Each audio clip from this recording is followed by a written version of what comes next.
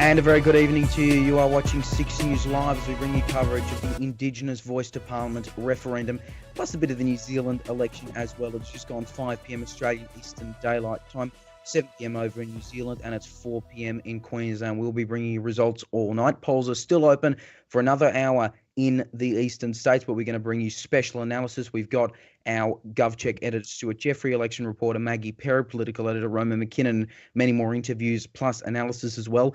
And all night, we're reading out your comments live. So give us your thoughts in the live chat. We're going to be live all night as these results come in. It could be a very, very fast result, or it could go on for hours. But, you know, we'll have to wait and see. And again, polls closing in 1 hour. So we're going to bring you all of that, including the latest news poll from last night as well, and what that might mean and what that indicates. But, of course, there is a lot going on in the world, excluding the Voice to Parliament.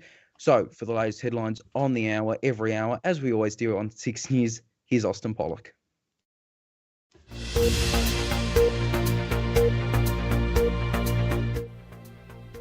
Leo, thank you. Good evening. I'm Austin Pollock with the top stories on 6 News this hour. A pro-Palestine rally will go ahead in Sydney tomorrow, despite New South Wales Premier Chris Minns saying it wouldn't be allowed. Anti-Semitic chants were seen at the Opera House on Monday night at the conclusion of a rally that had begun in the hours earlier. Palestine activist and academic Fad Ali, who is one of the organisers, has condemned the behaviour on Monday, which has gained worldwide attention. My understanding is that police do not have the power to intervene in a public assembly. The only restriction that comes with having an unauthorized gathering is that we wouldn't be able to march on the streets, for instance. We sought legal advice as to how we approach this, but there is nothing fundamentally that will stop us from being able to gather in a public place. I'm not concerned about confrontation with the police because I think that, as I've said, our relationship with the police in the lead up to these events has been quite good. We're there not to cause trouble, but to gather peacefully, to send a message about what's happening in Palestine and what's happening in Gaza. And I can't entertain that there will be any issues or confrontation. We want to do the right thing, and we hope that the police will see reason. The rally is set to be held in Hyde Park in Sydney CBD at 1 p.m. New South Wales Police said yesterday they are considering authorising the use of extraordinary powers under the Law Enforcement Act, which may include that any person who attends with the intention to assemble will be subject to searching powers where they don't need reasonable cause to search. Liberal Democrats MP John Ruddock, a member of the New South Wales Upper House, has told 6 News the state government should not have the power to tell people they are not allowed to protest. No one in the New South Wales Parliament this week has spoken out more forcefully in favour of Israel and in favour of the Jewish people. I went to the big, massive, fantastic pro-Israel rally in Dover Heights. Now, all that said, the government should never, ever ban a public protest. This is in the US Bill of Rights, the First Amendment. It says the state shall not ban a peaceful assembly. Now, the key word is peaceful. Now, if people are violent, arrest them. If people incite violence towards people, like we saw on Monday when they said, gas the Jews, those people should have been arrested. But the principle is, if people want to protest, they should not be, the government should not have the power to say that you cannot protest. There have been Nazi salutes performed at the Sydney Jewish Museum. There's been 3 arrests made over that. You just said there, of course, you've been speaking out, supporting Israel, supporting the Jewish people. What do you make of that? And are you concerned about escalating behaviour like that? And also, as you mentioned there, the comments that were made at the Sydney Opera House on Monday night. Look, if idiots have turned up at a synagogue somewhere and started displaying, Nazi salutes, etc., they've been deliberately provocative. That's not free speech. That is an incitement to violence. Okay, but look, generally speaking, we need to err on the side of free speech.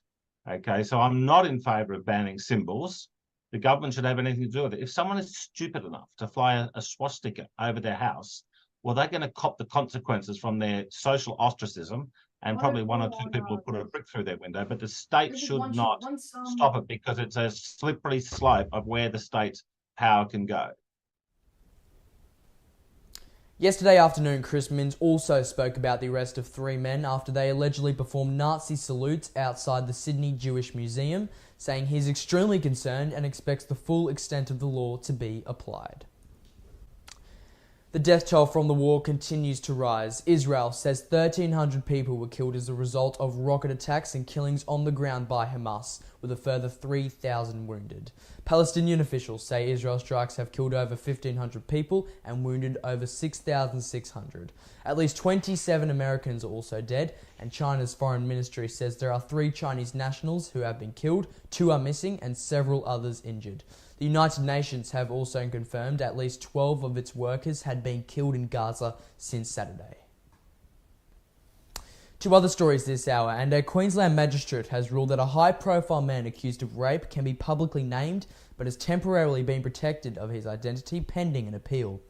Laws allowing the naming of accused sex offenders once they are charged passed Queensland State Parliament last month. Magistrate Claire Kelly was set to lift an interim suspension order on the man's identity yesterday afternoon, but has now delayed her decision until Tuesday so his lawyers can apply to the Supreme Court. The man is facing 2 counts of raping a woman in Toowoomba in October 2021. Labor has maintained their lead over the Coalition in a new poll after Jacinta Allen became Victorian Premier last month. The ALP sits unchanged at 39%, the Coalition is up 4 to 32%, while the Greens sit at 12%. Independents at 10 and other at 7. Allen is preferred Premier over Liberal leader John Pesutto at 38 to 19. That's down 3% from her compared to Dan Andrews, but 13% down for Pesutto. The poll for Resolve was conducted in early September and early October, representing the time before and after Andrews resigned.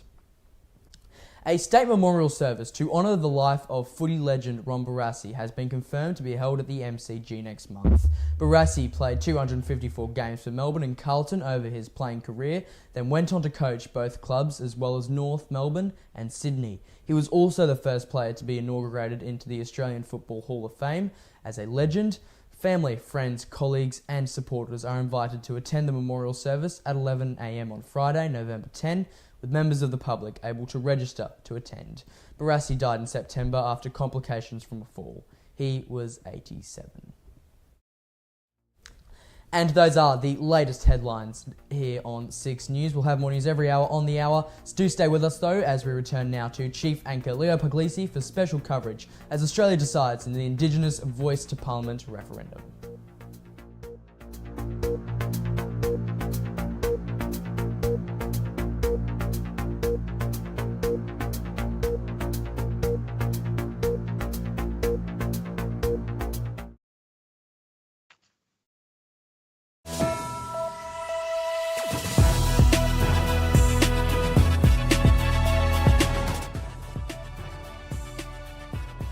And we're back. Thanks again for joining us. I am Leo Puglisi in Melbourne with our special coverage of the Voice to Parliament referendum. It's a big night, and again, reminder, leave your thoughts in the comments section live. We can just look at the clock there.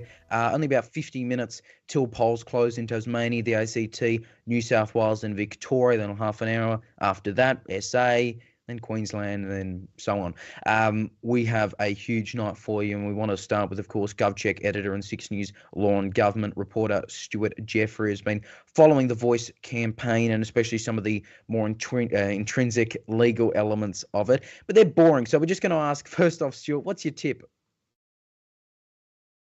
Yeah, look, I'm going to say probably, I think what everyone's saying as well, that I don't expect the referendum to pass.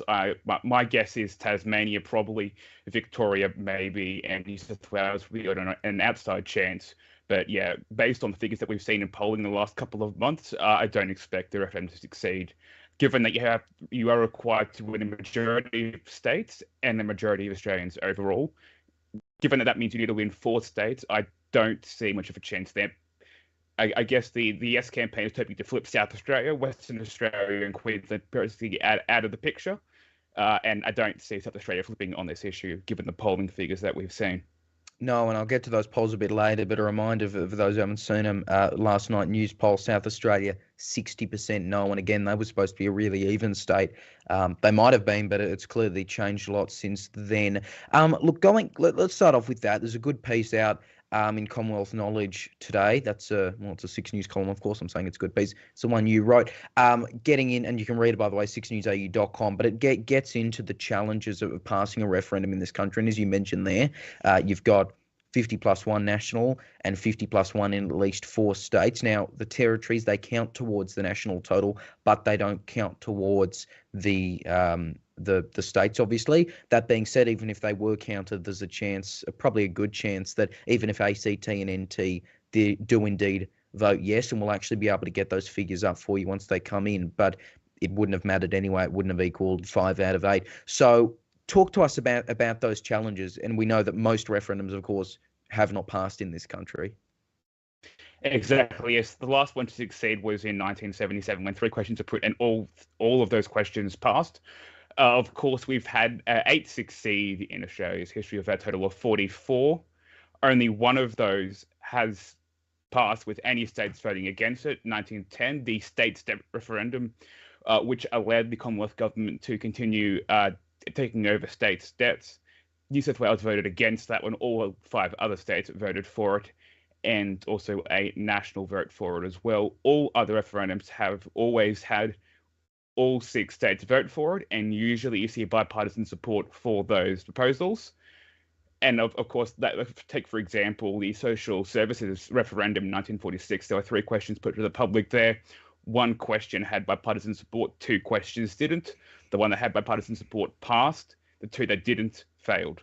So given that challenge, and given that, of course, you do need to win a majority of people in a majority of states and a majority of people overall, and as you said, the ACT and NT don't count for that first part of it, for the winning a majority of states, I don't see much of a chance here, given that obstacle. Now, of course, the idea with the Constitution, of course, is that you can change it, but it does favour the status quo. There is purposely a very high standard. The framers knew they had to allow for change because, of course, laws change with time. It's been over a century of Australia, but at Federation, they decided that it should be hard to get those changes through, of course, borrowing from the Swiss system of referendums, and of course, actually even a push for it now in New Zealand based on the system that we've had here in Australia. And of course, and I will say, I was going to say, there Stuart, are some.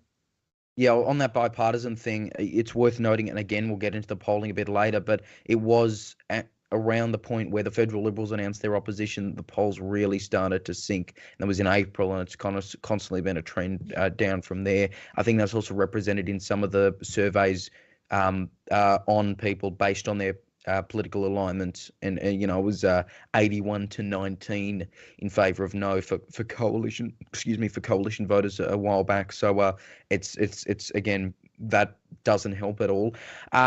Now, a lot of, and we'll get to them soon, but there's been a lot of parties sharing their support for this, and we just mentioned there have also been plenty that haven't. And it's interesting that they haven't all fallen on the same lines. It's not all left for yes, all no for all right for no, because we've got communist parties on both sides. We've got quite a fair mix, and there are some Labor voters voting no. I think it was almost 50-50 split amongst Labor voters in one poll. But I guess it shows that, the partisanship will still come into this. I mean, half the time we've had the no campaign just calling it Labor's Voice. And I mean, that's a label that's also extended, might I add, not just like coalition types, it's extended to Black Greens. They use that term as well, Labor's Voice. Exactly. Although talking about bipartisanship, look at Tasmania, where the Liberals there are more open towards the Voice, and that's the only state that the Yes campaign is pretty much guaranteed to win. So definitely, we've got lots of minor parties split over the issue. Of course, the 2 communist parties, one for yes, one for no. You do have a bit of a split in the Nationals as well over that. The LNP in Queensland also probably a bit more supportive, given their support for investigating a treaty in Queensland, although the official party stance is against a referendum. That actually puts them in against the Voice. It actually puts them in good standing up to with the election coming up next year in Queensland, of course, because if the referendum fails, then that is good news for the LNP in Queensland, who didn't back the Voice but have backed investigating a treaty. So definitely party politics are going to play a lot into this. Although, of course, we can't equate the Voice losing with an increase in support for the LNP. Of course, the federal polling still has Dutton's approval rate at over 50%. And that hasn't really changed too much. In fact, it's even gotten worse a bit. Yeah, it was recently. up 3 in the latest news poll. Yeah, it's been changing a bit of fluctuation there, but there is no direct correlation there. There is some effect, definitely, but to what extent that plays a role, we won't know until we have the outcome of this referendum. Yeah, that'll be one that's very interesting to follow when you see impacts for Anthony Albanese. I just found out Hawthorn won in the AFLW by 14 over Sydney, so that's nice. Anyway, back onto the referendum. I do want to get to last night's news poll though, because it was really interesting. It was published in the Australian. Of course, the Australian does not do the polling. We have tried to fact check that for some time, but want to get to those figures. So yes is up 3 to 37. Now 37 is still not good, to put it lightly. No is down 1 to 57, undecided at 6 down 2. The Australians saying the vote is closest in Victoria, 43 yes, 51 no. In New South Wales, the split 54 to, I actually don't have the figure on me, it's 54 to 40 something. I think I deleted one of the numbers. In Tasmania, the no vote was 55 compared with 38 supporting yes. SA, 60 to 33 in favour of no. We just mentioned them. They were a key state.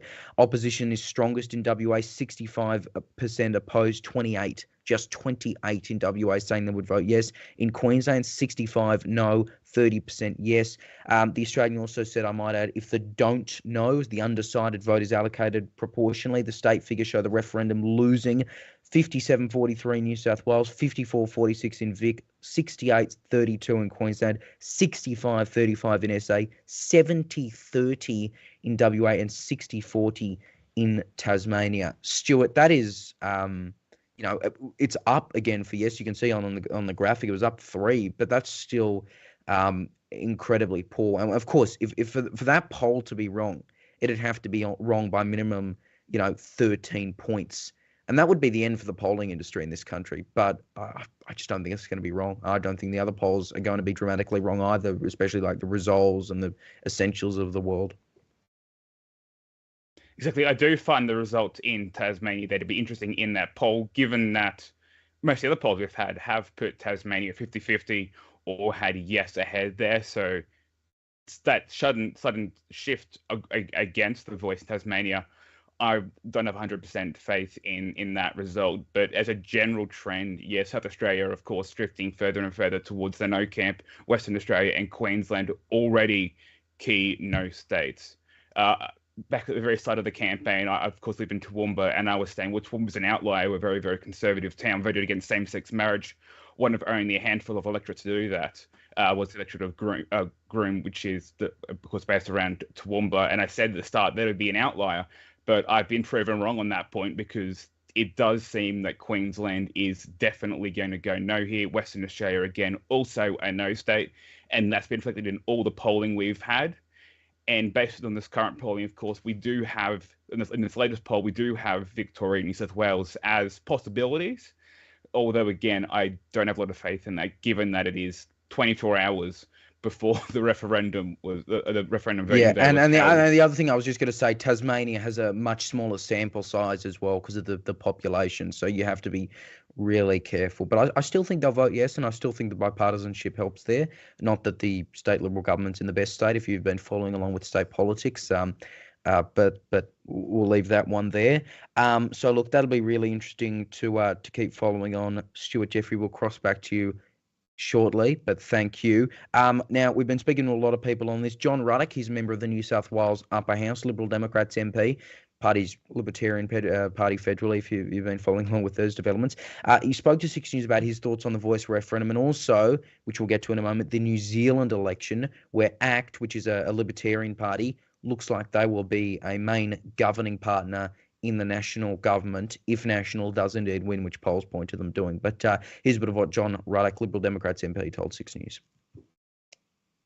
I think it's going to end up about 65% will be no, I think I think whatever news poll says today for the no vote, add on top the undecideds, which will be 90% no, and then there's going to be 3% of people will tell the pollsters that they're going to vote yes, but in fact they're going to vote no. Now, look, there's been a lot said about this referendum and about what's caused this outcome, this blowout in the polls, and people might blame corporates or celebrities or the bad behaviour of the Yes campaign, and it has been bad. The truth is, Leo, it really just comes down to one thing.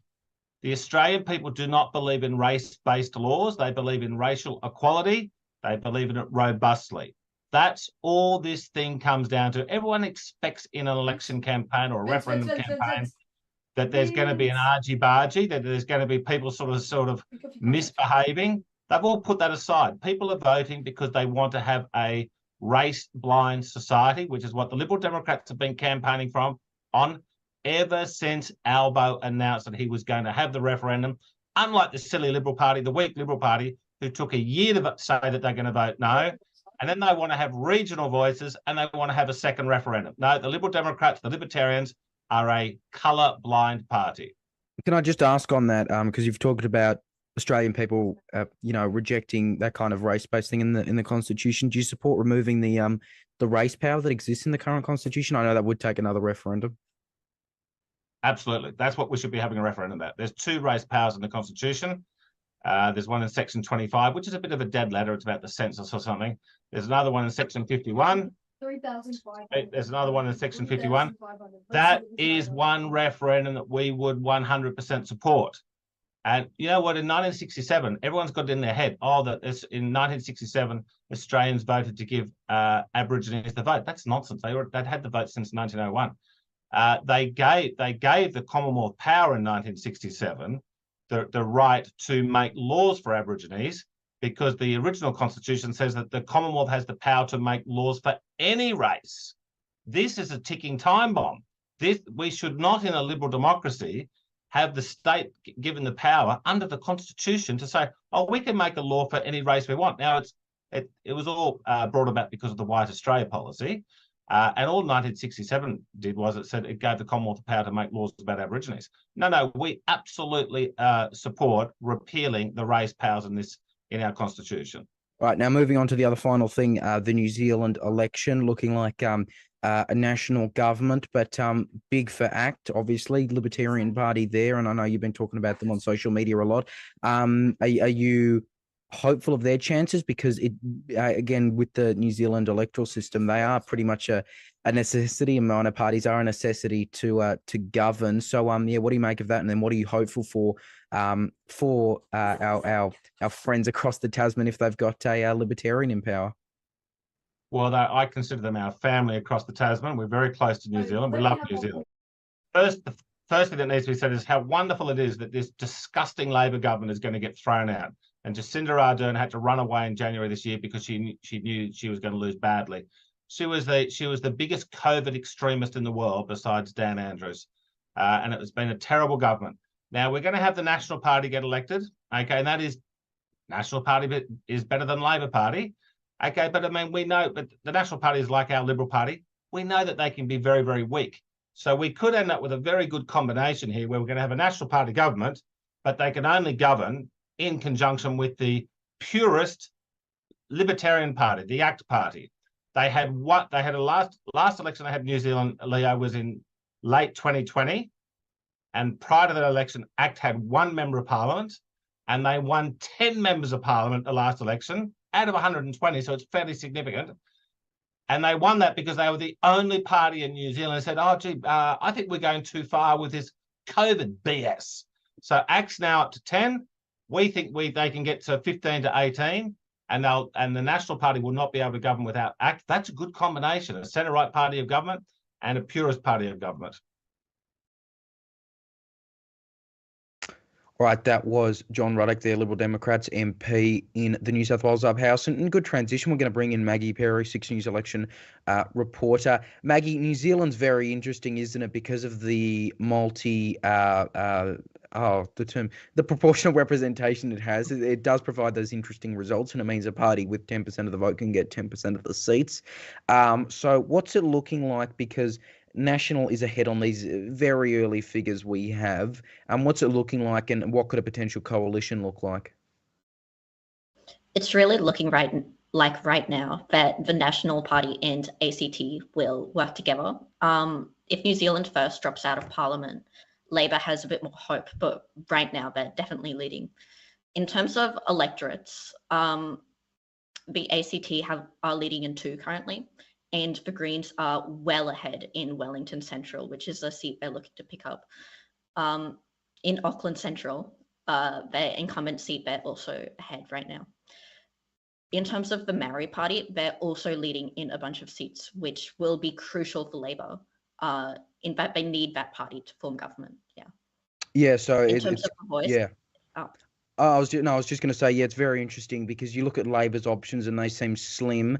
But unlike National, which seems like it might just need to act, you've got Labor talking about Green, you've got the Maori Party, and then of course you've got New Zealand First as the fun party that could go with anyone, if you want to call it fun. But it's interesting because, of course, we have to remember how big Labor's victory was in 2020, to the point where they were able to have a cooperation agreement with the Greens, but, they really didn't need them. And that was, again, extraordinary because of the proportional representation system. Again, that it cannot be understated how significant the Labor victory was, because everyone said, okay, it was only just a couple seats over the majority. Well, again, under that system, that is a great victory for them. It was a great victory, and now it looks like it's back to the old must have a coalition thing. Not saying that's a bad thing, of course. We always love fun coalitions here, but so Labor's chances seem really reliant on Green and the Maori Party, don't they?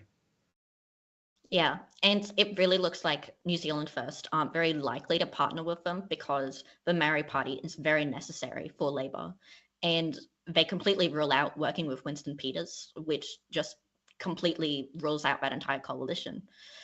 They would probably be very interested in the Opportunities Party getting into Parliament, because they are likely to work with them. But in the electorate of Alarm, which they're trying to win and are their only opportunity for entering Parliament, they're far behind the Nationals.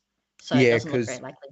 You've got to make that 5% threshold for the party list, and I think the polling's had them about 2.5, so shy from that. Top's a fun party, don't they? They want ranked choice voting for the local government elections, so maybe I'm all for them. Anyway, that's one thing. Just quickly before we let you go, Maggie, we'll cross back to you. Do I have to ask you your voice to Parliament tip?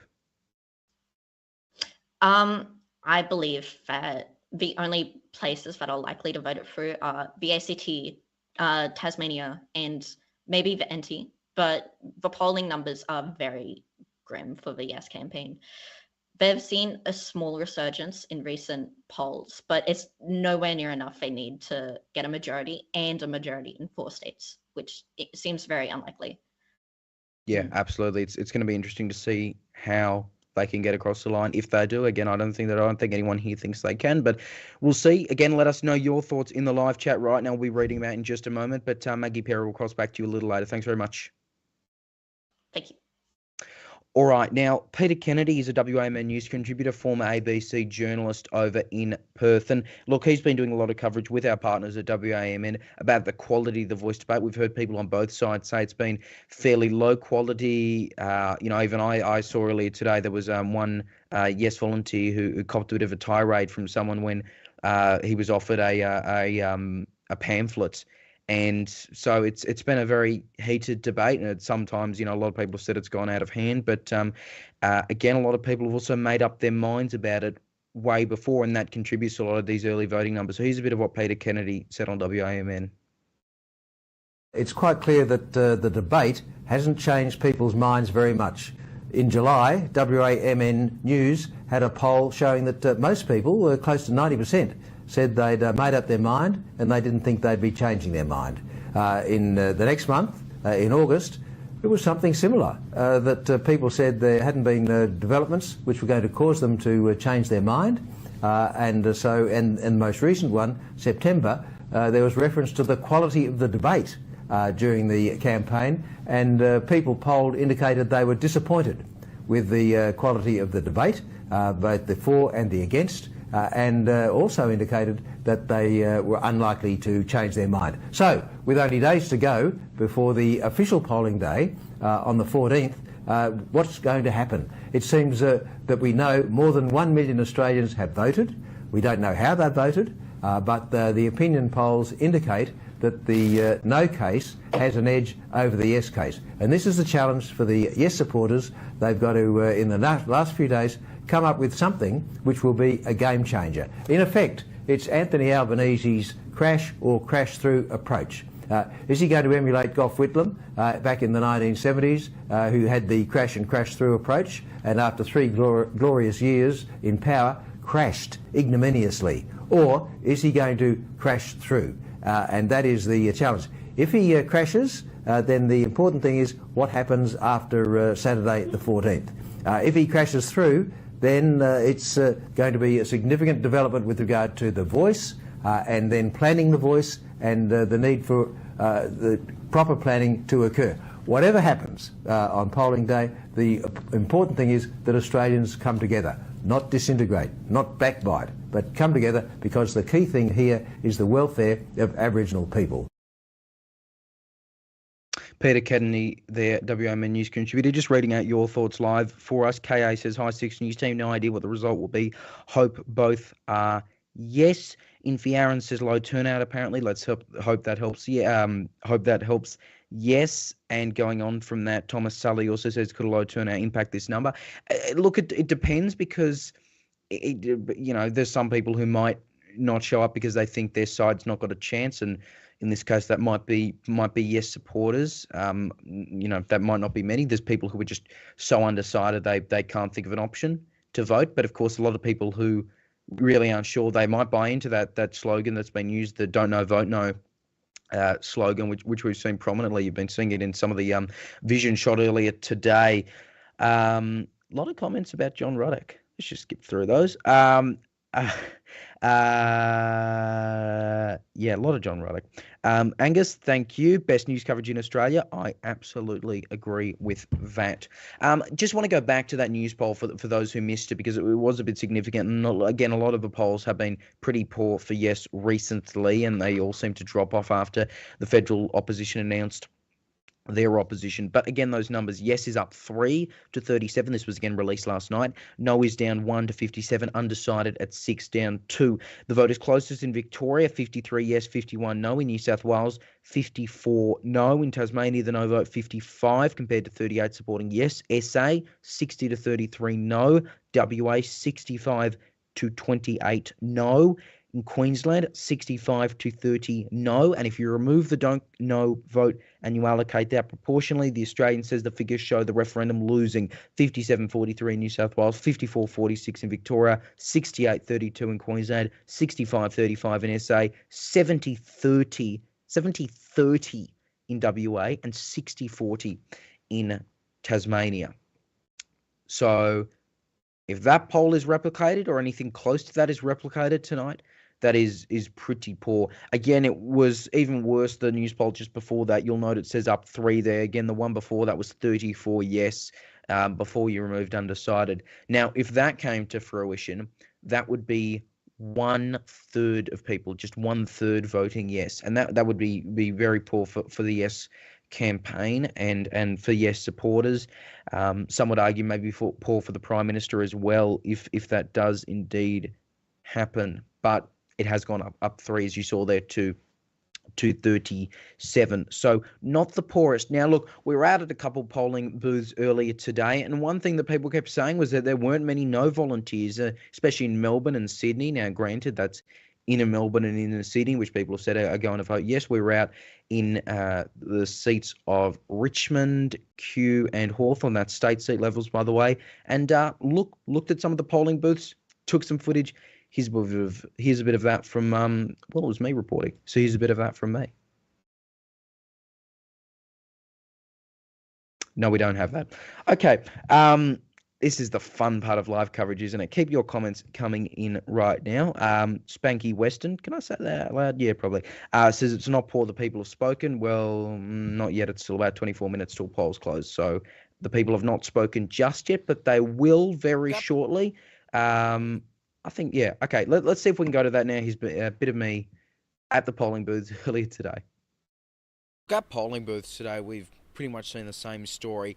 A lot of yes volunteers and a decent amount, including at some booths where there's not much of a presence, very little no volunteers and not even that much signage. And I've seen in some places you've had no signage outnumbering the volunteers for no, and even in saying that, there haven't been that many no signs. Yes, clearly dominant. Of course, that is inner Melbourne, Richmond, Glenferrie, Kew, Hawthorn and the like. But we've seen similar reports in Sydney as well. In Randwick, there were apparently not much for yes, not much for no, I should say. But look, yes, volunteers, speaking to a couple of them, they seem not so much optimistic, but they're at least not ruling out a victory entirely. They've had some good conversations. What we are definitely going to see a lot of are the results coming in thick and fast. That being said, they might slow down because we know how many people have already voted early. So many people voting early, especially when you compare it to the last referendum in 1999.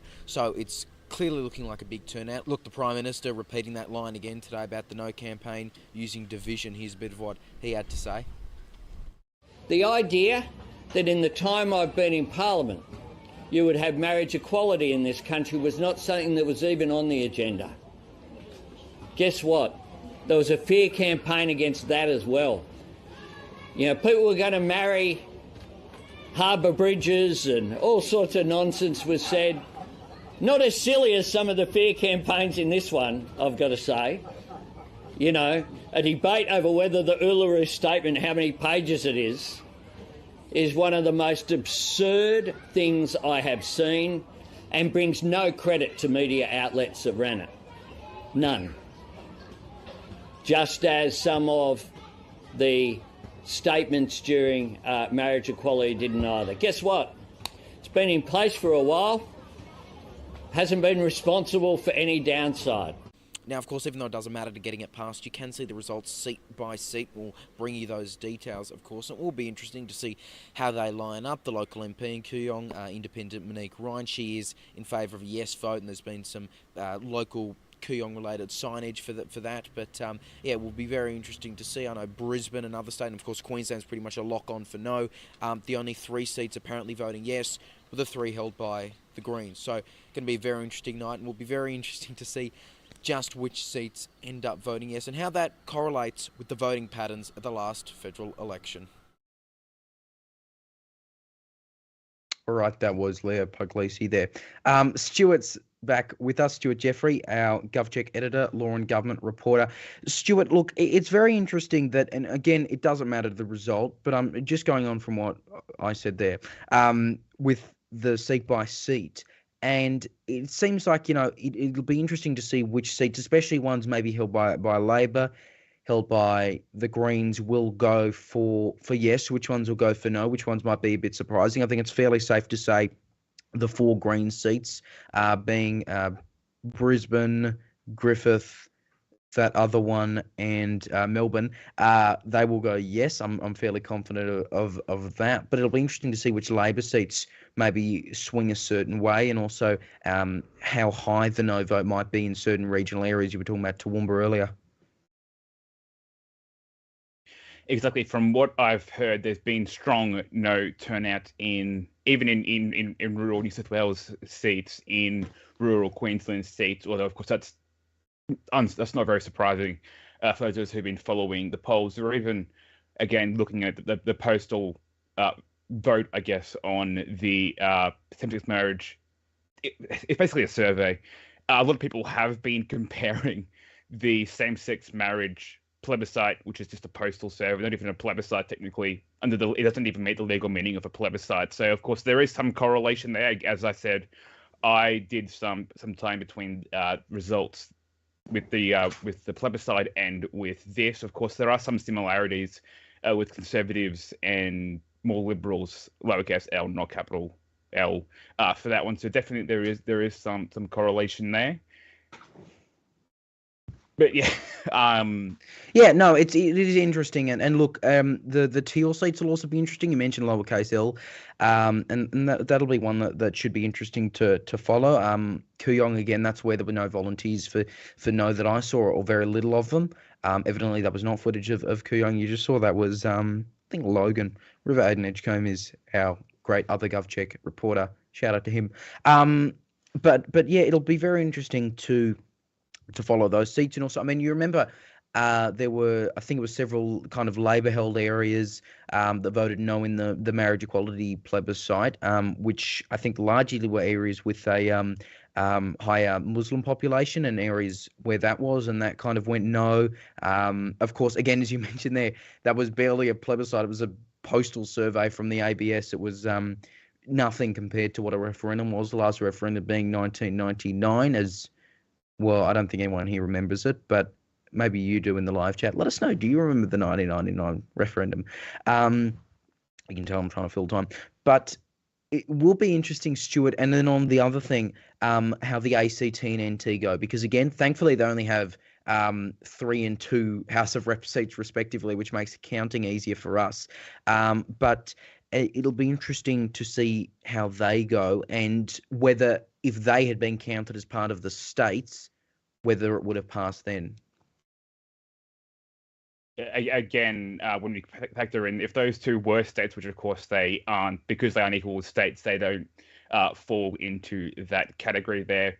Under the Australian Constitution, the Commonwealth government has certain more control over those territories than it does over the states. Of course, it assumes all power over the territories, and it can give them power, but again, it's just as if they take it away, which is why a vote like this, it has been reasoned that they should only stay to the states, the majority of states. But of course, the majority of Australians overall, yes, in that case, it does factor. They do factor into those those referendums, and of course, there have been a number of referendums. From my memory, 4 referendums since the territory's got a say in the overall vote. Of course, in the second majority category, there have been 4 referendums where the ACT voted yes and it failed, and 1 where the Northern Territory voted yes and it still failed. The NT will be the interesting one as well, because of their high Indigenous population, remote areas, of course. That will be very interesting to see how they go. I know a lot of the polling of Indigenous people, by the way, were not able to get to remote areas, so you have to kind of judge that. 80% and 83% of the numbers that Yes usually throws around. I think it was down to 57 in a recent poll, but could be as high as 64. You have to kind of be careful with those. Again, low sample size.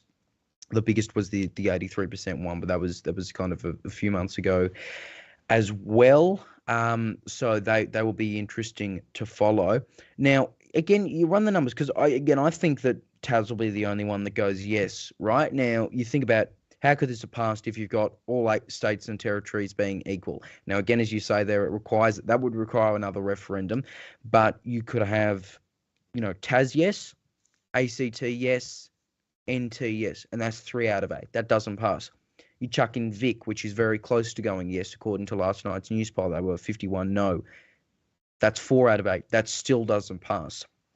And then you look at the others, and it seems improbable.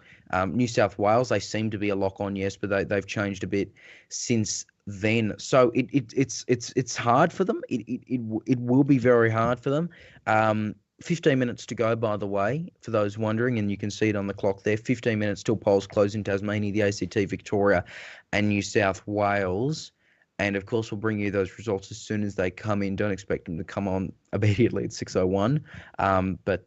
Yeah, we'll see.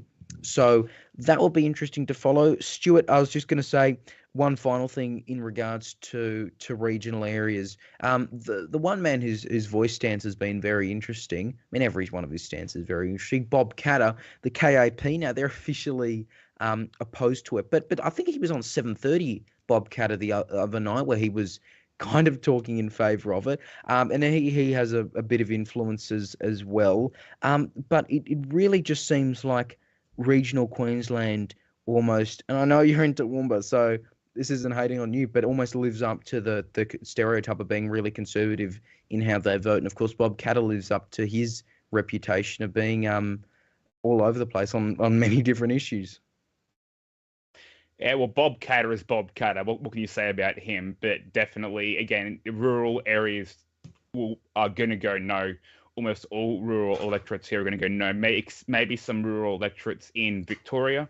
You can't really call any of the Tasmanian electorates rural compared to the other Tasmanian electorates. Maybe in Victoria, you might see a couple of rurals go yes, but outside of that, maybe an off chance in like 2 New South Wales rural electorates. But apart from that, I don't really see any rural electorates in any of the mainland states voting yes, given the figures that we are looking at. Again, these tend to be more conservative communities based, of course, just looking at their origins. They were usually founded as mission stations, or there was a heavy Lutheran presence, of course, in Queensland, also Anglican presence or Catholic presence. The 3 most common denominations of Christianity in these rural seats are Lutheran, Anglican, and Catholic. And of course, they're based as farming towns based around a couple of churches, a couple of shops in town, and that's about it, really. These tend to be very much conservative Christian electorates. So I don't expect any of those to go towards yes again, except maybe outside of 1 or 2 in Victoria. All right, we are going to come back to that shortly, but of course we've also got the New Zealand election for us, so we want to bring back in election reporter Maggie Perry. Maggie, we've got a few new results coming out of it, and look, it really seems like ACT government is certain at this point, unless there's a dramatic turnaround. Yeah, I mean, Labor is the only party that is down, and they're down 30 seats. Every other party is going up right now. Probably most interestingly, Mount Albert, Jacinda Ardern's seat, is currently led by the Nationals. This is a seat where Labor led 50%, more than 50% last election. So this is a completely shocking result there. So it's the Mark McGowan of New Zealand seats, essentially. Yeah.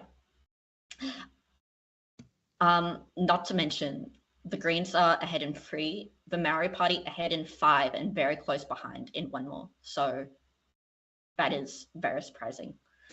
That will be interesting to follow. Yeah, ACT.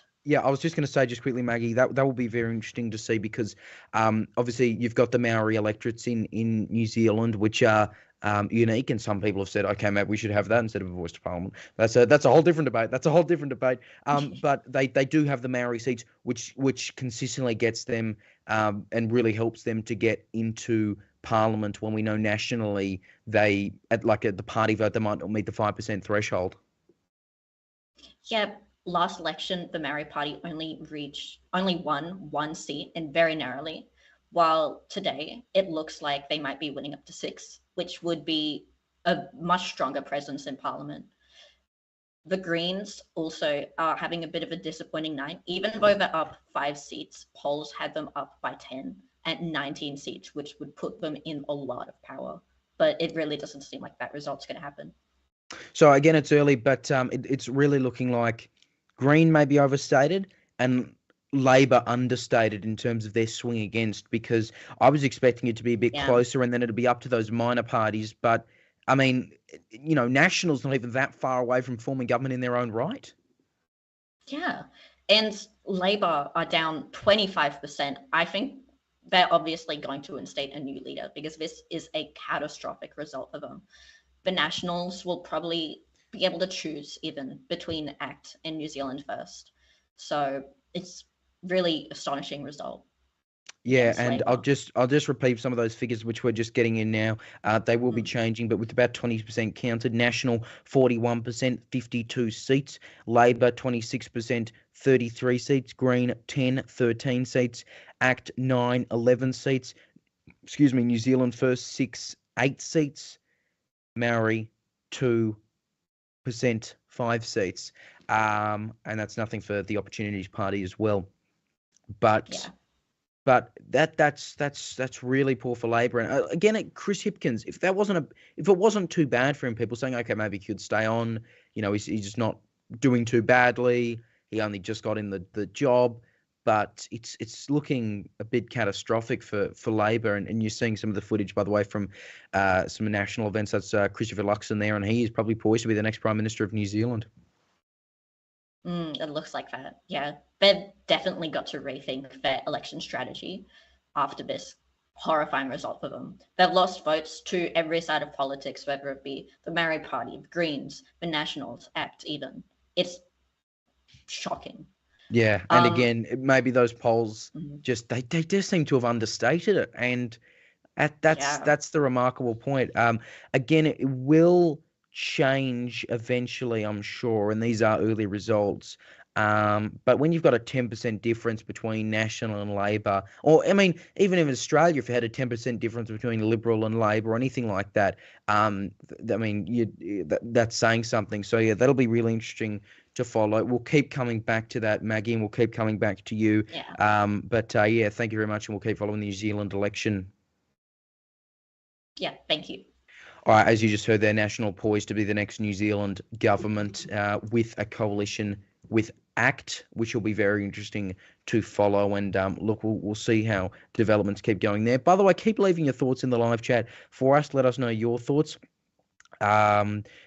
Keep your opinions coming in. Someone else says not going to be surprised about the results.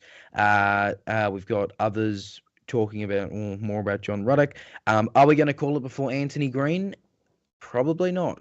But that'd be something if we did manage to call it before Anthony Green, wouldn't it? We talking about, of course, the reports of not many no volunteers in force in Melbourne and Sydney today. Someone else says we do have some no volunteers at Box Hill Town Hall in Victoria. Someone else says the only places I've seen no signs locally are on empty lots and in places probably owned by the council. Stephen says at my polling place there was a no person just sitting on a chair nearby, had totally given up. And look, my local polling place, Hawthorn West, one no volunteer. It was just a lone volunteer. There were more no call flutes than there were no volunteers. But again, it was pretty empty.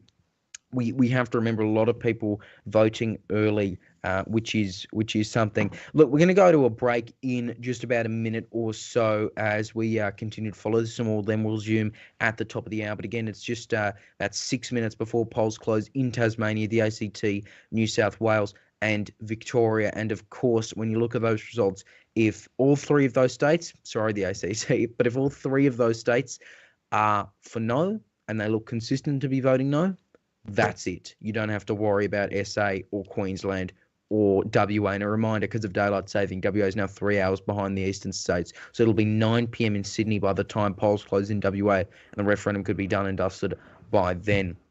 So we hope for an interesting night, but will we get an interesting night? I'm not too sure about that, but we'll have to wait and see. Look, we're going to go to a break now, but stay with us. We've got more headlines at the top of the hour for you, the latest breaking news on the Voice to Parliament referendum as polls are set to close, and also new results out of the New Zealand election, plus all the other headlines. You are watching 6 News Live. Keep your thoughts coming in the comment section.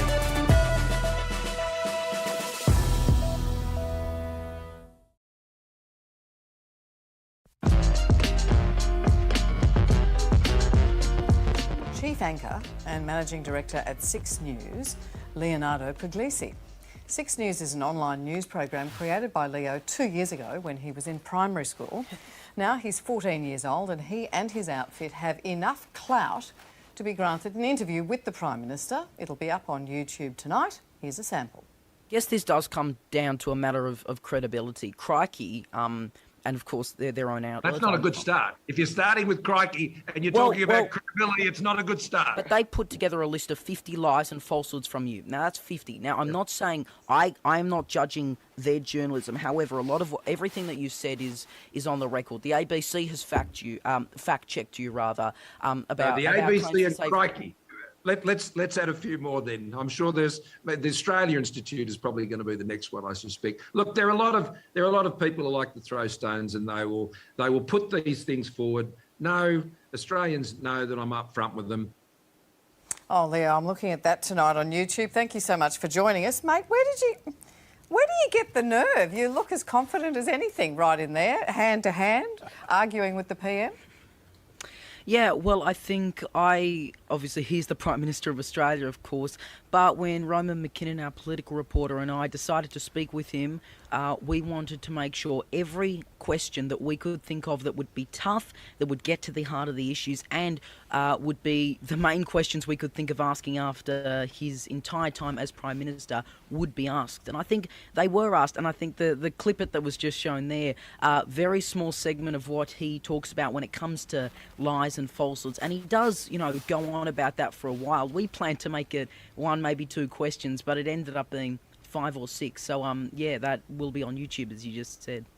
It's all well and good to sit down with Ronan, and I speak from personal experience, not necessarily actually with Ronan, but with a colleague, and kind of workshop what you think the interview is going to be. It's quite another when somebody really powerful is pushing back at every assertion that you're making. How did you feel during that?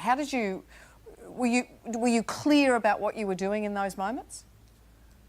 Yeah, I think I was, pretty happy with how it turned out and how I managed to, ask the questions, especially like you played there, the ad-lib ones where, nothing was scripted there. It was, entirely just off the cusp. But, Roman, he, we set out those questions, as you just said, but I don't think we expected that much pushback. However, I think both of us agreed that I think we responded to the pushback well, and it's not every day that, we do get pushback, but not usually from the Prime Minister of Australia. So what is driving you in that moment when you're asking the Prime Minister that? What are you trying to get out of it? Are you just trying to get clicks? Are you just trying to look tough? Are you trying to win a Walkley? What is driving you there? Well, I wouldn't mind a Walkley, but look, I think the main for the rest of us. I've been a finalist so many times, mate. Just don't even go there, Leo. I think the main thing that drove me there was that 6 News is so passionate about the truth. We do regular fact-checking that gets us in, a lot of trouble with certain people online who don't like it. But we are so big on the truth, we thought, who better to get the truth out of than the Prime Minister of Australia? So we asked those questions. We kept entirely to factual arguments. We're proudly impartial, so we didn't put in our personal opinions there. We simply laid out the facts for the Prime Minister. And if he or anyone we interview doesn't like that, that's entirely their problem.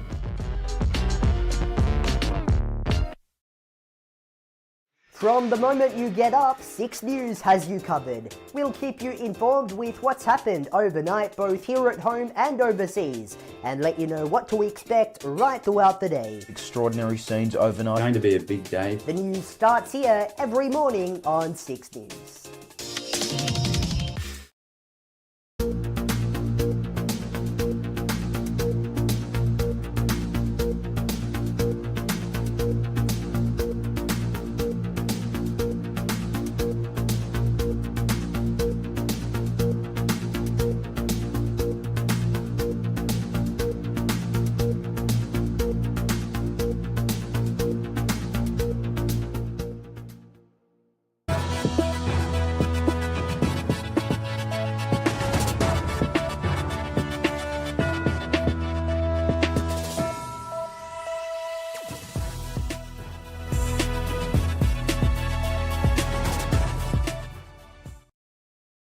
And welcome back into our special 6 News coverage. Breaking news: polls have closed in Tasmania, the ACT, New South Wales and Victoria for the Voice to Parliament referendum. They remain open for another half hour in South Australia, another hour in Queensland, another hour and a half in the NT, and of course, still 3 hours until polls close in Western Australia. So polls are only closed they're closed for the majority of the population, but not all of the states yet.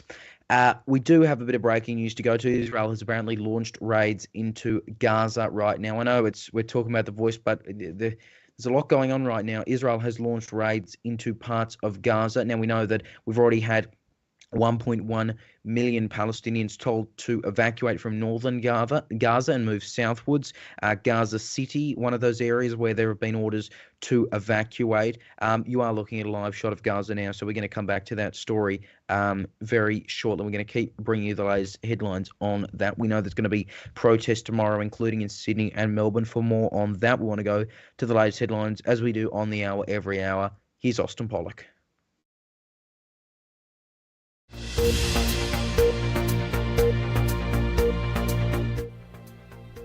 Leo, thank you. Good evening. I'm Austin Pollock with the top stories on 6 News this hour. A pro-Palestine rally will go ahead in Sydney tomorrow, despite New South Wales Premier Chris Minns saying it wouldn't be allowed. Anti-Semitic chants were seen at the Opera House on Monday night at the conclusion of a rally that had begun in the hours earlier. Palestine activist and academic Fad Ali, who is one of the organisers, has condemned the behaviour on Monday, which has gained worldwide attention. My understanding is that police do not have the power to intervene in a public assembly. The only restriction that comes with having an unauthorized gathering is that we wouldn't be able to march on the streets, for instance.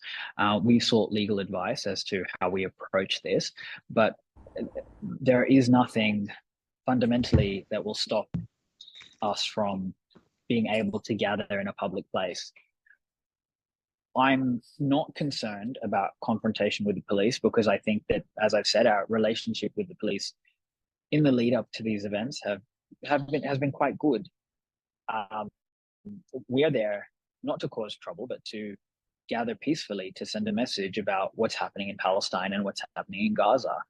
And I can't entertain that there will be any issues or confrontation. We want to do the right thing. And we hope that the police will see reason. The rally is set to be held in Hyde Park in Sydney CBD at 1 p.m. New South Wales Police said yesterday they are considering authorising the use of extraordinary powers under the Law Enforcement Act, which may include that any person who attends with the intention to assemble will be subject to searching powers where they don't need reasonable cause to search. Liberal Democrats MP John Ruddock, a member of the New South Wales Upper House, has told 6 News the state government should not have the power to tell people they are not allowed to protest. No one in the New South Wales Parliament this week has spoken out more forcefully in favour of Israel and in favour of the Jewish people. I went to the big, massive, fantastic pro-Israel rally in Dover Heights. Now, all that said, the government should never, ever ban a public protest. This is in the US Bill of Rights, the First Amendment. It says the state shall not ban a peaceful assembly. Now, the key word is peaceful. Now, if people are violent, arrest them. If people incite violence towards people, like we saw on Monday when they said, gas the Jews, those people should have been arrested. But the principle is, if people want to protest, they should not be, the government should not have the power to say that you cannot protest. There have been Nazi salutes performed at the Sydney Jewish Museum. There's been 3 arrests made over that. You just said there, of course, you've been speaking out, supporting Israel, supporting the Jewish people. What do you make of that? And are you concerned about escalating behaviour like that? And also, as you mentioned there, the comments that were made at the Sydney Opera House on Monday night. Look, if idiots have turned up at a synagogue somewhere and started displaying, Nazi salutes, etc., they've been deliberately provocative. That's not free speech. That is an incitement to violence. Okay, but look, generally speaking, we need to err on the side of free speech. Okay, so I'm not in favour of banning symbols. The government should have anything to do with it. If someone is stupid enough to fly a swastika over their house, well, they're going to cop the consequences from their social ostracism, and probably 1 or 2 people will put a brick through their window. But the state should not stop it because it's a slippery slope of where the state's power can go. Yesterday afternoon, Chris Minns also spoke about the arrest of 3 men after they allegedly performed Nazi salutes outside the Sydney Jewish Museum, saying he's extremely concerned and expects the full extent of the law to be applied. The death toll from the war continues to rise. Israel says 1,300 people were killed as a result of rocket attacks and killings on the ground by Hamas, with a further 3,000 wounded. Palestinian officials say Israel strikes have killed over 1,500 people and wounded over 6,600. At least 27 Americans are also dead, and China's foreign ministry says there are 3 Chinese nationals who have been killed, 2 are missing, and several others injured. The United Nations have also confirmed at least 12 of its workers had been killed in Gaza since Saturday. 2 other stories this hour, and a Queensland magistrate has ruled that a high-profile man accused of rape can be publicly named, but has temporarily been protected of his identity pending an appeal. Laws allowing the naming of accused sex offenders once they are charged passed Queensland State Parliament last month. Magistrate Claire Kelly was set to lift an interim suspension order on the man's identity yesterday afternoon, but has now delayed her decision until Tuesday so his lawyers can apply to the Supreme Court. The man is facing 2 counts of raping a woman in Toowoomba in October 2021. Labor has maintained their lead over the coalition in a new poll after Jacinta Allen became Victorian Premier last month. The ALP sits unchanged at 39%, the coalition is up 4 to 32%, while the Greens sit at 12%. Independents at 10 and other at 7. Allen is preferred Premier over Liberal leader John Pesciuto at 38 to 19. That's down 3% from her compared to Dan Andrews, but 13% down for Pesciuto. The poll for Resolve was conducted in early September and early October, representing the time before and after Andrews resigned. A state memorial service to honour the life of footy legend Ron Barassi has been confirmed to be held at the MCG next month. Barassi played 254 games for Melbourne and Carlton over his playing career, then went on to coach both clubs as well as North Melbourne and Sydney. He was also the first player to be inaugurated into the Australian Football Hall of Fame as a legend. Family, friends, colleagues and supporters are invited to attend the memorial service at 11 a.m. on Friday, November 10, with members of the public able to register to attend. Barassi died in September after complications from a fall. He was 87. And those are the latest headlines here on 6 News. We'll have more news every hour on the hour. Do stay with us though as we return now to Chief Anchor Leo Puglisi for special coverage as Australia decides in the Indigenous Voice to Parliament referendum.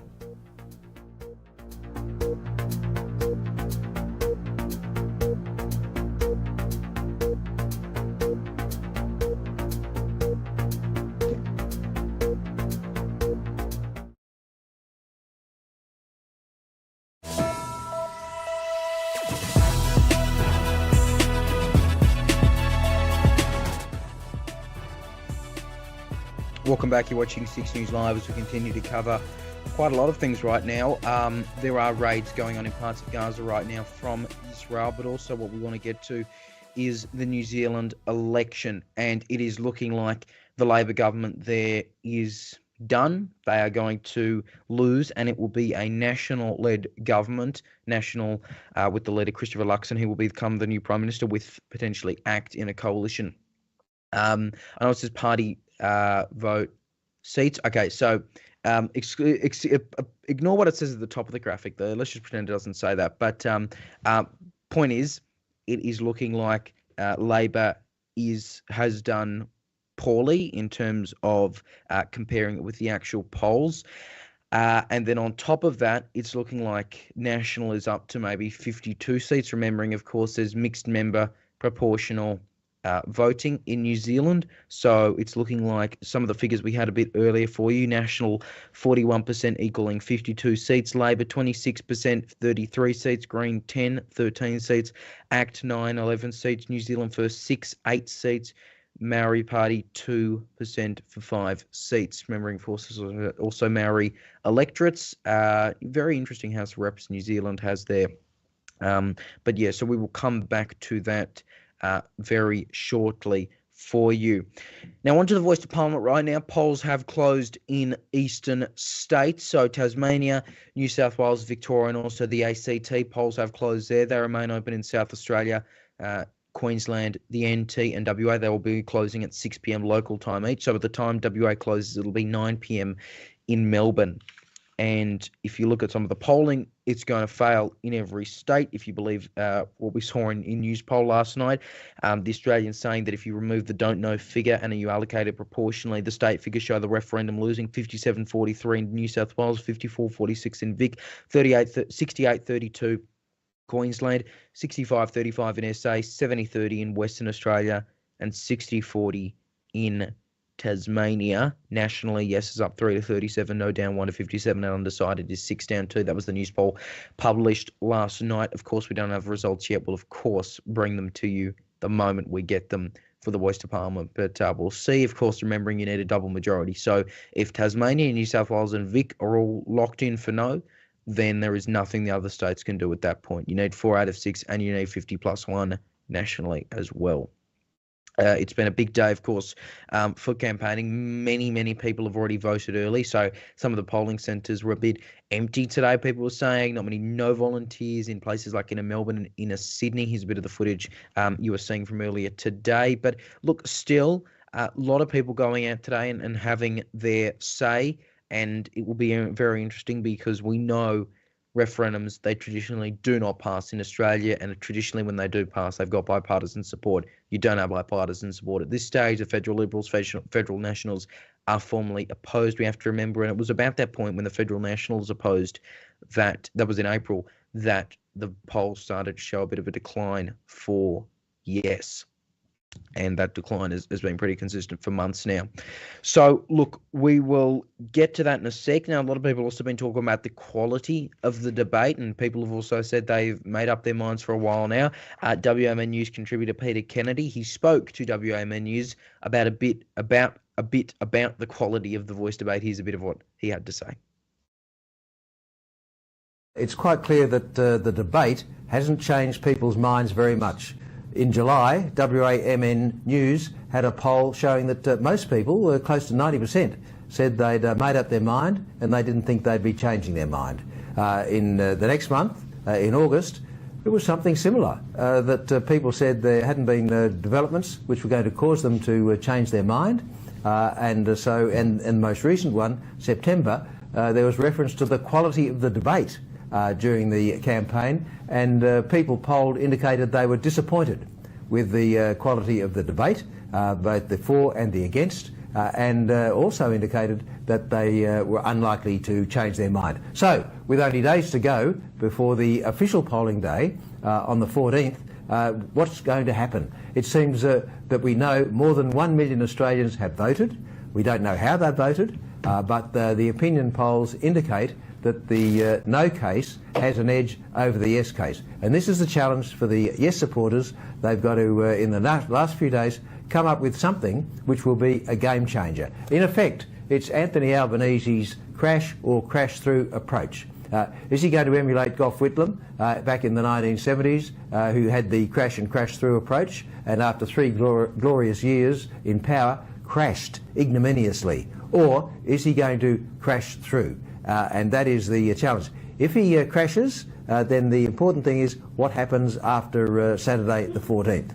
If he crashes through, then it's going to be a significant development with regard to the Voice, and then planning the Voice, and the need for the proper planning to occur. Whatever happens on polling day, the important thing is that Australians come together, not disintegrate, not backbite, but come together, because the key thing here is the welfare of Aboriginal people. Peter Kennedy there, WAMN News contributor, speaking about the quality of the Voice debate. Look, as we just mentioned before, a lot of people saying there weren't many no campaigners out in parts of Melbourne and Sydney earlier today, but still many people turning out to have their say. Here's a bit of what we saw on the ground early this afternoon. At polling booths today, we've pretty much seen the same story. A lot of yes volunteers and a decent amount, including at some booths where there's not much of a presence. Very little no volunteers and not even that much signage. And I've seen in some places you've had no signage outnumbering the volunteers for no, and even in saying that, there haven't been that many no signs. Yes, clearly dominant. Of course, that is inner Melbourne, Richmond, Glenferrie, Kew, Hawthorn and the like. But we've seen similar reports in Sydney as well. In Randwick, there were apparently not much for yes. not much for no, I should say. But look, yes, volunteers. Speaking to a couple of them, they seem not so much optimistic, but they're at least not ruling out a victory entirely. They've had some good conversations. What we are definitely going to see a lot of are the results coming in thick and fast. That being said, they might slow down because we know how many people have already voted early. So many people voting early, especially when you compare it to the last referendum in 1999. So it's clearly looking like a big turnout. Look, the Prime Minister repeating that line again today about the No campaign using division. Here's a bit of what he had to say. The idea that in the time I've been in Parliament, you would have marriage equality in this country was not something that was even on the agenda.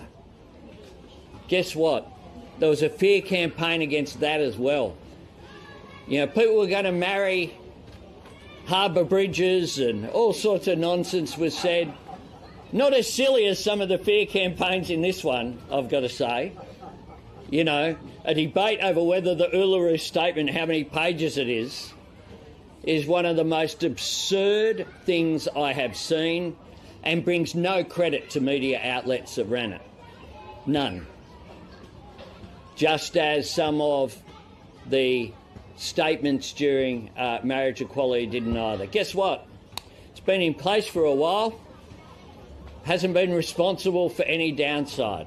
Now, of course, even though it doesn't matter to getting it passed, you can see the results seat by seat. We'll bring you those details, of course. It will be interesting to see how they line up. The local MP in Kooyong, independent Monique Ryan, she is in favour of a yes vote, and there's been some local Kooyong-related signage for that. But, yeah, it will be very interesting to see. I know Brisbane, another state, and, of course, Queensland's pretty much a lock-on for no. The only 3 seats apparently voting yes, with the 3 held by the Greens. So, going to be a very interesting night, and will be very interesting to see just which seats end up voting yes and how that correlates with the voting patterns at the last federal election. Leonardo Puglisi there.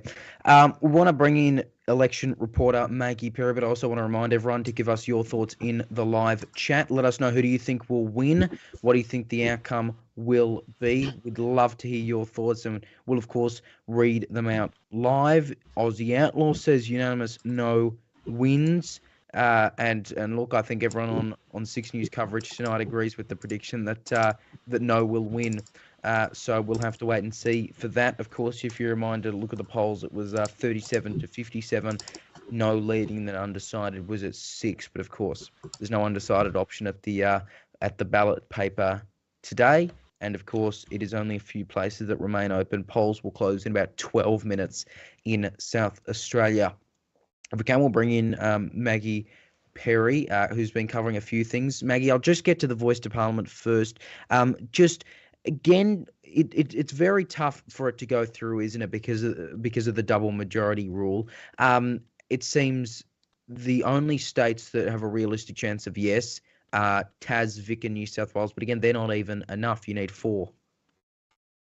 Yeah, I mean, we've already started to see a very small amount of results coming in, which, remember, these are very early. In New South Wales, there's a handful of booths that have come in entirely in regional areas, 53% in line, 14%, 11% in certain rural electorates. And 37% on a national level, which is the amount that the polling has expected. Yeah, I was just going to say last night's news poll, you're right. Yes was at 37, no was at 57, undecided at 6. And maybe that's good news for Newspoll if they want to keep their track record of being accurate. As you say, they're very certain rural electorates, very, very early. No one should make a call now, but still very interesting to follow. And of course, we'll be able to line them up with their federal electorate matches just for fun, just because we can. Yeah. I am a bit surprised that this early in the night there's 37% for yes, since these rural electorates are very, very conservative. I would have expected them to be much heavier for the no vote.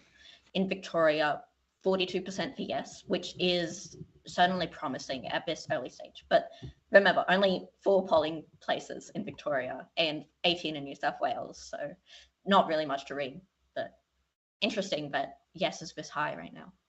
Yeah, again, cannot begin to state how clearly how early it is.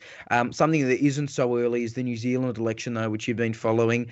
And I think it's fair to say National will form government with ACT. You don't need New Zealand first, which I'm sure will avoid some potential coalition confrontations there. But National forming government with ACT, and very, very bad night for the Chris Hipkins-led Labor Party, who out after what was a pretty great victory for them at the 2020 election, and it seems the polls might have understated how badly they were going to lose. Yeah, it's really interesting just how big of an offset there has been. The Nationals are up 6% compared to recent polls, which is huge, and the Greens are down by 4%. The rest of the parties seem to be pretty even, but it's definitely a polling miss. There's going to be a rethinking of polls, I reckon, in New Zealand. Yeah, the ACT are leading in 2 seats. The Maori Party leading in 6, which is phenomenal, I believe. The Greens leading in 3. It's very decisive for the Nationals, and the crossbench will certainly grow, I believe, at the expense of Labor, especially. Yeah, and it'll be very interesting. Green, of course, they've gone up, but potentially not as much as people were expecting them to, or as they would have maybe liked to. And of course, we'll continue to follow that. And of course, maybe we can't forget, the way the Maori Party always seems to get in, even if they don't necessarily make the 5% party list threshold, is because of those Maori electorates, which does make the parliament interesting. And might I add, of course, because of the death of a candidate in one national held seat, which no one was expecting to change, it's not going to be 120 seats. It will be 121 because they have an overhang and they are able to pretty much extend the House of Reps at will, which is not something you can easily do in Australia, of course. Yeah, you can expect an added seat on the national seat count, which is already way higher than anyone has expected. They might honestly be able to choose between New Zealand First or ACT, but they'll probably go for the Libertarian Party since it's just a closer policy match, and New Zealand First are very wacky with their policies. They're all over the place. And they were in a coalition with Labor as well, New Zealand First. Yeah. I mean, Winston Peters, he has been in politics for a while, to say the least. He has been there for quite some time. And I mean, he's not going anywhere either. But he was saying no coalition with Labor, and so Labor was definitely having to be reliant on Greens and the Maori Party. But again, they don't have to worry about that, do they? It's done for them. It's going to be national, and you can make a very safe assumption it's going to be National ACT. So that will be very. I think we can make the very important election call for the Nationals. I don't think Labor can recover. The Nationals, Christopher Luxon will definitely be the next New Zealand Prime Minister. So yeah, easy, fair call. It was Chris versus Chris, and one of them's come out on top clearly. So don't forget, of course, Jacinda Ardern. She resigned back in January, and so Chris Hipkins has had a few months for this. Polls have been very interesting. There were so many of them in the past couple of weeks, but it seemed like National was always ahead, and it was a matter of the coalition, and not a matter of what that'd look like in a coalition. But there you go. You see the figures on screen now. National 40% of the vote. Yeah, I was just going to say National 40% of the vote, 48 seats. Labor 25-12. Of course, this is on a it's either on electorate basis, because you have to remember there's both the party list and the electorates. So this doesn't tell the full story yet, but again, regardless, you get the basic idea because of the party system, where ideally, like a party with 12% of the vote gets 12 seats, and you get the idea. That's how it's worked. That's proportional representation for you, and I'm sure we'll enjoy chatting about that at the next Tas and ACT elections. But in the meantime, speaking of ACT, ACT, it's looking pretty good for them, and they were a very small party up until around 2020, and they've really grown since then. And their leader, David Seymour, he would be very happy with this, because there's a lot that I'm sure he's been looking to do. And again, it seems like a pretty obvious choice for National to go with them over New Zealand First. Yeah, they'll be ecstatic that they could probably join the government for maybe the first time, honestly. Yeah, there's some Green footage there. The Greens definitely understated. overstated in the polls. Their result of 19 seats has clearly not been mirrored. They're down way too many seats for them to be able to form any government with Labor. It's just impossible at this point. In terms of electorate seats, though, the crossbench are really growing, and Labor has lost loads of safe seats, including Mount Albert, which is the former seat of Jacinda Ardern. Yeah. Yeah, and of course, after she resigned as PM, she stepped down in April. No time for a by-election, of course, but very interesting. And again, that was the whole election was so big for Labor last time in 2020. So it's a remarkable turnaround. But hey, maybe it seems like whenever New Zealand goes blue, Australia's red, and vice versa. It's never in line. I think something said back in the 80s it might have been in line with both being Labor. But again, that shows that was the 80s. That was a while ago. Maggie, we'll keep crossing back to you. Thank you. Thank you. Now, we did speak with New South Wales Liberal Democrats MP John Ruddock about his thoughts on the Voice to Parliament, how it will go, and also about the ACT Party, which is the main Libertarian Party in New South Wales, New Zealand, who again, as we just mentioned there, look like they're set for a coalition government. So here's a bit of what John Ruddock told 6 News, the New South Wales Liberal Democrats MP. I think it's going to end up about 65% will be no. I think whatever news poll says today for the no vote, add on top the undecideds, which will be 90% no, and then there's going to be 3% of people will tell the pollsters that they're going to vote yes, but in fact they're going to vote no. Now, look, there's been a lot said about this referendum and about what's caused this outcome, this blowout in the polls, and people might blame corporates or celebrities or the bad behaviour of the Yes campaign, and it has been bad. The truth is, Leo, it really just comes down to one thing. The Australian people do not believe in race-based laws. They believe in racial equality. They believe in it robustly.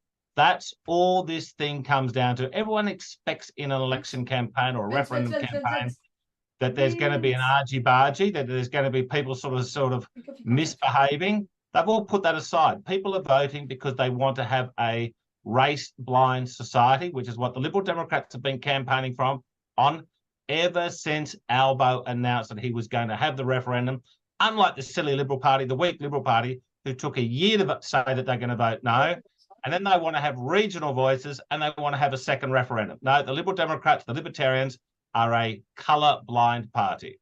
Can I just ask on that, because you've talked about Australian people, rejecting that kind of race-based thing in the Constitution. Do you support removing the race power that exists in the current Constitution? I know that would take another referendum. Absolutely. That's what we should be having a referendum about. There's 2 race powers in the Constitution. There's one in Section 25, which is a bit of a dead letter. It's about the census or something. There's another one in Section 51. There's another one in Section 51. That is one referendum that we would 100% support. And you know what? In 1967, everyone's got it in their head, that in 1967, Australians voted to give Aborigines the vote. That's nonsense. They'd had the vote since 1901. They gave the Commonwealth power in 1967, the right to make laws for Aborigines, because the original Constitution says that the Commonwealth has the power to make laws for any race. This is a ticking time bomb. We should not, in a liberal democracy, have the state given the power under the Constitution to say, we can make a law for any race we want. Now, it was all brought about because of the White Australia policy.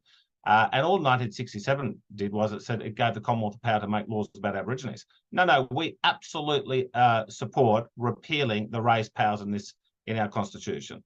Right, now moving on to the other final thing, the New Zealand election looking like a national government, but big for ACT, obviously, Libertarian Party there, and I know you've been talking about them on social media a lot.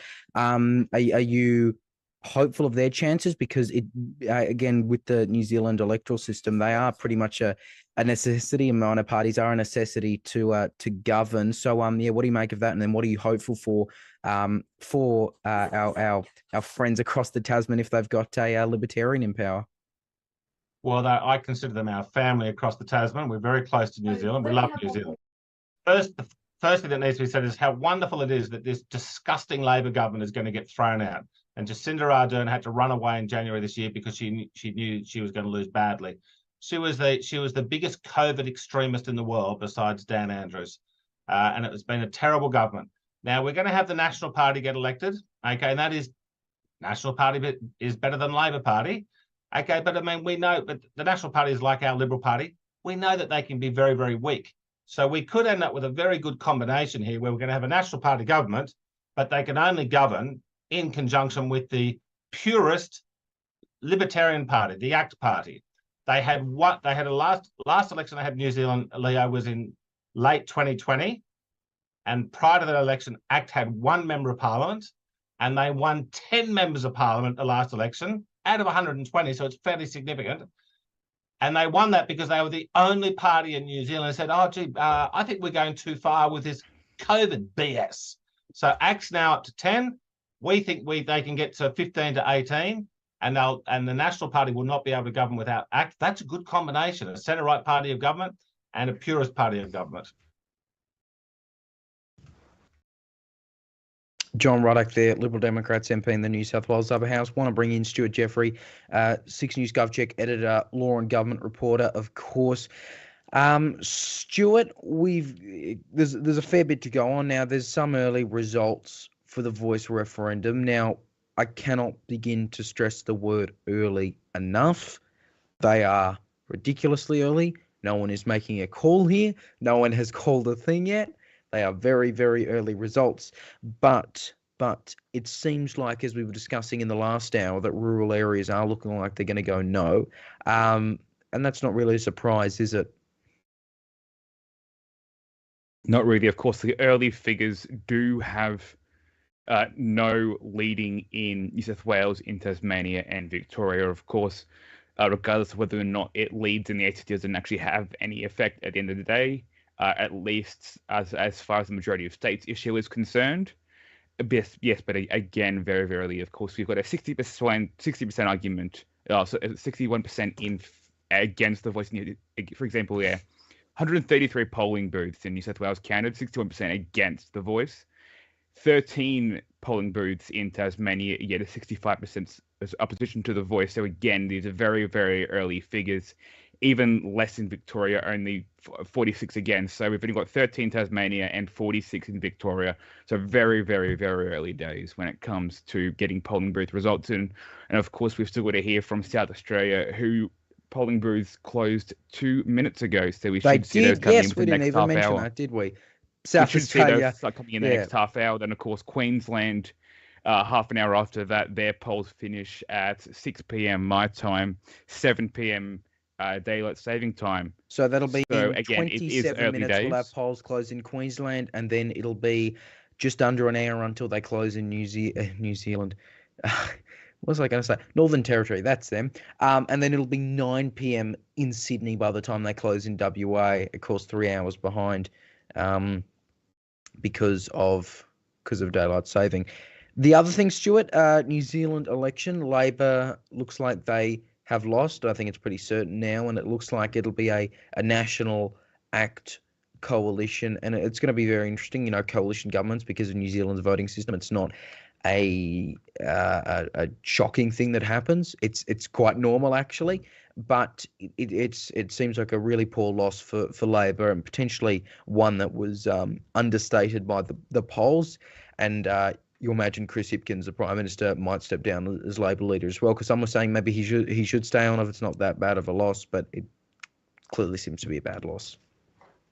Exactly. In fact, in 2020 election was a rarity in that Labor secured a majority in its own right. That rarely happens in New Zealand.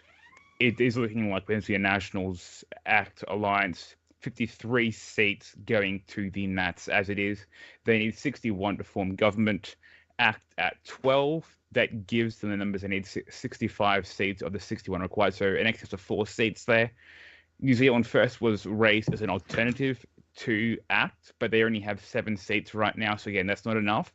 They would need 1 extra seat to get to that threshold of 61. So right now, a Nationals ACT alliance is looking to be ACT alliance is looking to be the most viable for forming government.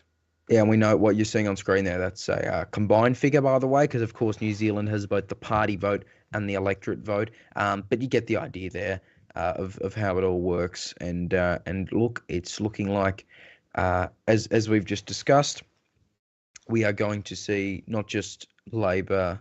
Well, there's Maggie. Not just Labor out, but ACT in, and that's big for ACT. You know, they were fairly small before like 2020, and they've really grown since then. David Seymour would be a very happy man, and he might be gunning for the Deputy Prime Minister spot potentially, which would be interesting. And look, we will see how that all goes, won't we?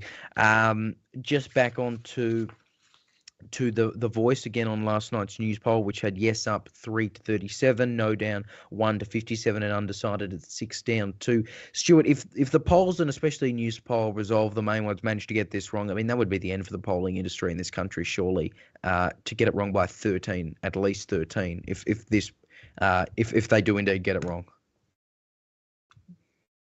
Exactly. Of course, we heard the same thing at the end of the 2019 federal election and the 2022 federal election. So this isn't exactly a new thing to hear. It certainly would be a blow, but we've had worse. I don't believe it. Well, I mean, yeah, but even though like 2019 was, I think it was within the margin of error, 2-3%, 13% would be abysmal in terms of getting the polling wrong. My ad, of course, if the poll said that and it ended up going through, I think we can all imagine what's going to be said on social media in certain circles.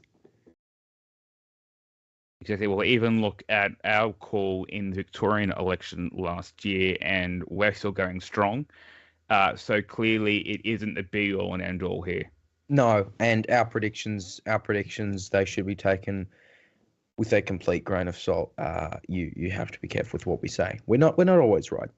I'm really not always right. I'm often very wrong with these predictions. What are your predictions, though? We'd love to hear your thoughts. Read them out in the live chat. Just going to read your comments out now as they continue to come through. And, of course, reminder, we are continuing with, of course, lots of coverage of the New Zealand election as well. And, look, we will... threats allowed in this chat? 6 News mods? Probably don't. But, yeah, lot going on. Lot is going on. Also, just want to bring you in a bit of an update on the situation in Israel and Gaza right now, where Israel is apparently going to allow the safe passage of civilians for the next 5 hours. Now, the United Nations has set a proper humanitarian evacuation in that 24-hour period that Israel said yesterday that would be impossible. And we know that people in northern Gaza have been told to go southwards. People in Gaza City have been told to evacuate. And look, northern Gaza is a population of about 1.1 million people, which is a significant amount. You have to evacuate in a 24-hour period. So we're going to keep bringing you details on that. And we will continue to cover this, of course, on the air as well. We know there are going to be protests tomorrow. We'll bring you all those details right here on 6 News. Again, keep your thoughts coming in. Keep your thoughts. Richard says, wow, lucky I found 6 News. Can't believe a normal news channel without the one-sided rhetoric. Congrats. That is exactly what we like to hear. That is exactly what we are. Make sure you're subscribed. And, of course, by the way, this is a live shot of Gaza City. Sorry to interrupt myself. That is a live shot of Gaza City, for those wondering. But, yeah, no. We're not a one-sided news channel. We are impartial. We are independent. And we are funded by you. So keep your thoughts coming in the live chat. And also you can support us for just $4 a month. Become a supporter. Patreon.com/SIXNewsAU. That is Patreon.com/SIXNewsAU. And you can support our independent, impartial journalism. So, yeah. Thanks for tuning in. Keep your thoughts coming in. I thought Tassie was going to be leaning yes, says one person. Yeah, well, look, it might go yes. Of course, the bipartisanship is interesting because you have a Liberal Premier in Jeremy Rockcliffe and you have a Labor opposition in Tasmania. And we know bipartisanship is really important. Now, of course, some polls have said yes, some have said no. Just to repeat what Tasmania was in the news poll released last night, no was 55, 38 yes. So, again, small sample size, so you do have to be careful with some of that. But, I mean, I think Tasmania is going to be the only state going yes. I think it'll be about 41% no nationally. But again, it could be as poor as 1/3 going yes. Which would be pretty poor. I think there was the poll before the most recent news poll, which is 37 yes. The poll before that was 34 yes. So if that was replicated, that'd just be just over 1/3 of Australians voting yes, which would be pretty low for a referendum in this country. Of course, taking into account undecided, which was at 8 in that one where it was 34, and undecided was at 6 last night. I'm just reading the numbers here. So that'll be interesting. If the don't know figure is allocated proportionally, by the way, the state figures show the referendum losing 57-43 in New South Wales, 54-46 in Victoria, 68-32 in Queensland, 65-35 in SA, 70-30 in Western Australia, and 60-40 in Tasmania. Another person talks about the 2019 polling. Yeah, a lot was fixed since then. Might I add, they don't call landlines anymore. Newspoll is entirely online only. They haven't called landlines solely for years as well, so they've abandoned landlines. So major polls do not use landlines. They aren't just calling up old people. They do have age breakdowns. We've also had breakdowns by political party affiliation and the like. So there are a lot more breakdowns. Jordan Kent asked, "Do you reckon we'll know for sure tonight?" That seems likely. Especially if, of course, we get early results. That would be the likely option. Now, of course, if it's close, you can't make a call tonight, especially given the huge amount of people voting early. So we could have a result as soon as 8. We could have one a bit earlier. I continue to maintain we'll probably have a result before 9 p.m. Sydney time. And that is significant because that is before polls even close in Western Australia. Now, Western Australia is pretty much a lock-on for no, based on what we've been hearing. But them in Queensland, but you never know, of course. Now, speaking of Western Australia, Peter Kennedy is a former ABC journalist and he's currently contributor at WAMN News. And look, a lot of people have been talking about the quality of the Voice debate and some of the issues surrounding it. And also a lot of people have said they made up their mind really early, even before we knew a date, even before official campaigning, some before even we knew the wording of the proposed change, which of course everyone would have seen on their ballot papers today and over the past 14 days. So here's a bit of what Peter Kennedy, WAMN News contributor, said. It's quite clear that the debate hasn't changed people's minds very much. In July, WAMN News had a poll showing that most people, close to 90%, said they'd made up their mind and they didn't think they'd be changing their mind. In the next month, in August, it was something similar, that people said there hadn't been developments which were going to cause them to change their mind. And the most recent one, September, there was reference to the quality of the debate during the campaign, and people polled indicated they were disappointed with the quality of the debate, both the for and the against, and also indicated that they were unlikely to change their mind. So, with only days to go before the official polling day on the 14th, what's going to happen? It seems that we know more than 1 million Australians have voted. We don't know how they voted, but the opinion polls indicate that the no case has an edge over the yes case. And this is the challenge for the yes supporters. They've got to, in the last few days, come up with something which will be a game changer. In effect, it's Anthony Albanese's crash or crash through approach. Is he going to emulate Gough Whitlam back in the 1970s, who had the crash and crash through approach, and after 3 glorious years in power, crashed ignominiously? Or is he going to crash through? And that is the challenge. If he crashes, then the important thing is what happens after Saturday the 14th. If he crashes through, then it's going to be a significant development with regard to the voice, and then planning the voice, and the need for the proper planning to occur. Whatever happens on polling day, the important thing is that Australians come together. not disintegrate, not backbite, but come together, because the key thing here is the welfare of Aboriginal people.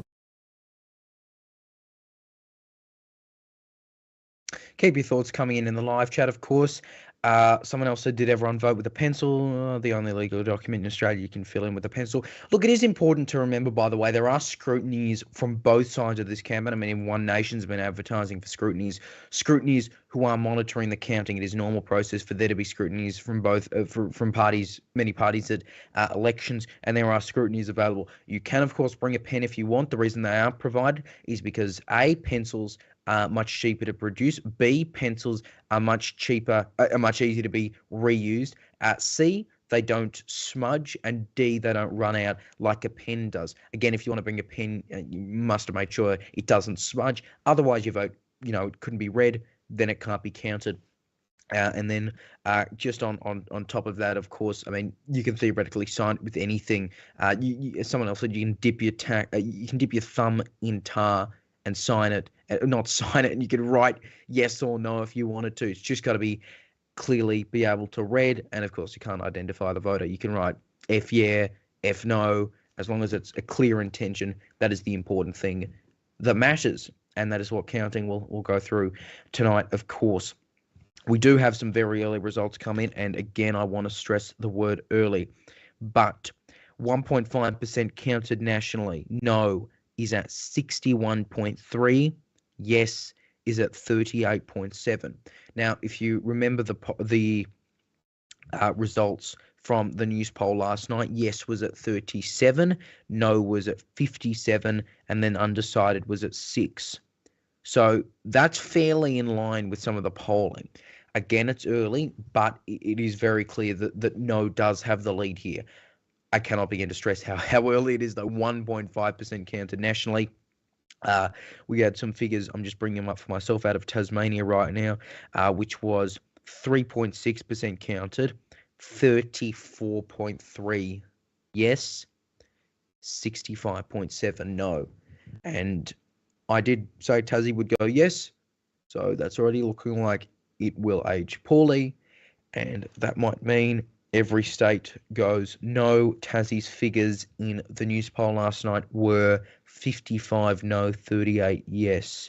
So that's only about 1/3 of Tasmanians voting yes, with 3.6 counted. So granted, it is early, but that is what we know at this point.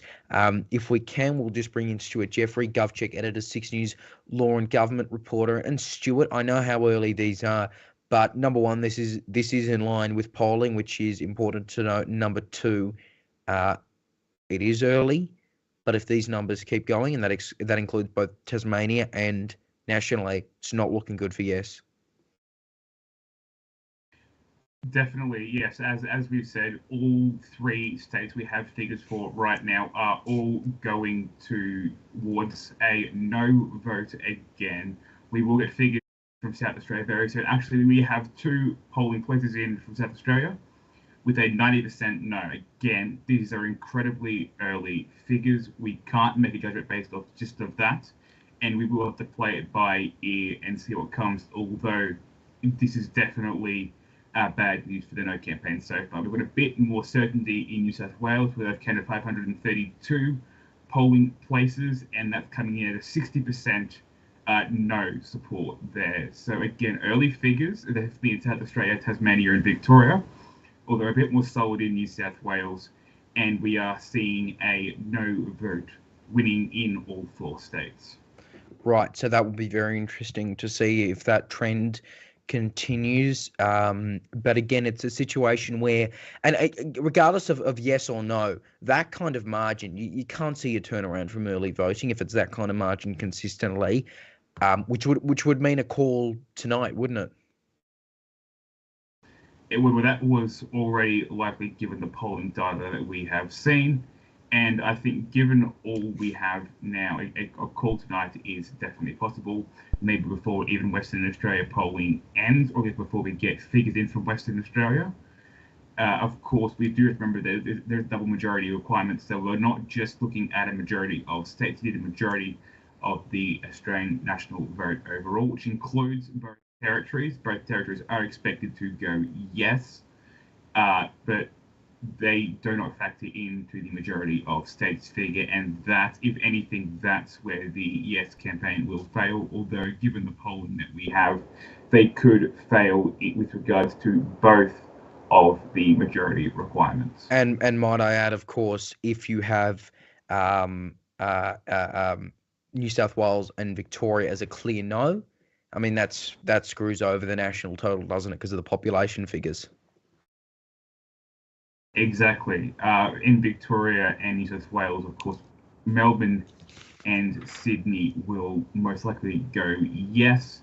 However, in states like Queensland, where the population is much more distributed through the rural areas, given the size of Queensland, and to a lesser extent Western Australia, although Western Australia does have a population centred very much in the southwest there, but you've got more diversity in Queensland, and that is why Queensland is definitely going to go no with these figures.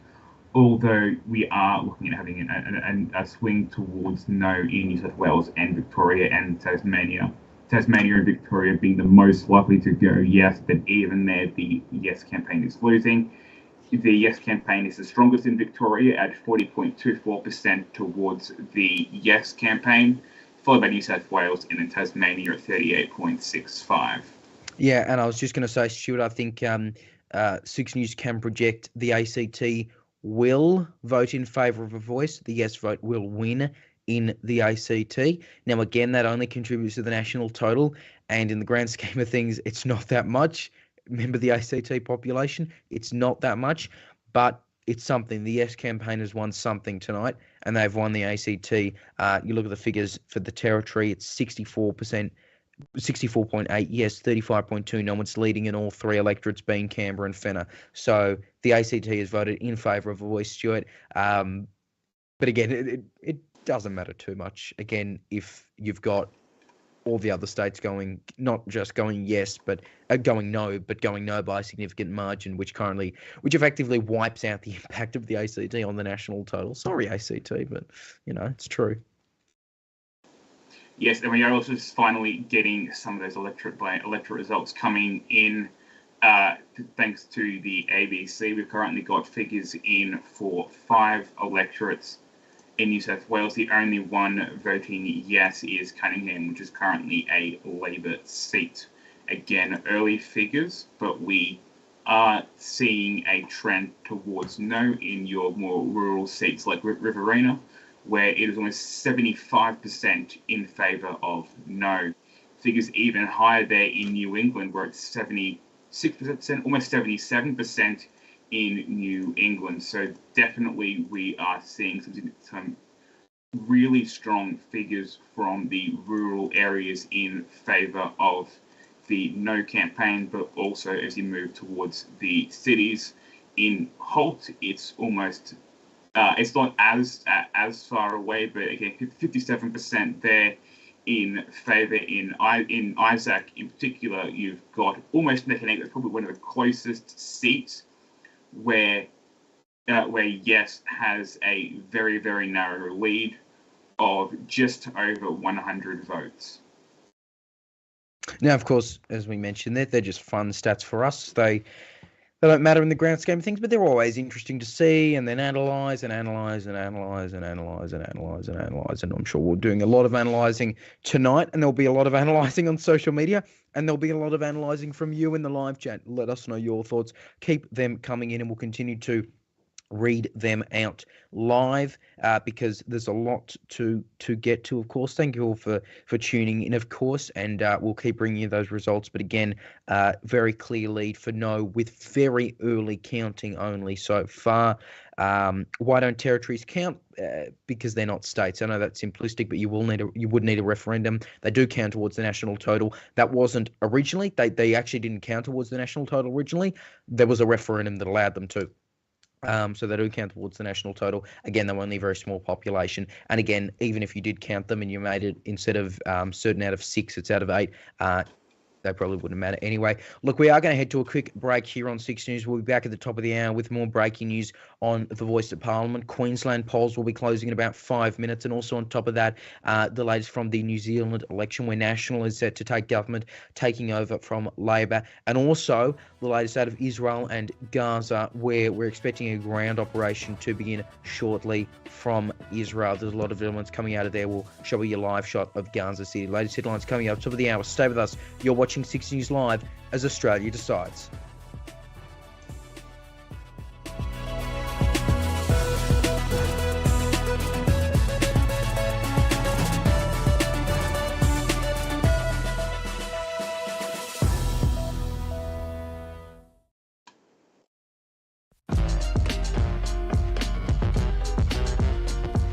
Chief Anchor and Managing Director at 6 News, Leonardo Puglisi. 6 News is an online news program created by Leo 2 years ago when he was in primary school. Now he's 14 years old and he and his outfit have enough clout to be granted an interview with the Prime Minister. It'll be up on YouTube tonight. Here's a sample. Yes, this does come down to a matter of credibility. Crikey, and of course their own outlet. That's not a good start. If you're starting with crikey and you're talking about credibility, it's not a good start. But they put together a list of 50 lies and falsehoods from you. Now that's 50. Now I'm not saying I'm not judging their journalism. However, a lot of everything that you said is on the record. The ABC has fact checked you rather about the ABC and crikey. Let's add a few more then. I'm sure the Australia Institute is probably going to be the next one, I suspect. Look, there are a lot of people who like to throw stones, and they will put these things forward. No, Australians know that I'm up front with them. Oh, Leo, I'm looking at that tonight on YouTube. Thank you so much for joining us, mate. Where do you get the nerve? You look as confident as anything right in there, hand to hand, arguing with the PM. Yeah, well, I think obviously he's the Prime Minister of Australia, of course, but when Roman McKinnon, our political reporter, and I decided to speak with him, we wanted to make sure every question that we could think of that would be tough, that would get to the heart of the issues, and would be the main questions we could think of asking after his entire time as Prime Minister would be asked. And I think they were asked, and I think the clip that was just shown there, very small segment of what he talks about when it comes to lies and falsehoods, and he does, go on about that for a while. We planned to make it one, maybe two questions, but it ended up being 5 or 6. So, yeah, that will be on YouTube, as you just said. It's all well and good to sit down with Ronan, and I speak from personal experience, not necessarily actually with Ronan, but with a colleague, and kind of workshop what you think the interview is going to be. It's quite another when somebody really powerful is pushing back at every assertion that you're making. How did you feel during that? Were you clear about what you were doing in those moments? Yeah, I think I was, pretty happy with how it turned out and how I managed to, ask the questions, especially like you played there, the ad-lib ones where, nothing was scripted there. It was, entirely just off the cusp. But, Roman, he, we set out those questions, as you just said, but I don't think we expected that much pushback. Mm-hmm. However, I think both of us agreed that I think we responded to the pushback well, and it's not every day that, we do get pushback, but not usually from the Prime Minister of Australia. So what is driving you in that moment when you're asking the Prime Minister that? What are you trying to get out of it? Are you just trying to get clicks? Are you just trying to look tough? Are you trying to win a Walkley? What is driving you there? Well, I wouldn't mind a Walkley, but look, I think the main for the rest of us. I've been a finalist so many times, mate. Just don't even go there. Leo. I think the main thing that drove me there was that 6 News is so passionate about the truth. We do regular fact-checking that gets us in, a lot of trouble with certain people online who don't like it. But we are so big on the truth, we thought, who better to get the truth out of than the Prime Minister of Australia? So we asked those questions. We kept entirely to factual arguments. We're proudly impartial, so we didn't put in our personal opinions there. We simply laid out the facts for the Prime Minister. And if he or anyone we interview doesn't like that, that's entirely their problem.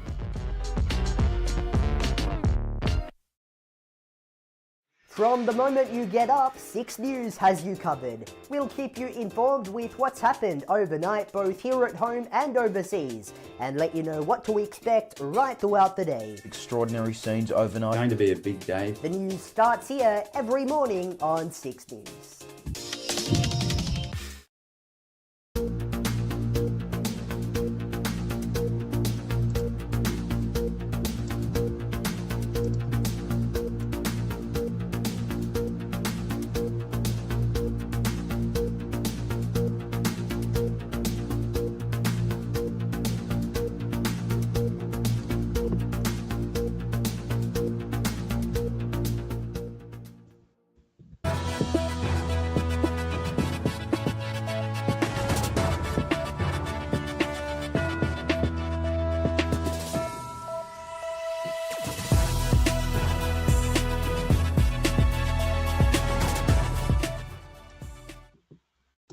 And you're still with us here on 6 News as we continue to bring you live coverage of the Indigenous Voice to Parliament referendum. I'm Leonardo Puglisi.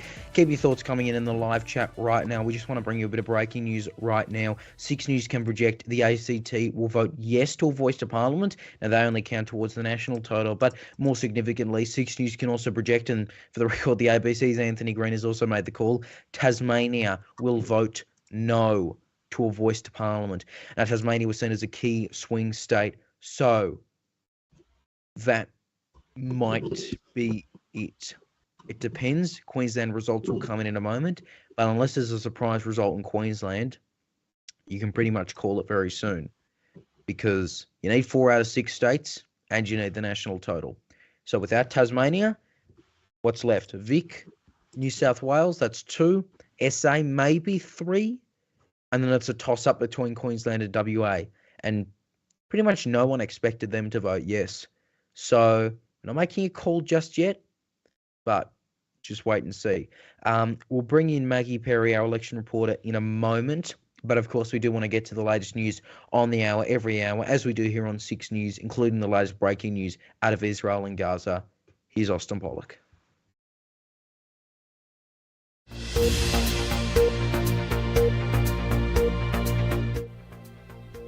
Leo, thank you. Good evening. I'm Austin Pollock with the top stories on 6 News this hour.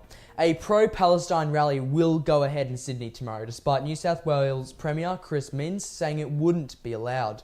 Anti-Semitic chants were seen at the Opera House on Monday night at the conclusion of a rally that had begun in the hours earlier. Palestine activist and academic Fad Ali, who is one of the organisers, has condemned the behaviour on Monday, which has gained worldwide attention. My understanding is that police do not have the power to intervene in a public assembly. The only restriction that comes with having an unauthorized gathering is that we wouldn't be able to march on the streets, for instance. We sought legal advice as to how we approach this, but there is nothing fundamentally that will stop us from being able to gather in a public place. I'm not concerned about confrontation with the police because I think that, as I've said, our relationship with the police in the lead up to these events has been quite good. We are there not to cause trouble, but to gather peacefully, to send a message about what's happening in Palestine and what's happening in Gaza. And I can't entertain that there will be any issues or confrontation. We want to do the right thing. And we hope that the police will see reason. The rally is set to be held in Hyde Park.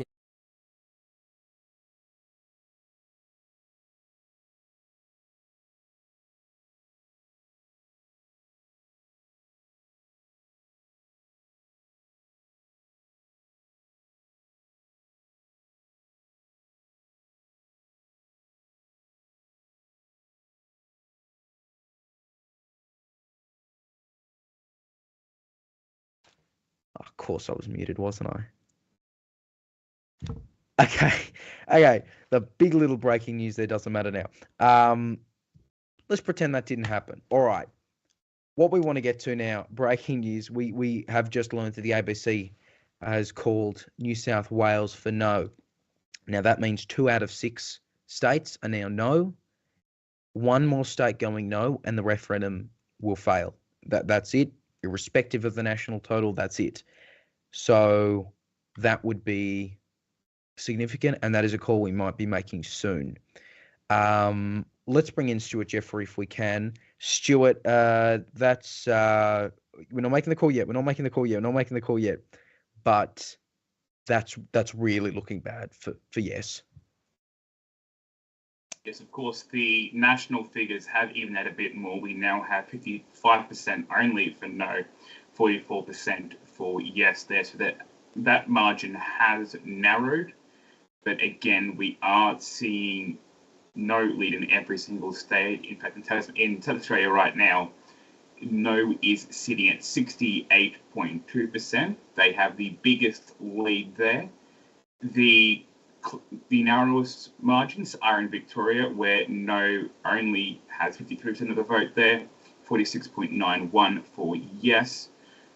So Victoria looking close to then Tasmania is, and New South Wales, again, at a very, very similar to Tasmania. They're 42.99% yes in New South Wales, 42.13% yes in Tasmania. So Victoria is probably the only state looks likely to go for the yes campaign now. No leading everywhere, but Victoria is probably the only place they have a chance. We have and even a majority then, of polls. A majority of polls in Tasmania have come in. So it looks like Tasmania, which was probably their best hope, is gone. It comes down to Victoria. I don't see them winning. Queensland will go no. Western Australia will go no. They might not even get any states, just 2 territories. Keep your thoughts coming in the live chat. Someone says, do we think New South Wales and Tasmanian predictions could be wrong? Well, if you just listen to us, maybe. But you've got someone like the ABC's Anthony Green also making the same predictions. So, maybe they might not be wrong. It would take a remarkable turnaround, and that seems very unlikely. Just remember, the remaining states to go at this point are Victoria, South Australia, Queensland, and Western Australia. No one expected Queensland or WA to go. So it's looking very, very, very almost near impossible that yes can win from here, isn't it, Stuart?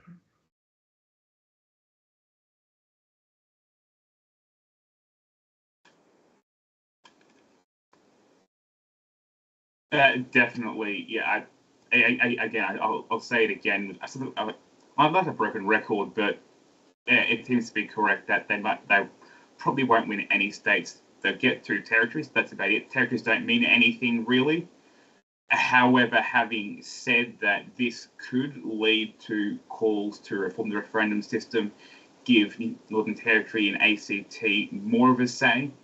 That would also fail, but I expect a lot of discussion from the Yes campaign after this, talking about securing more equality between states and territories to give the ACT and Northern Territory more of a say, although that won't affect this referendum at all. And I am relatively happy to call that for a no win completely.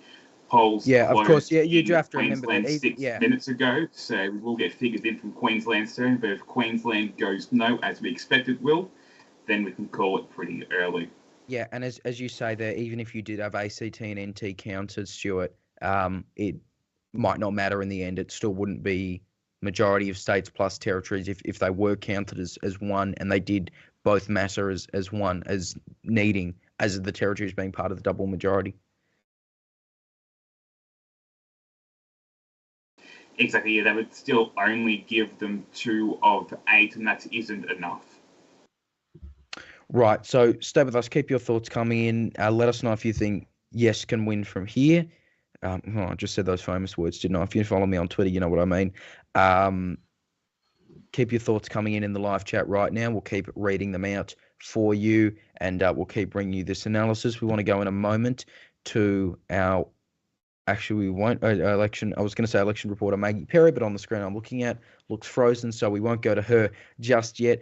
Stuart, the other thing, just going back to New Zealand, it's still looking like it's pretty good for National in terms of they're a lock on to form government. It'll look like it'll be with ACT. And it seems pretty interesting that you can have a government go from such a big victory, especially in the New Zealand system, to such a poor result. And I mean, it's not impossible. It's very obviously not impossible. But it really seems New Zealand has quite turned away from Labor, and maybe it's helped by the fact that you don't have the popularity of someone like Jacinda Ardern. The question now, of course, is Jacinda Ardern the Campbell Newman of New Zealand? Anyone who remembers such a swing towards Labor last time, and now Labor's going to lose pretty much everything. They could even lose her own seat, although she, of course, has resigned. Well, at least Jacinda Ardern had 2 terms, Stuart. Campbell Newman only got 1. True, although he was mayor and she wasn't, so. True. I think she wasn't mayor. Yeah. No, she wasn't. I think. I could be wrong. I'm sure our people in the chat will let us know, won't they? But yeah, I'm sure we'll find out in the chat if we got that wrong. Was Jacinda Ardern a mayor? We'll check on that. Lydia Thorpe, she just said on the ABC, by the way, she is not surprised there is no votes coming out strongly. That's her words. She, of course, I guess, leading the progressive no side. Do you think that's made much of an impact, Stuart? I don't mean necessarily her entirely, but the idea of a progressive no vote. And, of course, got the Black Sovereign movement as well, who have been arguing for a no vote. Or do you think, I guess, the majority of no voters, and again, there's a wide spectrum, but they wouldn't be necessarily aligned with people like Lydia Thorpe? I think that the progressive no vote is probably being overstated. I don't think it's as strong as people are making it out to be. I think it's definitely a factor, but I wouldn't see it being as strong as we expected it was. Again, looking at the figures in Victoria, according to the age, 12% of the vote has been counted in Victoria, with the 48% saying yes. Given that Victoria should be the heartland of the progressive no campaign, with Lydia Thorpe herself being there, I do not expect the progressive no campaign to have had much of an effect. Yes, there is some effect, but not very much, given the figures coming out of Victoria, Lydia Thorpe's own state there. So I do not think we're going to see much of an impact there. And that, of course, is not good news for her for the next Senate election. When she's up next for a Senate election, given the blow given here to the progressive no campaign in Victoria. Of course, I don't think she is running, though. I think she did say she wouldn't run. Well, then she still loses. I'm not technically wrong, but... Well, yeah.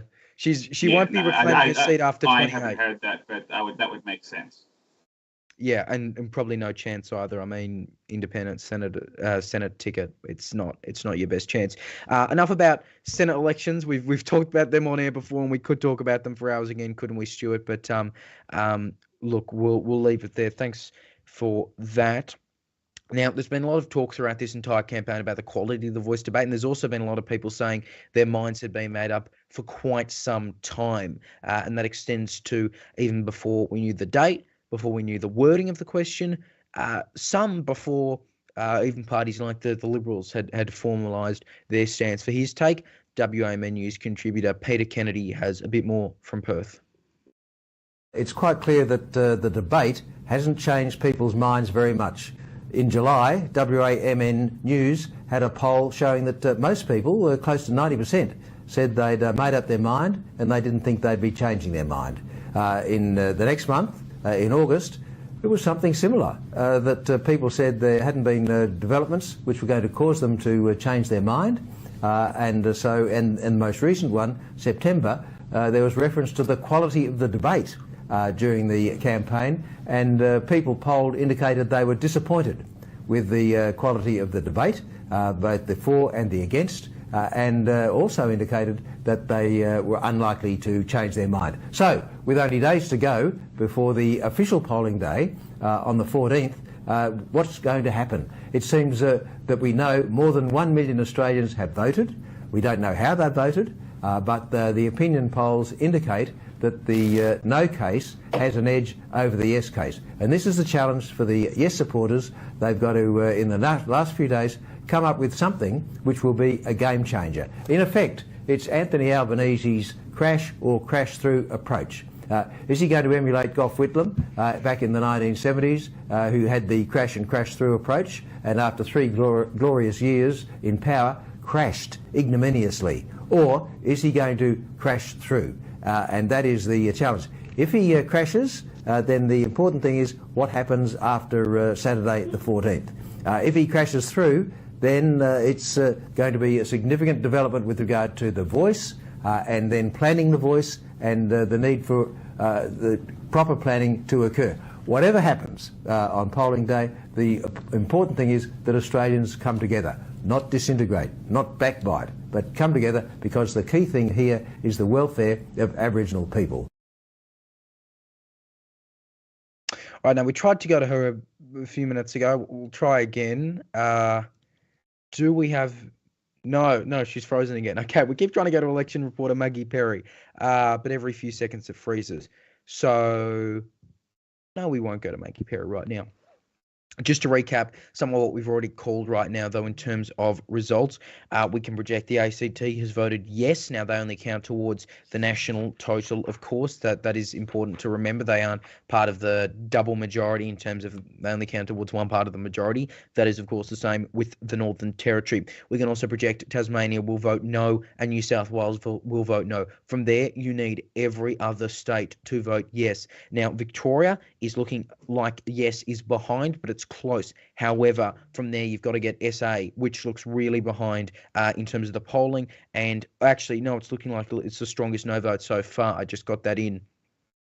Queensland, of course, projected to vote no this whole time, as is WA. So it would be extraordinary for them to vote yes at this point, and it doesn't look like they will. We're not making an exact call yet, but you can of course see the figures on the bottom of your screen now. Yes, 44, no, 56 nationally. National, of course, is one of the parts that you need to pass the referendum. Oh, and national is also just one government in New Zealand. It's a good segue, isn't it? But yeah, so Vic, not sure yet. New South Wales, that is a no.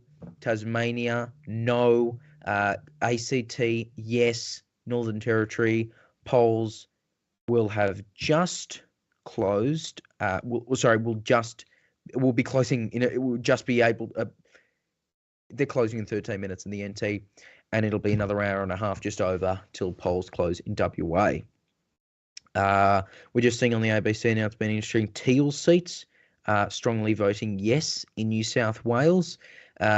Which may not come as too much as a surprise for some people, but still interesting. Of course, it doesn't necessarily matter how each seat votes in terms of it doesn't matter in terms of the referendum being passed, but it's always interesting to analyse that. Let us know your thoughts in the live chat, of course. Do you think yes can win from here? Let us know your thoughts in the live chat right now. Middle Cove Motors says one thing we can all vote yes for is Channel 6 News. I fully agree. Totally agree with that. No disagreement from me there. Do we think New South Wales or Tas predictions could possibly be wrong, says Phil Habib. Well, look, I really doubt that. And again, it's not just us calling it. The ABC's also said the same thing, and look, for Anthony Green to be wrong, well, that'd be something. Again, though, it seems unlikely that there would be an issue there, so that will be one that'll be interesting to follow in terms of how they go, and how the results, I guess, keep coming in. But again, Vic is unclear at this point. SA is unclear. Queensland is unclear. WA has not closed yet. NT is not closed yet. ACT is yes. New South Wales is no. Tasmania is no. So yeah, look at those figures you can see on screen now. Again, very early. I'll read them out for you now. Yes is 53.4 in New South Wales. Yes. 56.6 no. Tasmania 42.4 yes, 57.6 no.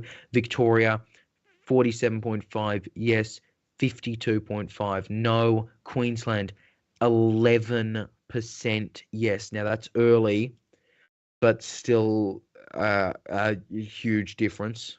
89% no.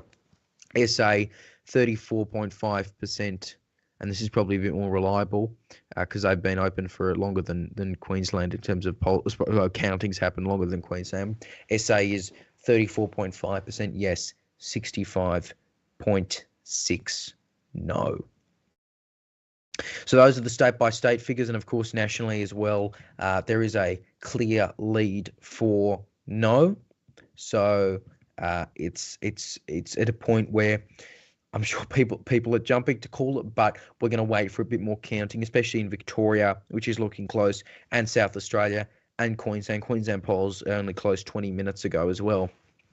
So counting is very early there. A lot easier to count though because of no preference. It's yes or no. It's fairly clear there. Stuart Jeffrey, GovCheck editor, 6 News Law and Government reporter, is still with us. Stuart, again, that's an early figure, but any surprises that Queensland is that strongly no? I mean, I know that we're going to be. I think it was fair to say that we're going to go no, but just seeing that early figure, 89% no, that's quite extraordinary.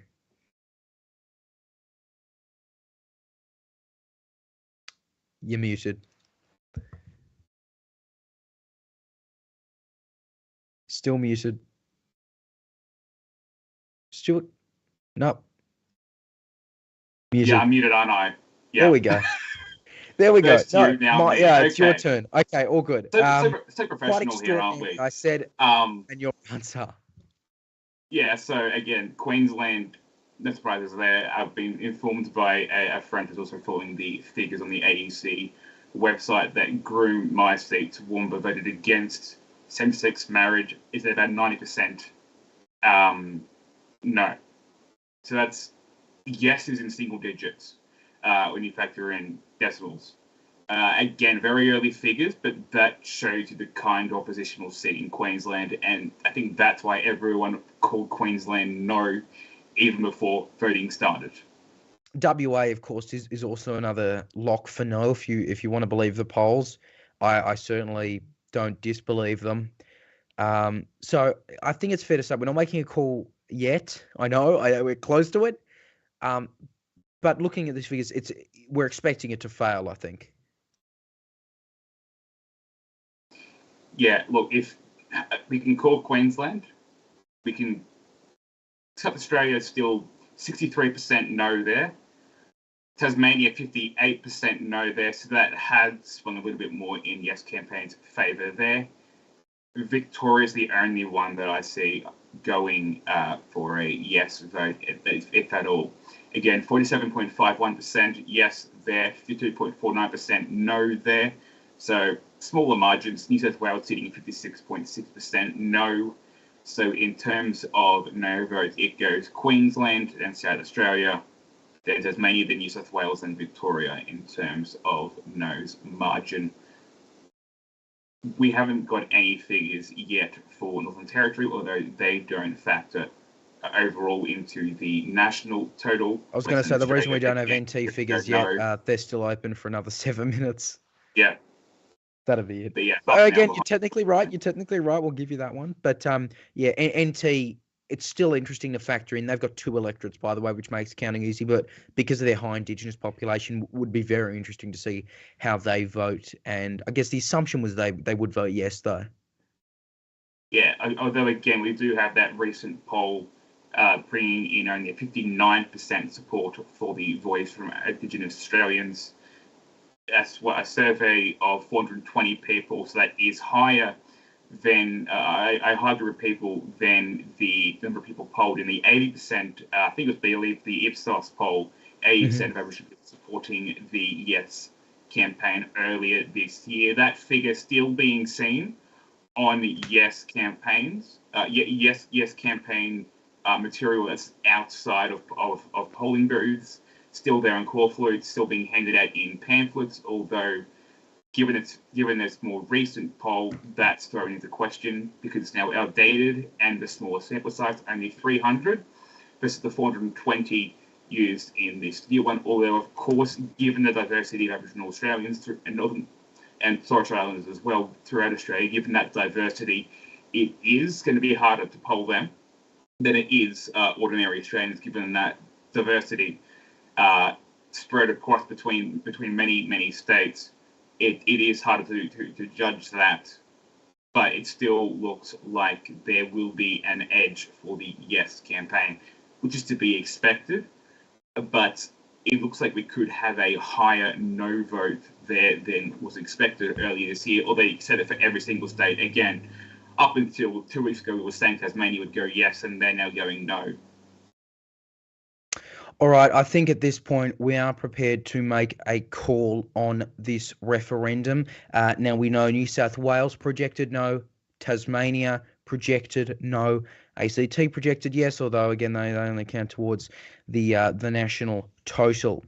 So it's at a point, and I know NT hasn't closed yet, neither is WA, but at this point, 6 News can project that Australia has voted no to an Indigenous voice to Parliament in the Constitution, and that's that. And we're basing that call off the fact we cannot see numbers in SA coming back for yes. We cannot see that happening. We've already called New South Wales and Tasmania for no. Victoria, it's still up in the air, but we are ready to make that call. Australia has voted no. The voice referendum has been defeated. Stuart, that's I mean, look, can I call my own call a big call? But look, it's significant, and we're going to see a lot of fallout from this, aren't we? And especially South Australia, so strongly no for a state that was seemed to be a toss-up only a couple of months ago. Exactly. The ABC of the electorates we have is only calling, I believe, 26 electorates for the Yes campaign. Those figures surprising for everyone, although I think most of us thought it was going to be a win for the No campaign. The degree to which they have won is unexpected, given Tasmania. Again, Tasmania was the only state we were happy to say that Yes could win, and even lost Tasmania. Victoria has a high chance of going yes, although again, No campaign is leading there. It is narrower, and that margin that we see there, depending on how big that margin is, will tell us how much of a role the progressive No campaign has had, given that the progressive No campaign is based out of Victoria. So definitely some interesting figures to see coming out of Victoria, although again, still being called for yes there. Melbourne, probably the highest yes vote in the country, 85% of a yes vote in Melbourne, only 7.7% of the vote counted there. But again, that's not going to affect the state as a whole, given the spread of population throughout the state. You've got states like Indy, which is sitting at 65% there, so you definitely have some high figures. Gippsland is 71%. So if you move through towards the east of Victoria, definitely seeing lots and lots of no wins there. The only real yes wins we're seeing are in Melbourne itself, not just the seat of Melbourne, but Melbourne as a whole. Going up to Deakin, again, Deakin is a yes, and that's really the extent of it. Cooper, a yes. So again, you're looking at the Melbourne area going yes. Pretty much the rest of the state going no. Ballarat going no as well. Hawke going no as well. So definitely, even in Victoria, it's close.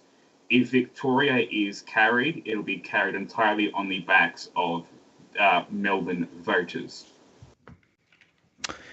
Yeah, it will. And of course, there's the population thing, and you're obviously going to have Melbourne outnumbering regional Victoria. That's just a way of things. But yeah, it's called. It's called before Well, actually, NT polls are going to close in a couple of seconds. But we've, called it before that, and we've called it well before WA. We're going to see now if we can bring in election reporter Maggie. I got someone changing my Bluetooth in my ear. I got my little brother upstairs, don't I? Okay, we're going to try and bring in election reporter Maggie Perry now. There we go. Okay, so we fixed the text problems for now, and gone again. Never mind. Okay, we can hear her. Great. While we show all this nice footage from earlier, Maggie, first of all, what do you make of that call?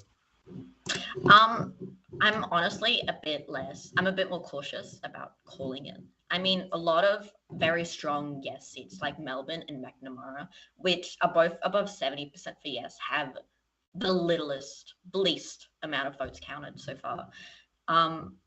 It's generally regional and rural seats that are having more votes counted by this point. It's looking like Victoria will vote yes. I believe that Victoria will vote yes. New South Wales will probably get a bit closer, but I doubt that it will actually turn for the yes campaign. Right, but I was just going to say, even if you rule out New South Wales, you rule out Tassie, you can't see Queensland, and especially not WA, voting yes, which I guess is the one thing there that just stops them. I mean, no one. I don't think I've spoken to a single yes campaigner who has believed either of those states were ever going to vote yes. And so once you lose SA, once you lost Tas, I mean, people were saying it was over. Then you lose SA, then you lose New South Wales. So yeah. I do believe that the no campaign will win, but the yes vote so far is actually really surprising. 45% is definitely outperforming a lot of the polls. And it could either become closer or further away from that number with WA, NT, and Queensland coming in. Unless we forget pre-polls, early voting, postal votes, and all that. It is interesting to see how those will perform, but they're probably going to lean to the no vote. It will be interesting to see those. We know counting will take a while, but it also takes a while in elections. We have to remember that context. The AEC doesn't make the call; the ABC does, and Six News does evidently as well. So yeah, we have to remember that. It's very interesting. Now, one thing that has been interesting, I was just talking about it with Stuart, was the progressive no vote, right? Which was obviously Lydia Thorpe's at the forefront of it, the Indigenous former Green senator. Do you think that played much of an impact? Maybe in Victoria, of course, where she's based, she's a senator for. I don't think the vast majority of no voters would be aligned with the Black Sovereign movement, but do you think that might have played some effect into the no vote in certain places, especially for some of those undecided people who have been saying the same things? I want to do the right thing by Indigenous people, but I'm seeing that some are voting no, some are voting yes. Do you think that might play a part in it, again, especially in Victoria? I actually don't really think it has. I mean, in seats like Melbourne, Cooper, Macnamara, which are seats where you'd see this impact for results, they're still very strong for yes. 80%, more than 80% in Melbourne, more than 70% in Cooper and Macnamara and Wills, which also have very low Liberal votes. So that's really, I don't really think progressive no has actually played a factor into this. It's interesting. I just saw these figures, by the way. Kennedy, that's Bob Catter's seat, by the way. That's an 81%. Now, I'll get back to Stuart in a moment because we were talking about regional Queensland. Bob Catter, what a guy, hey? But that's his, so 81% no. And you imagine regional electorates, especially regional Queensland, will be we'll have similar figures in terms of really high no vote, really low yes vote. But look, that'll be really interesting. Maggie, we'll keep coming back to you, and hopefully we'll fix up the video. Thanks very much. Thank you. Stuart, you just mentioned there Kennedy is an 81% for no. That looks like something we're probably going to see reflected right across regional areas in regional Queensland. Exactly. Yeah, it's what we're seeing. I said it at the start, and I'm saying it again. We are seeing that being the case. Groom, again. I know it's my electorate, but 80% there for the no campaign. That, of course, being the seat of or at the state level toward the south, being the seat of the former deputy leader of the LNP in Queensland. Of course, the only state where the Liberals and Nationals are one party. Kennedy, as we've already discussed, that's coming in 80% of a no vote there. Flynn, 86% no. Hinkler, 84% no. Kennedy, 80% no. Maranoa, 80% no. So, yeah, very little proud seat going no as well. I don't see much of a chance there. Of course, Gold Coast, they've got Fadden going and no as well. We do not have figures in yet for any of the inner city Brisbane seats. We don't have Brisbane. We don't have Griffith. We don't have Petrie. We don't have Ryan. So the Green stronghold in Queensland has not been counted yet. So we should expect that Queensland will start swinging towards the yes side. We interestingly have figures for rural Queensland, but not inner city Brisbane. And worth mentioning, by the way, was the only seats in Brisbane that were apparently going to go yes were the 3 ones held by the Greens. Yes, we have figures in for Ryan now. That's the electorate name. Thank you, Ryan. That was the third one I forgot. Yeah. Yeah, Griffith, Brisbane, and Ryan. Ryan coming in at 64%. Again, only 0.5% counted there. That's to be expected. It's a Greens stronghold, although it is being outperformed by Melbourne, which is still coming in at 80.5% of the vote. Melbourne coming in at 80.5% of the vote, while Kennedy comes in at, again, 80.5%, Melbourne being yes, Kennedy being no. Bit of a contrast there for you in terms of leaders' seats. Yeah, it's about some of the most pole opposite electorates you can get in this country, Kennedy and Melbourne.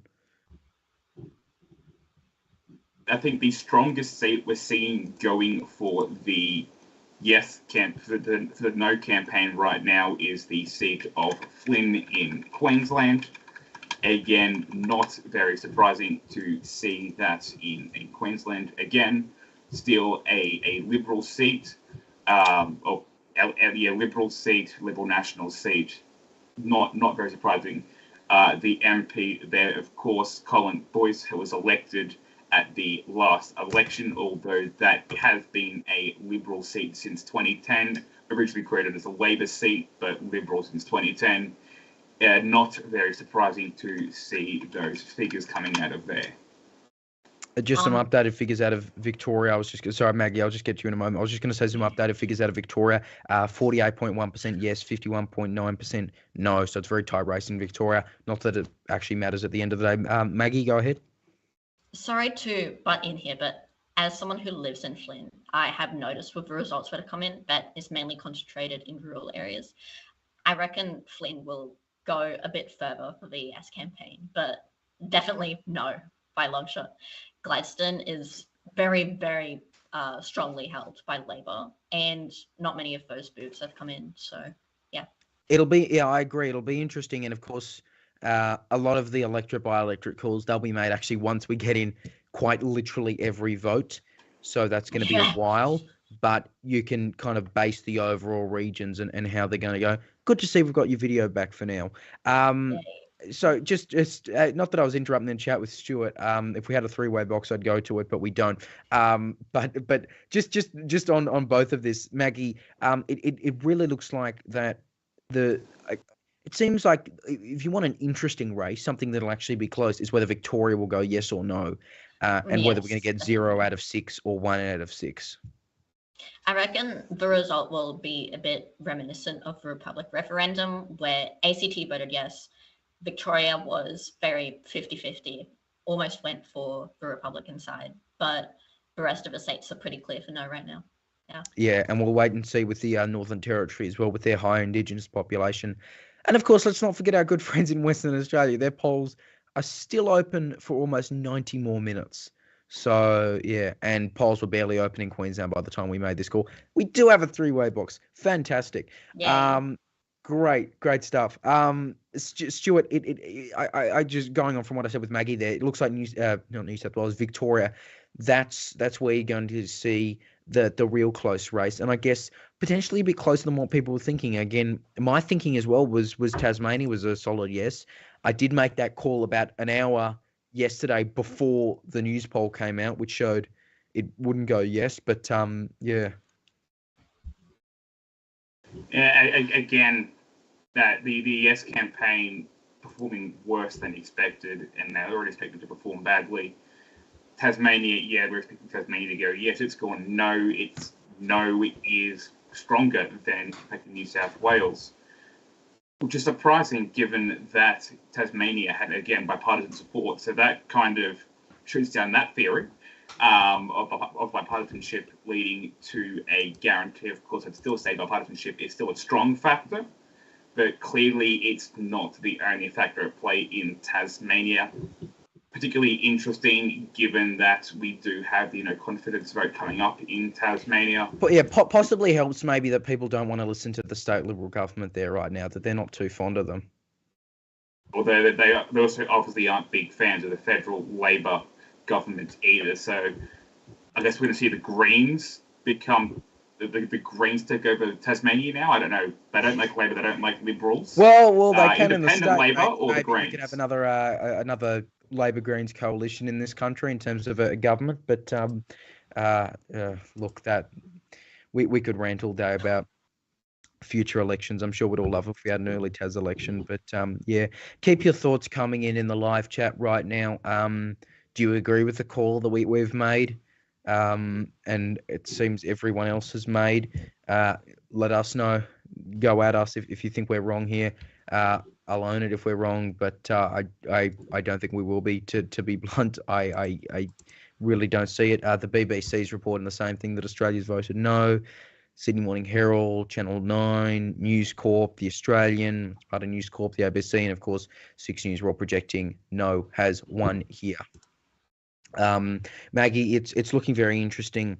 I keep using that word, but it is very interesting in terms of the individual electorates. I mean, you look at some parts of Tasmania. I just saw it flashed on screen now. Braddon, that's 71% no. And then you look at other electorates like in New South Wales. You've got Bradfield, 53.7% yes. I guess it depends on demographics. Thomas Mayo, by the way, I just should point out, he just said on the ABC he's devastated, quote, there's a lot of people who have done a lot of hard work, end quote. So that is interesting. And we were just talking about Metro. Yeah, go ahead. Scrap my video at this point. Okay, so I'm sure we can chuck on some Ole. But we can still hear you. I was just going to say, we just saw Brisbane there. And again, it looks like what we were saying about Metro Queensland voting yes, that does seem to be the case, or at least the Green seats. Well, not just that, but even Oxley, which is Pauline Hanson's old seat, is going no, although that's very, very narrow margin there. So Brisbane, yes and no. Griffith, it's a very surprising seat. Again, early figures, but 60% yes. I wasn't expecting it to be that close in Griffith. Brisbane is more accurate to what I was expecting, 63% there to the yes campaign. Griffith a bit closer than the Greens would like given the upcoming election next year. Maggie, your thoughts? Yeah, I really think that the yes vote is very much tied with the Green primary vote in a lot of these electorates, especially, of course, in a Sydney, in a Melbourne, in a Brisbane. Like, if you look at seats like Cunningham, which, if you were to look with the surrounding seats, wouldn't really be that strong for yes. I think they're leading for the yes campaign, and it's a seat that's formerly held by a Greens MP. I think it's very much tied to the Green primary vote. I think it's a good indicator. It is interesting, and yeah, 4 Green seats, of course, and they're all voting yes. So maybe there's a fun fact for at Random Oz Poll on Twitter. You should follow that account, by the way. Random Australian Political Facts. We love that account, don't we? What am I saying? Oh, right, yeah, voice coverage. We're live on air. Right, that's it. Keep your thoughts coming in, by the way, in the live chat. What do you make of this call? Are you surprised by it? What are your feelings about it? Let us know. Thomas Mayer, by the way, just said on the ABC, and I quote again, I think Albanese was courageous. I think he was empathetic. I think he genuinely wanted this change. Now, we do know Prime Minister Anthony Albanese is set to address the nation later tonight. We learned that earlier this morning. That's not really a surprise, but we will hear from him. And although, I mean, he's not the person who created the voice to Parliament. This was, of course, the Uluru Statement from the Heart back in 2017 under a Turnbull government. He, I guess, was the lead politician promoting it, and of course critics would have called Anthony Albanese's voice Labor's voice, and he will be addressing that too. He spoke earlier today, which we played a little bit of at the top of the hour. Maybe not this hour actually. You had to interrupt it because of SA, but you get the idea. And so we will hear from him. What do you think he will say, Stuart? I know, because I guess it's weird. We're using election terms. In a way, it's a concession speech, isn't it? But I imagine he'd want to try to make it a unifying speech here, because it's the wishes of the electorate. He's still in government. He's still the Prime Minister, but something he has supported and a referendum that he committed to, it has failed. I want to get to that, but speaking of Mayo has just been called, the seat of Mayo, not Thomas Mayo, the person himself. The seat of Mayo has just been called for the No campaign. Seat of and Mayo, that is Centre Alliance's Rebecca Sharkey, by the South way. Australia. Rebecca Sharkey is the MP there, of course.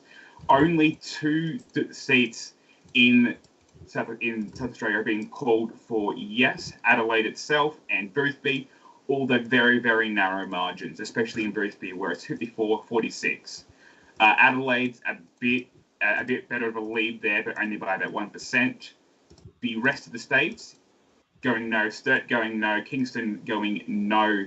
So Mayo being called as the only Central Alliance seat left for the No campaign, another big blow there, but not a surprising one. Getting back to Anthony Albanese's speech, I guess reassurance. We can't really guess about whether or not he'll comment on bringing the voice into legislation. It's too early to tell.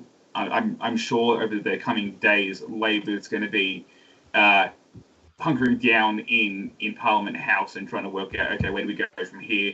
Do we bring legislation? And in fact, we'll be discussing that tomorrow night on 6 News. I'll be joined by Aidan Edgecombe, parliamentary reporter for GovCheck, talking about where can the government go from here in terms of bringing it in through legislation. Although we should mention, Albanese, he has said he wouldn't do that. And I imagine it would be pretty unpopular if he did do that. Like, really, really unpopular if he not only went against his word, but legislated something that the people had voted against. Although, again, he theoretically could have done it, and other people have said, he could have done it before the referendum and said, okay, here's how it works, here's it working, and let's enshrine it in the Constitution now. That was what some people said, but that hasn't happened. It goes without saying. I would say yes and no, because again, the Greens would be a bit more supportive of bringing in a voice of some sort. Teals as well. Definitely some leverage there. Not so much the Teals, given that Labor controls the lower house, but the Greens having a bit more leverage in the upper house. All 4 Sydney Teal seats, according to the ABC, are going yes. So we are seeing strong independent wins. Clark going yes as well. So we're seeing the independents, also the Teal seats, going for the yes campaign. So although Anthony Albanese might not want a legislative voice, we could see pressure being brought on by the Teals and the Greens, especially with elections coming up next year for the ACT, Northern Territory and Queensland. Depending on how that goes, we could see the Greens, in fact, take over Labor in the ACT, of course, that being the only coalition state or territory for Labor with a Labor-Greens alliance there. So we could see Greens gaining more power there. Again, Queensland, Greens pick up more in the city there. Of course, we do have 3 Green seats there right now at a federal level. We can, depending on how the voice goes, we can see more, and how Labor responds, we can see more seats there going Greens and also Northern Territory. where the Labor government has shrunk, and again going up for election next year, can they keep control? So definitely the Voice is going to have some implications there. I can also say that the ABC has called its first seats in Queensland for the No campaign, calling Dawson up north for No. Dawson, of course, being up there near Capricornia. Flynn, they haven't called that yet, but said you're an 83% there for that one for you, Maggie. Haven't called Groom yet, but Maranoa has been called, as has Blair. Blair being at 70% no, and Maranoa at 82%, overtaking Kennedy in terms of being the strongest no seat out there at the moment. Although, again, Western Australia polls have not closed yet, so we could see Western Australian seats go no, especially rural Western Australian seats, but currently the lead in terms of that goes to Maranoa in Queensland. They have a little proud seat there. I'm sure he must be feeling very proud of himself, pun intended. I'm sorry, it's a late night for me. It's not even 7 p.m. Who am I kidding? But yes, I'm sure it's an early night actually, considering the Victorian election, the federal election, the New South Wales election. We're calling them earlier and earlier. What's the God, imagine if we called the US election in 30 minutes. That'll never happen. Well, I think it can never happen because of the states and the times they close. So no, we're never calling the US election in 30 minutes. But yeah, no, go on. I will say I am surprised that the No campaign has won, given that you called it for No. You would have thought that'd be it for them. But look, I will say, jokes aside, evidently, I think people, that a lot of talk's going to happen about polling after this, isn't it? Which will be interesting. Now, the one thing about Tasmania that was always mentioned was they had a low sample size, so you needed to be careful with them. But again, the last poll was that news poll, which was, if I can just, bring it up for myself, which was a 60-40. Once don't know is allocated, 55 yes, 55 no, 38 yes before then. So look, at this stage, the only jurisdiction voting yes is the ACT, and we will see how the count continues to unfold. In terms of Victoria, as the count progressed, looks like yes was going up, kind of plateaued a bit. I still don't think they were going to go yes in the first place. Although, I mean, I'd be technically right when I said that 1 out of 6 states would vote yes. Just ignore the fact that I said it would be Tassie. I still don't think they're going to go for now for yes, though. I think Vic will be a no. New South Wales has been called no. Tas called no. SA called no. ACT called yes. Queensland, WA, and NT, no. We have nothing there yet. And so this will make international headlines, won't it, Stuart? CNN's already putting out push notifications, as is the BBC. So this is going to be I mean, regardless of the result, we all know this is going to be a big next week in Australian politics, and maybe to be even bigger if it wasn't being overshadowed by then overseas. Yes, if war breaks out, that would be a bigger story than The Voice. I do want to point out that we do have new figures in for South Australia, coming in at 61% no. We've got about 2/3 of the polling booths counted there. We do still have some of the more urban seats, such as in Sturt, to come in. But the Yes campaign was saying that they need South Australia to swing it. Again, Tasmania, Victoria, New South Wales, South Australia. South Australia being the second strongest no vote right now, which I guess that validates the final poll that we saw that had South Australia at such a strong no vote there. From memory, I could be getting that poll wrong. Victoria has edged slightly towards a yes, 48.3% as it comes to the top of the hour. Tasmania, again, still impressive, coming in at third for the no campaign, 58.87% of the vote there. Yeah, we'll be interesting to see what happens. Yeah, will be interesting to see what happens with Tas here. And again, I understand the sample was small, but when you removed it was 60-40 when you allocated the don't know vote proportionally in the state figures. That was according to the news poll last night. So it's in line with that. there were always going to be polls that were going to be wrong. There were polls that were going to be outdated, but evidently, it seems like they might have been on the right track. Of course, we will depend on what happens there. Just before we go to a break, we do want to bring up a bit of breaking news out of the situation in Israel. Smart Traveller, which is the Australian government, DFAT, says the scheduled flights will not depart Israel today with Australian citizens on board. A further flight will not depart as scheduled tomorrow. The Australian government is working to ensure Australians who want to leave can do so as soon as possible. We will communicate to all registered Australians about next available flights. So we'll keep bringing you the breaking news at the top of the hour in about 5 minutes or so. We're going to head to a break now. You are watching 6 News Live as we continue to cover the Indigenous Voice to Parliament referendum. 6 News projecting that Australians have voted no.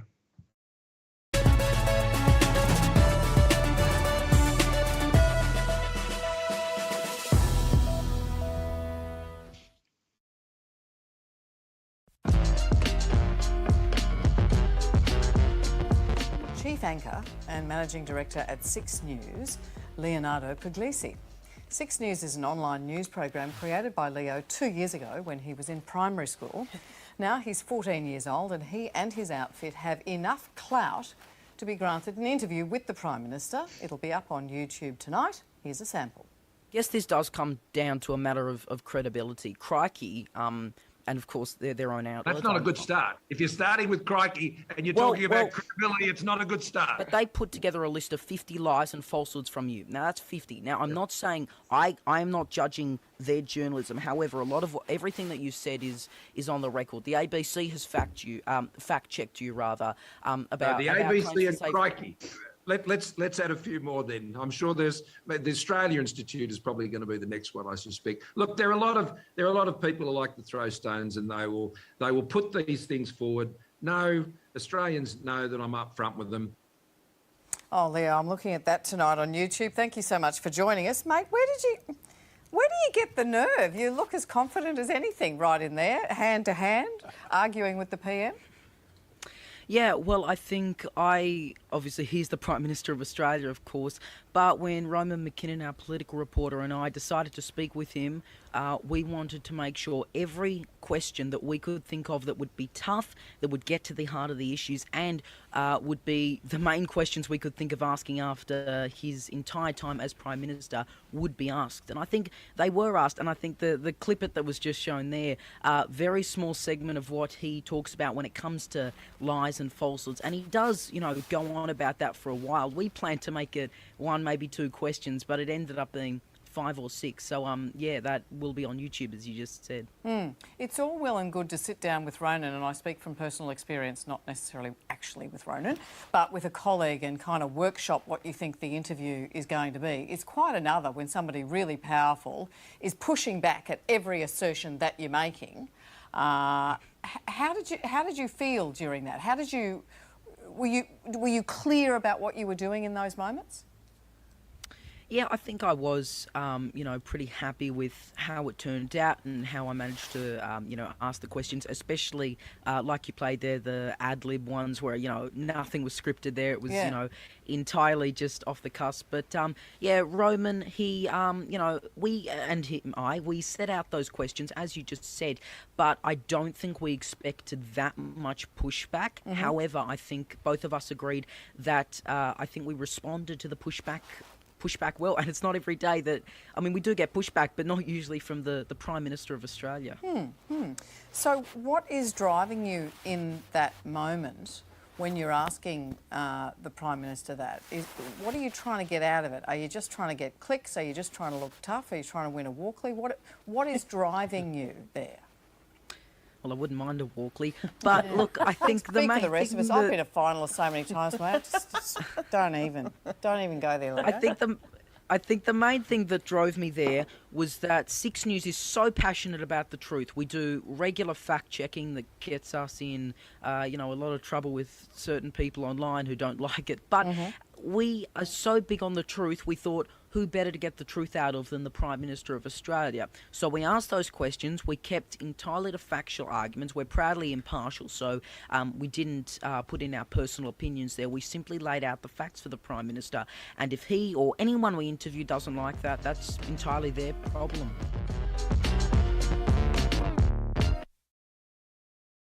From the moment you get up, 6 News has you covered. We'll keep you informed with what's happened overnight, both here at home and overseas, and let you know what to expect right throughout the day. Extraordinary scenes overnight. Going to be a big day. The news starts here every morning on 6 News.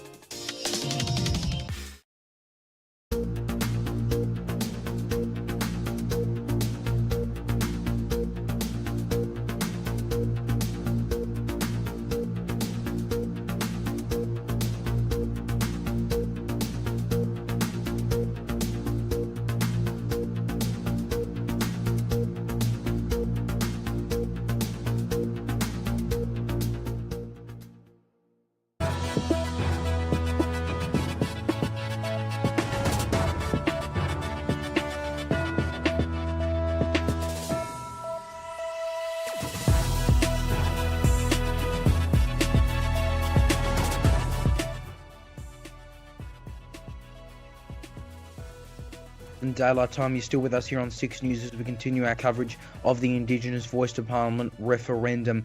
Polls have closed in the NT half an hour ago, and they are 1 hour away from closing in Western Australia, but the result has already been called. 6 News projects the Voice referendum will not pass, and the no vote has won. We are projecting that based on the fact it looks like New South Wales, Tasmania and SA will vote no. Victoria is unclear at this stage. The ACT only counts towards the national total, but they have voted yes. For the record, there are the figures you can see on screen now. We'll certainly bring you more breaking news out of the Israel-Hamas war, and we have just learned from Smart Traveller that 2 flights out of Israel for Australians have been postponed indefinitely. There was supposed to be one tonight and one tomorrow, so they had been postponed indefinitely. We have just learned that. For more on the situation in Israel and Gaza, as we do on the hour, every hour, we're going to go to the latest headlines. Here's Austin Pollock.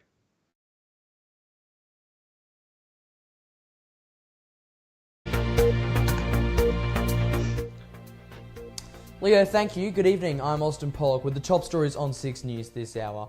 A pro-Palestine rally will go ahead in Sydney tomorrow, despite New South Wales Premier Chris Minns saying it wouldn't be allowed. Anti-Semitic chants were seen at the Opera House on Monday night at the conclusion of a rally that had begun in the hours earlier. Palestine activist and academic Fad Ali, who is one of the organisers, has condemned the behaviour on Monday, which has gained worldwide attention. My understanding is that police do not have the power to intervene in a public assembly. The only restriction that comes with having an unauthorized gathering is that we wouldn't be able to march on the streets, for instance.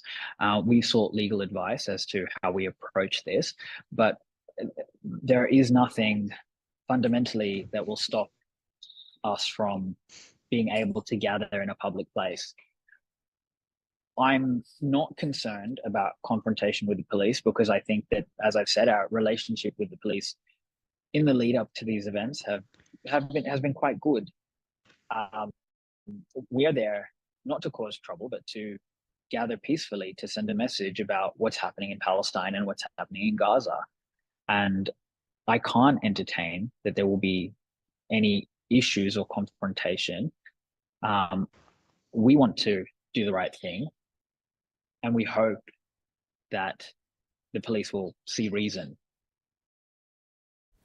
The rally is set to be held in Hyde Park in Sydney CBD at 1 p.m. New South Wales Police said yesterday they are considering authorising the use of extraordinary powers under the Law Enforcement Act, which may include that any person who attends with the intention to assemble will be subject to searching powers where they don't need reasonable cause to search. Liberal Democrats MP John Ruddock, a member of the New South Wales Upper House, has told 6 News the state government should not have the power to tell people they are not allowed to protest. No one in the New South Wales Parliament this week has spoken out more forcefully in favour of Israel and in favour of the Jewish people. I went to the big, massive, fantastic pro-Israel rally in Dover Heights. Now, all that said, the government should never, ever ban a public protest. This is in the US Bill of Rights, the First Amendment. It says the state shall not ban a peaceful assembly. Now, the key word is peaceful. Now, if people are violent, arrest them. If people incite violence towards people, like we saw on Monday when they said gas the Jews, those people should have been arrested. But the principle is, if people want to protest, they should not be. The government should not have the power to say that you cannot protest. There have been Nazi salutes performed at the Sydney Jewish Museum. There's been 3 arrests made over that. You just said there, of course, you've been speaking out, supporting Israel, supporting the Jewish people. What do you make of that? And are you concerned about escalating behaviour like that? And also, as you mentioned there, the comments that were made at the Sydney Opera House on Monday night. Look, if idiots have turned up at a synagogue somewhere and started displaying, Nazi salutes, etc., they've been deliberately provocative. That's not free speech. That is an incitement to violence. Okay, but look, generally speaking, we need to err on the side of free speech. Okay, so I'm not in favour of banning symbols. The government should have anything to do with it. If someone is stupid enough to fly a swastika over their house, well, they're going to cop the consequences from their social ostracism, and probably 1 or 2 people will put a brick through their window. But the state should not stop it, because it's a slippery slope of where the state's power can go. Yesterday afternoon, Chris Minns also spoke about the arrest of 3 men after they allegedly performed Nazi salutes outside the Sydney Jewish Museum, saying he's extremely concerned and expects the full extent of the law to be applied. The death toll from the war continues to rise. Israel says 1,300 people were killed as a result of rocket attacks and killings on the ground by Hamas, with a further 3,000 wounded. Palestinian officials say Israel strikes have killed over 1,500 people and wounded over 6,600. At least 27 Americans are also dead, and China's foreign ministry says there are 3 Chinese nationals who have been killed, 2 are missing, and several others injured. The United Nations have also confirmed at least 12 of its workers had been killed in Gaza since Saturday. 2 other stories this hour, and a Queensland magistrate has ruled that a high-profile man accused of rape can be publicly named, but has temporarily been protected of his identity pending an appeal. Laws allowing the naming of accused sex offenders once they are charged passed Queensland State Parliament last month. Magistrate Claire Kelly was set to lift an interim suspension order on the man's identity yesterday afternoon, but has now delayed her decision until Tuesday so his lawyers can apply to the Supreme Court. The man is facing 2 counts of raping a woman in Toowoomba in October 2021. Labor has maintained their lead over the coalition in a new poll after Jacinta Allen became Victorian Premier last month. The ALP sits unchanged at 39%, the coalition is up 4 to 32%, while the Greens sit at 12%. Independents at 10 and other at 7. Allen is preferred Premier over Liberal leader John Pesciuto at 38 to 19. That's down 3% from her compared to Dan Andrews, but 13% down for Pesciuto. The poll for Resolve was conducted in early September and early October, representing the time before and after Andrews resigned.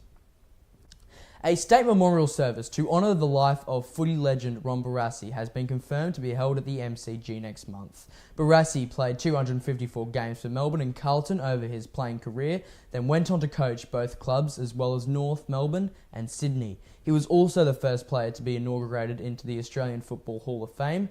As a legend, family, friends, colleagues and supporters are invited to attend the memorial service at 11 a.m. on Friday, November 10, with members of the public able to register to attend. Barassi died in September after complications from a fall. He was 87. And those are the latest headlines here on 6 News. We'll have more news every hour on the hour. Do stay with us though, as we return now to Chief Anchor Leo Puglisi for special coverage as Australia decides in the Indigenous Voice to Parliament referendum.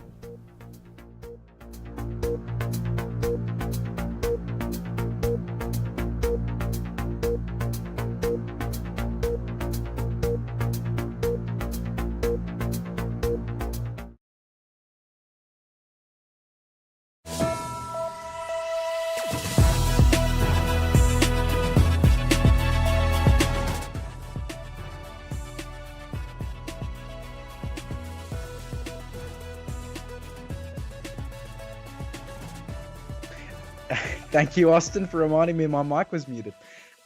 And thank you for tuning in to 6 News' Voice to Parliament coverage. As you just heard there, Australia, well, they have decided, and they've decided that the Voice to Parliament will not be enshrined in the Constitution.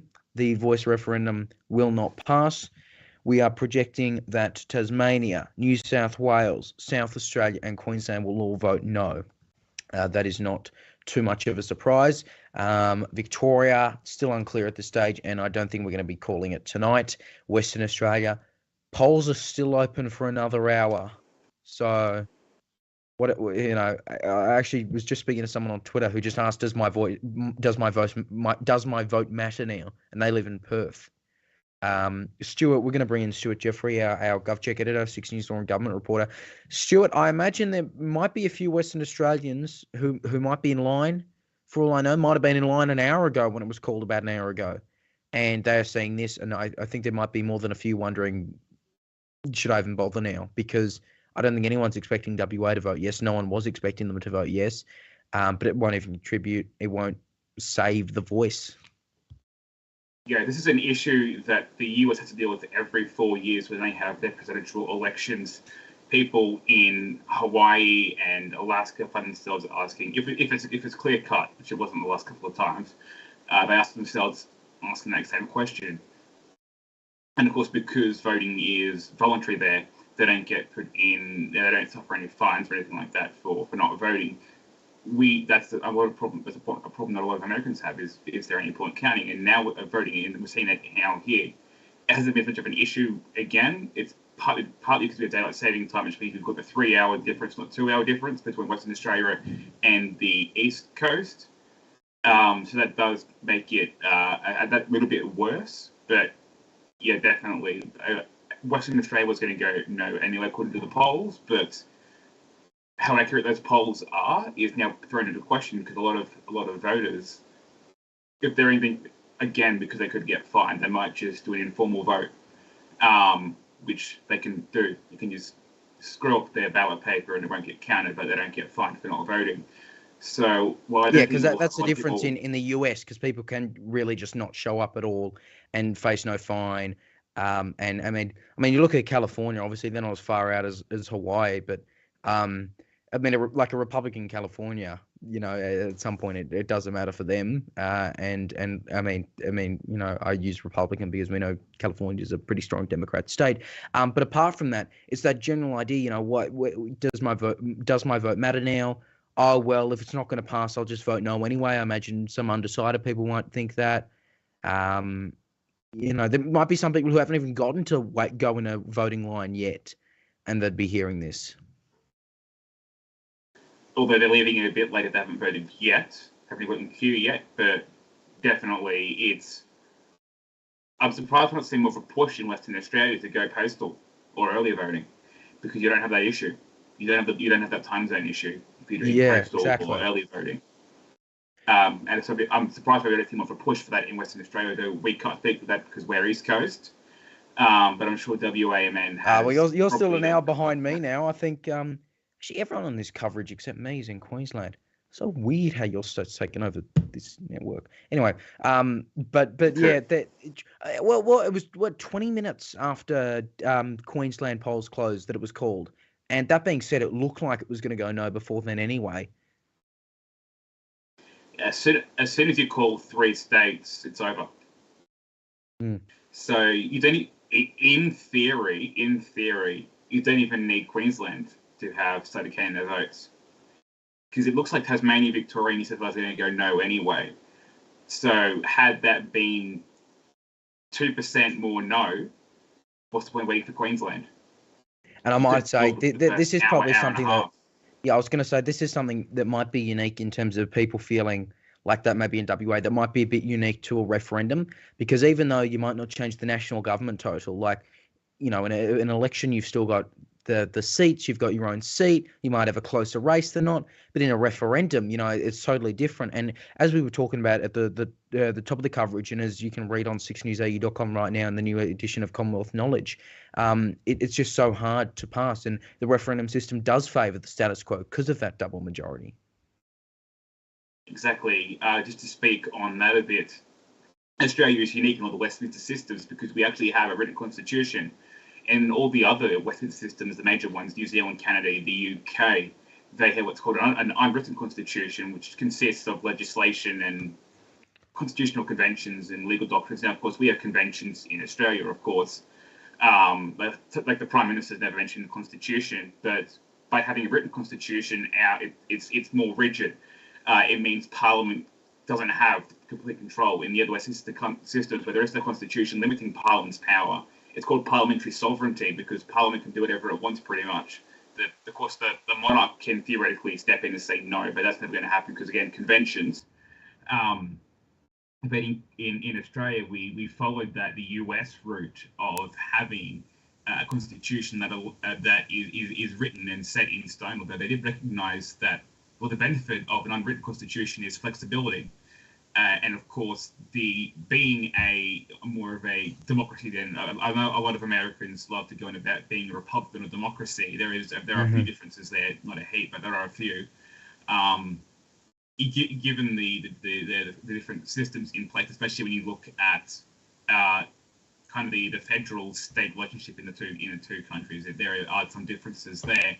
But with all this in mind, the framers went, okay, well, we'll go borrow from Switzerland, borrow the referendum system, make it a bit stricter, majority of people in majority of states and majority of Australians overall, which is a more democratic system than the US one, where you needed, I think, 2/3 of states to ratify an amendment to get an amendment passed. So it's a less of a democratic, direct democracy process than it is in the US.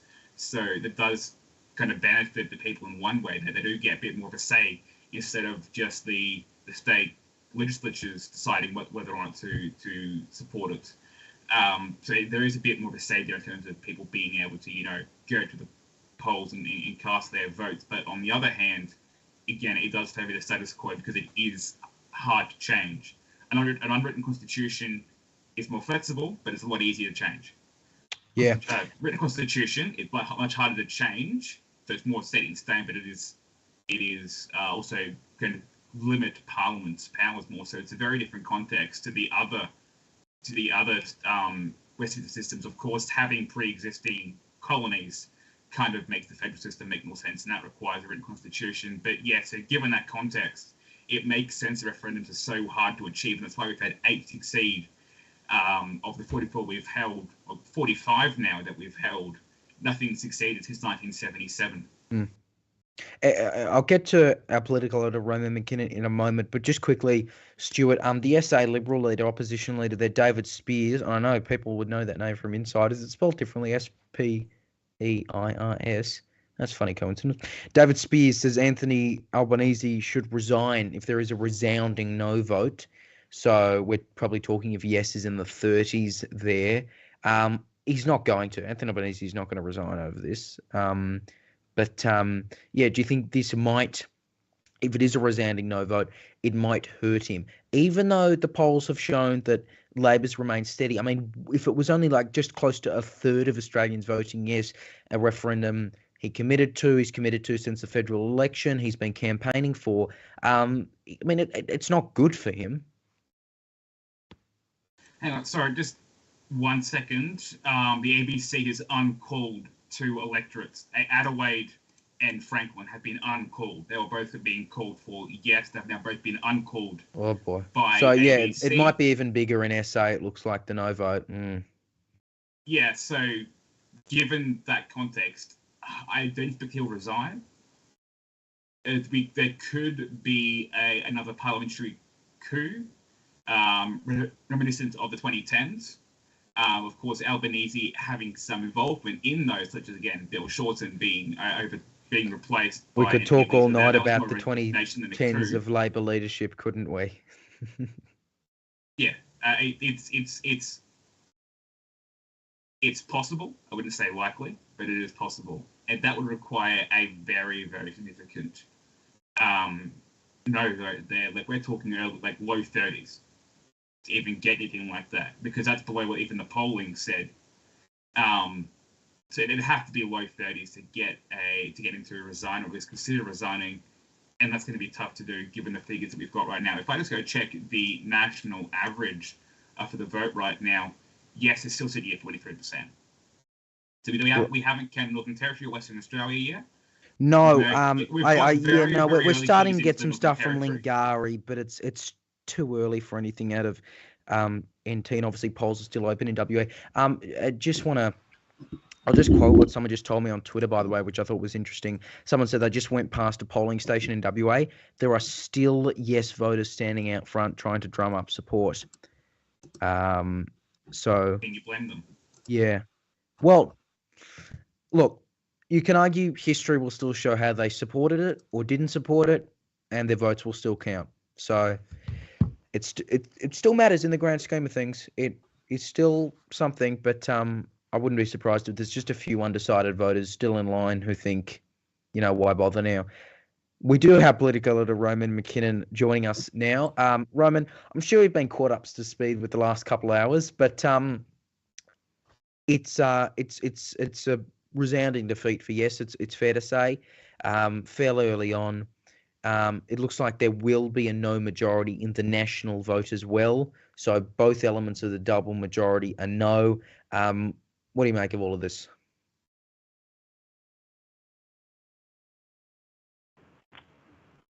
Yeah, really interesting to see all of the things that have happened across the night, and of course the campaign that has changed this the referendum, and how the no people and their campaigners have swung voters to a really crushing defeat for the Labor Party and the Yes campaign. Julia Gillard has come out. She is the Beyond Blue chair as well, of course, former Prime Minister. She said, while the referendum result is not the one Beyond Blue had hoped for, we remain hopeful that all Australians want to heal divisions and create a better future together. So she's coming out. We also heard Richard Marles, Deputy Prime Minister, say a few things as well. So really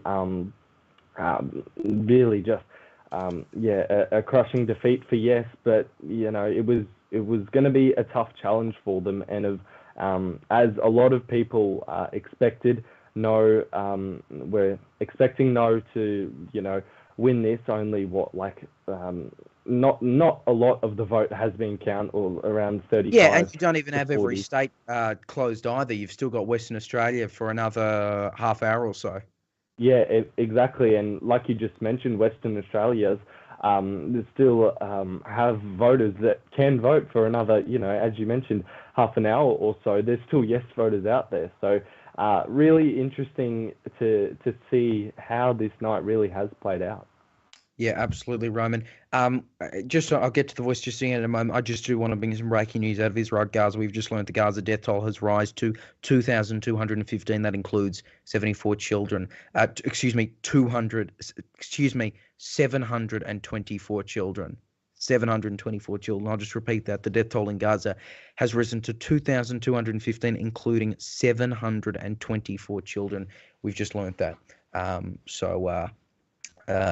So we will keep covering that for you. We've also just learned that Prime Minister Anthony Albanese will be addressing the nation at about 9 p.m. Australian Eastern Daylight Time. So in about 38 minutes, we'll bring that to you live. So we won't cut to an ad break. Just informing our producers live on air there. No ad break. We'll wait for the PM at 9, and look, we'll see how all that goes. Maybe we'll go to an ad break. I don't know. I'm a very indecisive person. Back to Roman though. Of course, as we just heard there, the SA Liberal leaders talked about Anthony Albanese stepping down if there's a big no vote. Now, no one's expecting that to happen. He won't. But what will be interesting is how he addresses this in his speech. What do you think he'll have to say? Because he's still in government, he's still the Prime Minister, but something he has pushed for, something he has campaigned for months now, has failed. Yeah, it'll be really interesting to see how he addresses the nation and what he'll say. I'm sure, like a lot of other different Labor leaders, they'll say, we're still optimistic about creating change for Aboriginal and Torres Strait Islander Australians. So something along the lines of optimism, hope, and along those lines of bringing Australians together in one equality, unity, things like that. And yeah, so should be interesting in what'd you say, 37 minutes or so when the Prime Minister addresses the nation in probably not what he wanted tonight, that's for sure. No, and it was interesting. I'm just trying to bring up his comments from Insiders the other weekend. Actually, no, it was last week. He says he will walk away from the Voice altogether if the no vote wins. It has one, evidently. He also said the government wouldn't legislate it. So, you know, there's still a lot he's been talking about doing in terms of Indigenous people, closing the gap and the like. But evidently he's going to walk away from it. He says he will. At least when he was asked if he would, he said correct, and I quote. So that's as bad as direct as you can get it. But look, it'll be interesting to see how this goes forward. And Roman, I will say it would be unpopular if he legislated it, which he could theoretically do. He had the ability to legislate it this entire time. But if he legislated it after Australians reject it, and also when we know that, you know, the whole idea was it was in the Constitution in the first place, so other governments couldn't remove it. Yeah, it'll be a case of Anthony Albanese using his prime ministerial powers, and along the lines of that, and things like that. That, you know, he can just flip it just like that. As you mentioned, he can just legislate it, but that's referendum. The referendum is up to the people of Australia, and the people of Australia have voted no. So it'll be really interesting to see what he does there. I just wanted to mention, sorry, I'm not sure if you've mentioned this yet, but inner city Sydney, so the federal seats of Mackellar, Warringah, Wentworth, Grayndler, which is Anthony Albanese's seat, Kingsford Smith, Bennelong, they are all flipped to the yes side, whereas Parramatta, Blaxland, and on that sort of western side of Sydney, or Greater Sydney, I should say, is on the no side. So it's really just a cut down the middle. When you look at the map, one side is yes and the other is no. So quite interesting there. But just going back to the point of where Anthony Albanese will walk away from the Voice altogether. We all remember that famous the start of his election victory speech last May, how he said he was restoring the Uluru Statement from the Heart, which happened quite a number of years ago. So I'm sure there'll still be something on the cards for Anthony Albanese and the government in terms of creating a better environment for Aboriginal and Torres Strait Islanders. So quite interesting to see how that will play out in, just a matter of 30 minutes. Yeah, it will be very interesting to see that. I just mentioned that what Anthony Albanese said on Insiders last Sunday. I'll just repeat that. He said he would walk away from the Voice altogether and he wouldn't legislate. I believe we've got that grab now. Australians vote no. I don't believe that it would be appropriate to then go and say, oh, well, you've had your say, but we're going to legislate anyway. It's a no vote. You walk away from the Voice altogether. Correct. We will continue to do what we can to listen to Indigenous Australians. We try that now. But Indigenous Australians are saying that they want it to be enshrined. I cast my vote today for yes. Anthony Albanese there. That was him on Insiders last Sunday, again saying he wouldn't legislate the Voice to Parliament if the no vote failed, if the no vote won, I should say, and the no vote has won based on the figures we are seeing now. Interesting results in Deakin, by the way, in the Victorian seat of Deakin, 51.4% yes.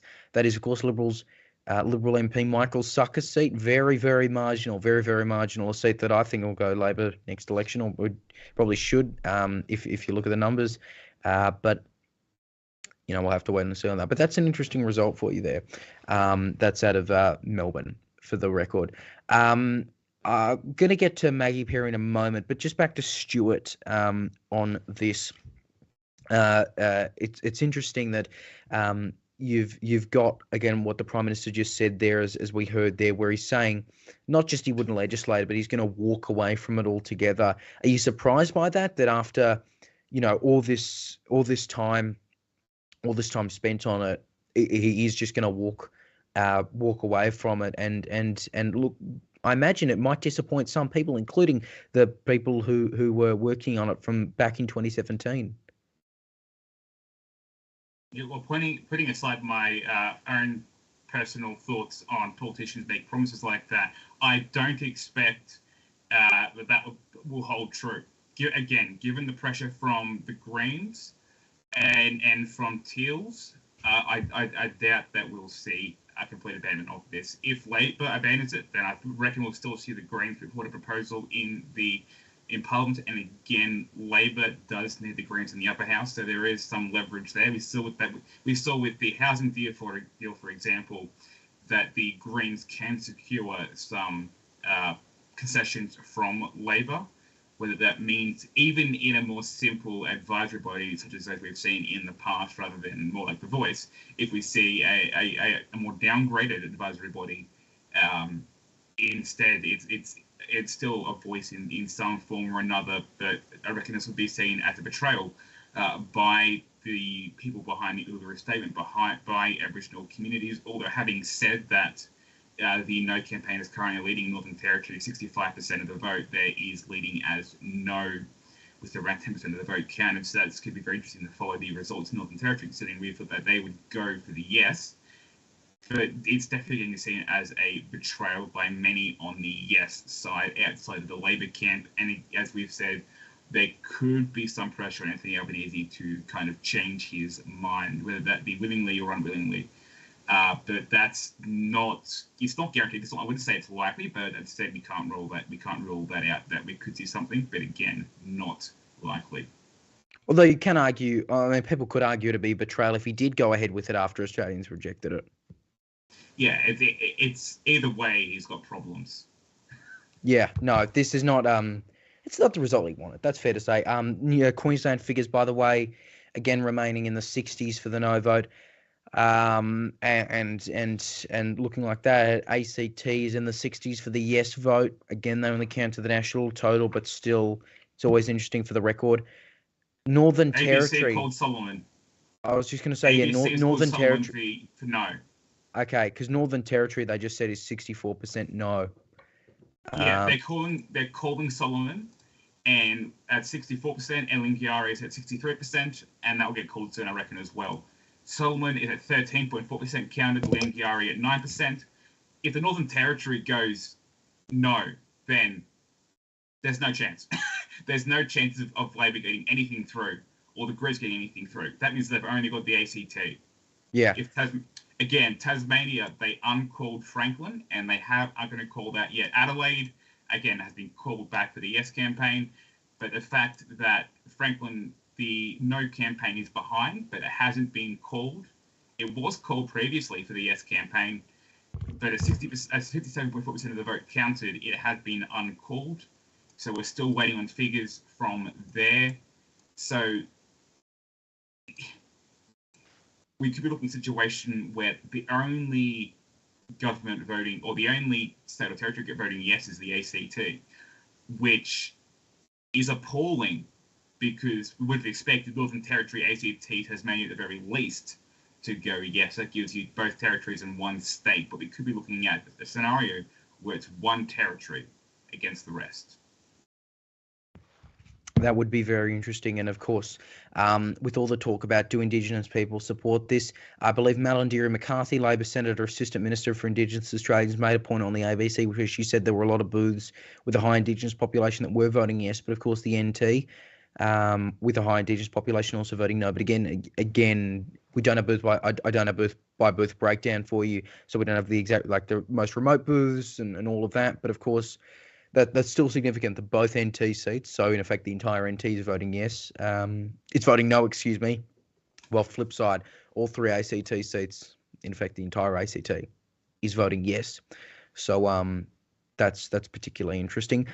Just quickly back to Roman for a second. Roman, I just on what I said there, so much debate made about do Indigenous Australians support it? And I think a lot of people were saying, yes, they do, even if they were disputing whether it was 80, 83%. Of course, the recent poll was up to 64, possibly 59. But having the NT vote no is pretty significant in this sense.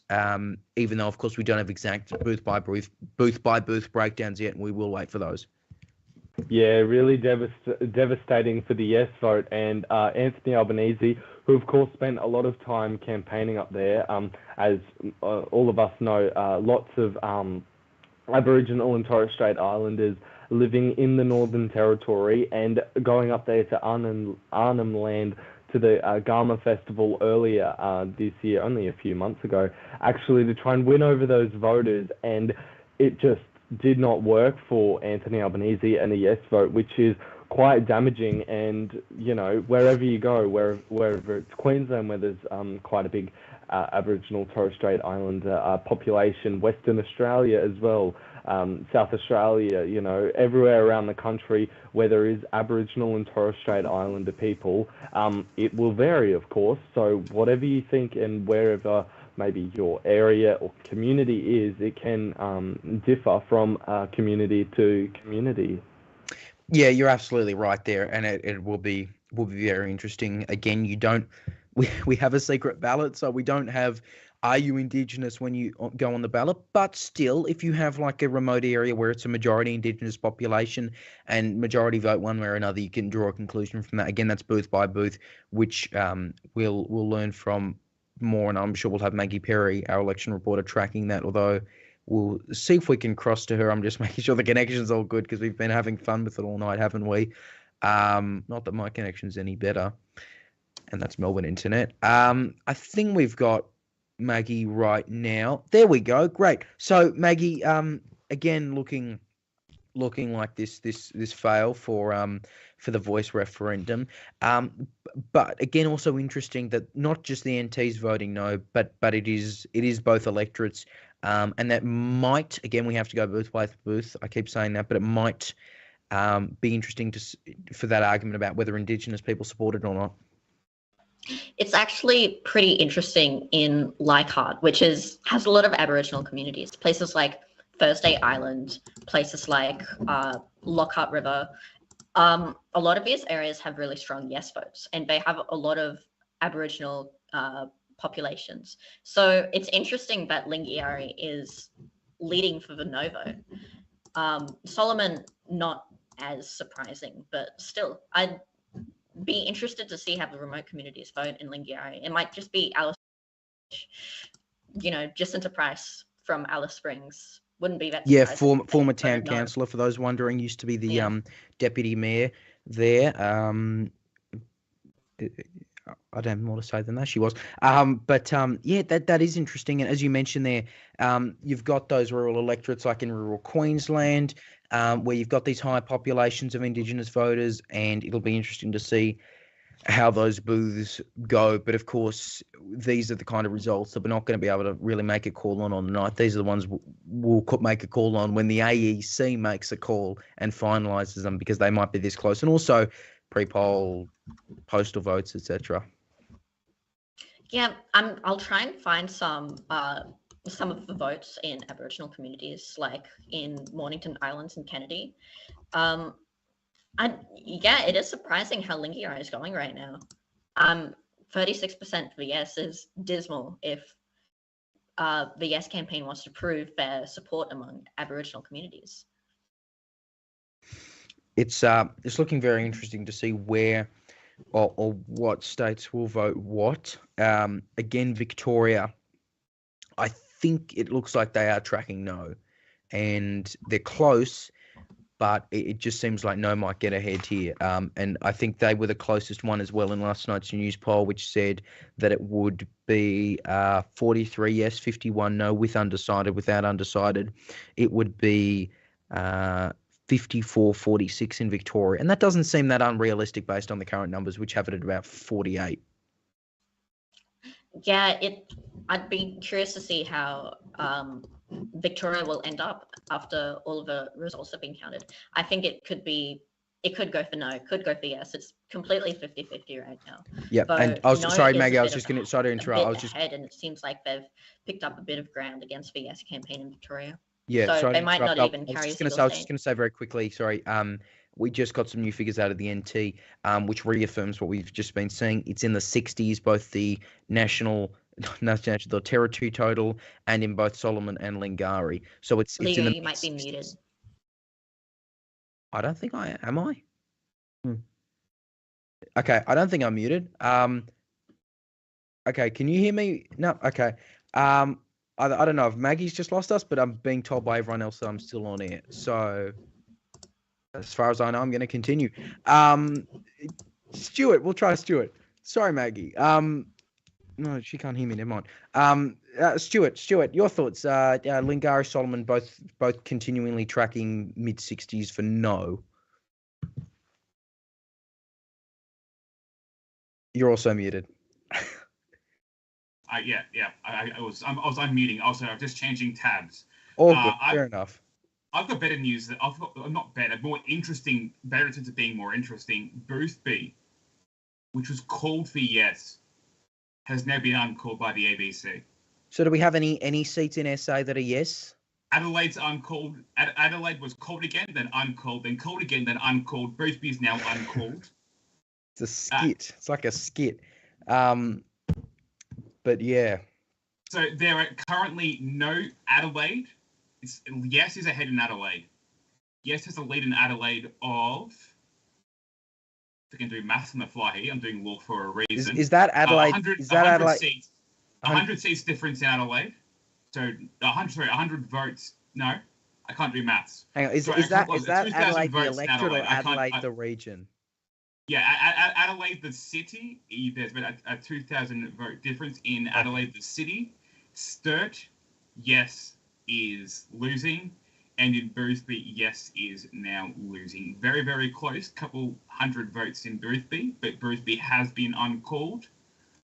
Lingiari has not yet been called by the ABC. Solomon has been called. Now, just as I speak, Lingiari has been called.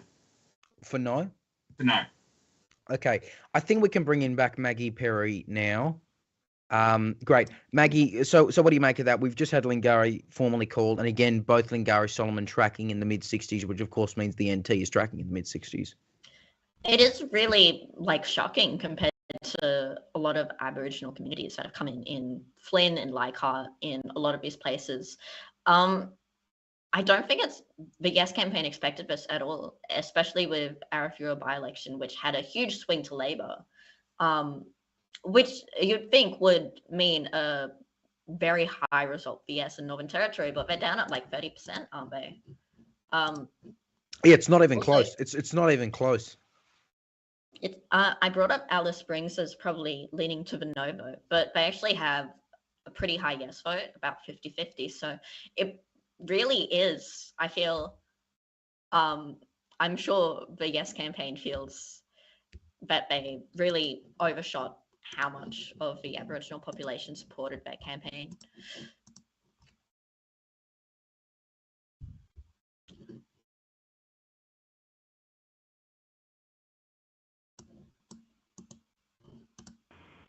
Leo, you're muted. Of course I'm muted now. I think everyone's had this problem once. Okay, great. Where was I? What was I saying? No one heard what I was saying. Right. Okay. Yeah. Indigenous people. I mean, it is a secret ballot, so we never officially 100% know. But you judge the numbers based on the polling, and you also judge them based on the polling booths. And so it'll be interesting to see at the end of the day whether they do support it on these booths with high Indigenous populations. Just to see at the end of the day, it'll be an interesting fact, and look, it'll be it'll be a maybe contentious one as well. But again, it's evident that the territory with the highest Indigenous population has voted no, notwithstanding that there are many people in the territory who are not Indigenous, but I mean that's a fact. But look, we'll see those individual booths, and of course, it's not just NT; it's also rural Queensland, rural WA, which will be interesting to continue to follow. It's 18 minutes to the hour here on 6 News. Of course, the Prime Minister is set to speak at 9 p.m. Australian Eastern Daylight Time. We will bring that to you live, so keep watching. Share your thoughts in the comment. Are you surprised by the result? What do you make of that? What do you think the next step is forward? Let us know. Stuart, what do you think the next step forward is, except for, of course, if there is no legislation? Because, when the Prime Minister uses the term walk away from the voice, a lot of people are concerned he might walk away from issues of closing the gap altogether. So what can you do from here? When, of course, this was kind of the thing he was riding on. Legislation is really the only option here. And that's why I'm saying, that's why I'm not ruling out the voice being passed by legislation, because according to the Yes campaign, that's the best way to kind of get Aboriginal issues heard by the government. And that's why I suggest that it's not out of the picture. It might not be what Albanese wants, but it's definitely what the majority of the Yes campaign wants, the non-Labor Yes campaign. So Teals, Greens, more progressive camps, to everyone outside of Labor really seems to be supporting some form of voice. And yeah, Labor might not want one, but we've got to remember that they don't have a majority in the Senate. And I keep coming back to that they are kind of hamstrung in that sense, that they do need to rely on the Greens and also one other party, which is, Pocock maybe. I wonder because Jackie Lambie, she was, I guess, a bit of a cautious yes. She was critical of the Prime Minister. I think she said if it failed, it was on him. Remember in the Senate, okay? Think about it. You do the numbers. So initially it was ALP plus Green plus Pocock, right? You lose one for Green when Lydia Thorpe left. Lydia Thorpe is not going to vote to legislate the voice, right? I know there were some critical comments, but she said no voice. She's clarified her comments. I don't think it'd be the smartest decision for Pocock to make either. I know he's in the ACT, which has a high yes vote, very high. As it stands, the only jurisdiction voting yes right now, but maybe not the most popular decision if he's going against the will of the people. And not the people in the ACT, though. They want the voice. Maybe I'm wrong on that point. But what I would say is, like, Jackie Lambie Network, I don't think they'd vote yes for it. I don't think the Jackie Lambie Network would vote to legislate it. And then I can't see anyone else on the crossbench. Maybe I don't even think Andrew Bragg, Liberal Senator, would go for it either. Hey, nice. We've got everyone on screen. This is great. Not Stuart. Roman, what else is going on in terms of Queensland? Because, again, there's been interesting results in each electorate. We know the ones that were voting yes, according to the polls, were just the three Greens electorates. You are, of course, in Dixon, which is Peter Dutton's electorate that has been very close. At one point, it was an electorate we called for Labor last year, but we don't speak about that call anymore. Yes. But what's it looking like in Dixon right now? Yeah, so Dixon is voting no 59.8% to 40.2%. That's no to yes. The only 4 seats in Queensland that are yes: Brisbane, Griffith, Moreton and Ryan. 3 of those 4 seats are held by the Greens. So obvious Labor Greens sort of those kind of blends there. Of course, Brisbane, Griffith and Ryan are those 3 Green seats. We've got 1 still undecided seat. That is Lily, which is Annika Wells, the sports minister. That's 52.1% to the yes vote and 47.9% to the no vote. So 36.7% counted in Lily there, which is actually the next suburb south of Dixon as well. So really interesting, and it's all sort of in that inner city Brisbane, so Brisbane, Griffith, Ryan, Moreton as well, that's sort of in that area of that sort of 20-kilometre radius within the actual Brisbane Central Business District. So quite interesting there. We've got quite a few in New South Wales as well. Zali Steggall's seat of Warringah as well, 61.1% to the yes to 38.9% to the no vote. So really, if there's any positives with the yes vote, which is really hard to find at the moment, and for them, it'd be the Greens supporters and voters that are voting yes as well, which is kind of what we expected as they it was in sort line of hold with the those same polls values. for political affiliation, and it was interesting because Labor was split, Liberal coalition was hard no, 94 was no One Nation lower house seat, so that's a bit redundant. But again, there's those fun facts or random Oz poll down the line. Every KAP held federal seat voted no. Every Central Alliance voted no. Every Greens voted yes. It's looking like based on those numbers. I wonder how the Daly and Frank Carbone network seat went. Look, we'll see. I'm sure someone can get Fairfield up. Anyway, also some breaking news, by the way. We can't forget the New Zealand election. We just learned New Zealand Prime Minister and Labor leader Chris Hipkins, he has just conceded, saying, quote, early this evening I called Christopher Luxon, that's the National Party leader, to congratulate him on national results. He added, quote, Labor is not in a position to form another government. So National and ACT will wait to see if they can form government without New Zealand first. Based on the earlier numbers, it was looking like that would happen. And so there will be a new government in New Zealand, the National Party taking over. And Chris Hipkins, he has formally conceded. So it doesn't look like there's any way for Labor to form a coalition with either the Greens and the Maori Party. And so it will be that man on screen that'll be the new Prime Minister of New Zealand. So that happened.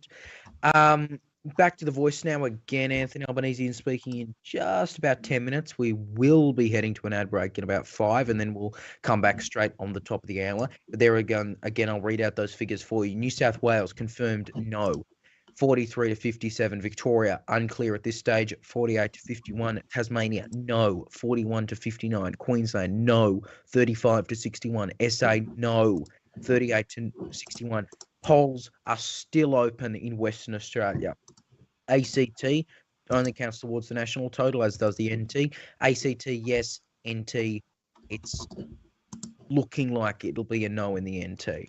So, some more comments from Thomas Mayo, by the way. He said he is not angry at the Australian public. He has blamed the Voice defeat on Australians being, quote-unquote, lied to by politicians.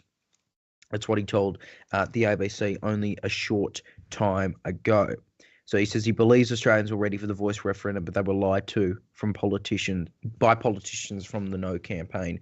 You're seeing on the bottom of your screen, by the way, of course, the National Voice to Parliament total, 42.9 yes, 57.1 no. It might go down, it might go up. Last night's news poll was a 37 for yes, 57 for no, and undecided at 6 for the record. I'm sure there'll be a lot of talking about the accuracy of polling, but I don't think it's probably fair to make any of those calls until we get a final result. And that is not happening tonight. But it is interesting, and Maggie, it is interesting that while there were polls, and I'll go back to the state we were talking about at the very start tonight, Tasmania, while it was suggested they might have gone yes, and I thought they'd go yes with the bipartisan support, it was worth noting polls had a smaller sample size, and evidently it's pretty clear they've gone no. Yeah, I really think that they overshot the yes campaign in Tasmania and maybe undershot it in Victoria, but I just don't really get how this huge polling miss happened in Tasmania, even with the small sample size.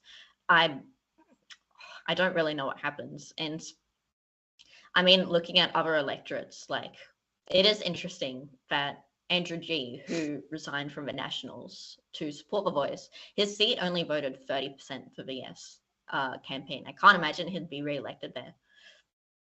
No, that's actually something I hadn't even remembered. 30%, yeah. So I don't know if he's done much on the ground campaigning or not, but that's not helping him personally. Pretty bleak result, yeah. Yeah, will be very interesting to see these personal seats, especially. I wonder if we've got anything for Linda Burney's. No, she's a Western Australian MP, isn't she, Linda Burney? No, but she's Kingsford Smith. I think that's voted yes. Pretty. Why do I think she was in WA? I'm losing it. Okay, it has voted yes. Okay, right. Will be interesting to follow the others. Oh, actually, I think her seat voted no. Really? Yeah. What seat again? Wrong. Yeah, Barton. Barton. No, okay. for 56%. That's shocking. 54%, you said? 56. 56. Okay. I got to make sure I stop talking over there. Anyway, 56. Okay. Got it. Right. That is some interesting figures. So that's the Minister for Indigenous Australians, Linda Burney. Her seat has voted 56 no based on the results we're seeing. And so, yeah, that'll be very interesting. But I wonder also, do we have the numbers on Bass, by the way? Just to hate to put you on. Yes, we do. Because that's Bridget Archer, Liberal. 62%. No. Yeah, for no. For no. Okay. Again, that's Bridget Archer's seat, Liberal MP, who does support the Yes campaign. So that's that. Hey, will be very interesting to see these results of some personal pollies and how they've managed to go. And so we'll keep following those for you. It is 53 minutes past 8, or should I say 7 to 9 Australian Eastern Daylight Time, and in a moment we'll head to an ad break as we continue our coverage of the Voice to Parliament referendum. Of course, let us know your thoughts in the live chat. The Prime Minister, Anthony Albanese, he is set to address the nation at 9 p.m. local time, so in 7 minutes. And if we can just bring those state-by-state results again, we know that nationally the Voice has failed. Australia has voted no. New South Wales, no, 43-57. Victoria, uncalled, 48-51. Tasmania, 41-59. Queensland, 35-61. SA, 38-64. And in WA, polls are open for another 6 minutes. So, but they're expected to not vote no as well. So that is the reality as we see it state by state. A lot still to come in, and we'll keep bringing you those. But we're going to head to an outbreak now. Stay with us here on 6 News. The Prime Minister, about 5 minutes away, we will bring you his speech live as Australia votes no to an Indigenous Voice to Parliament. You're watching 6 News. Stay with us.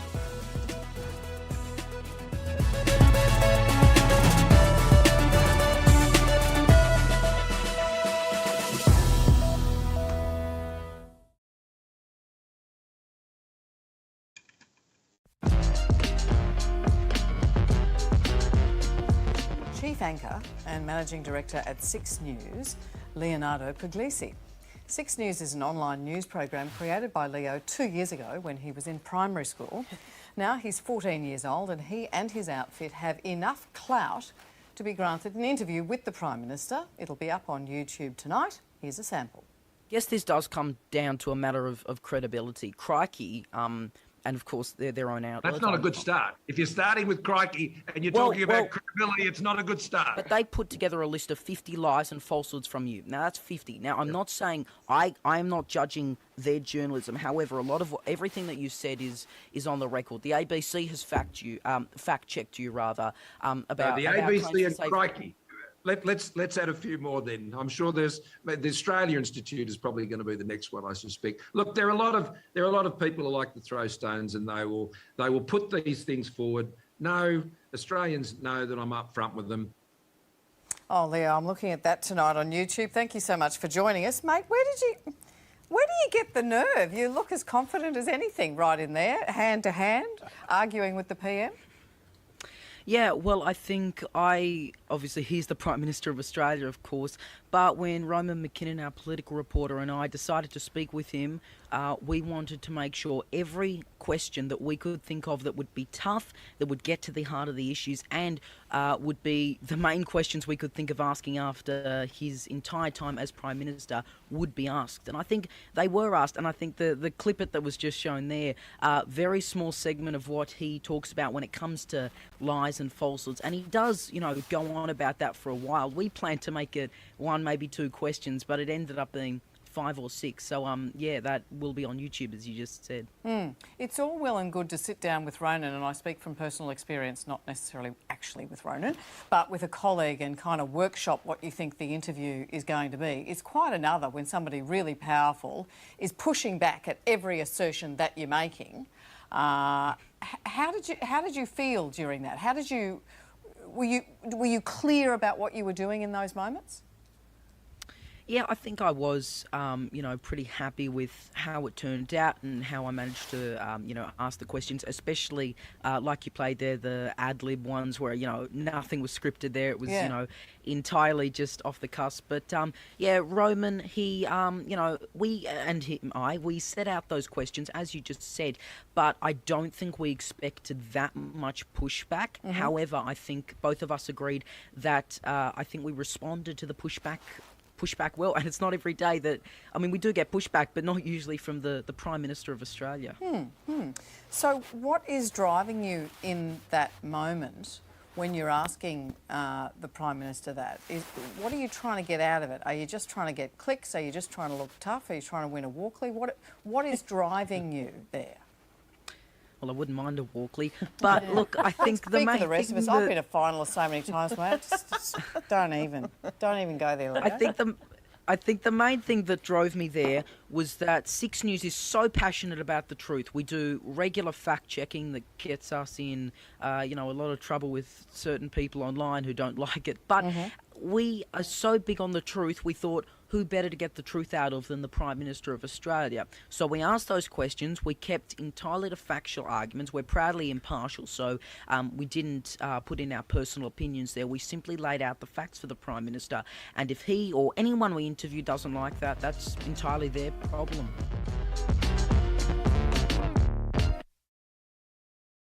From the moment you get up, 6 News has you covered. We'll keep you informed with what's happened overnight, both here at home and overseas, and let you know what to expect right throughout the day. Extraordinary scenes overnight. Going to be a big day. The news starts here every morning on 6 News.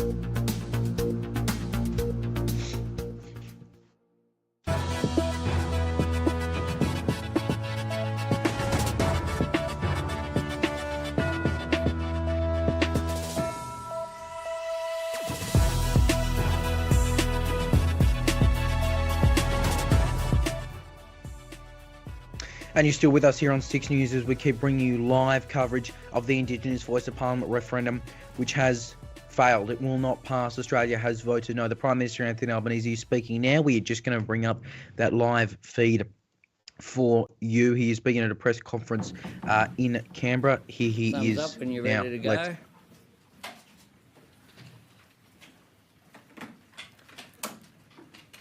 Doesn't sound like you're ready to go.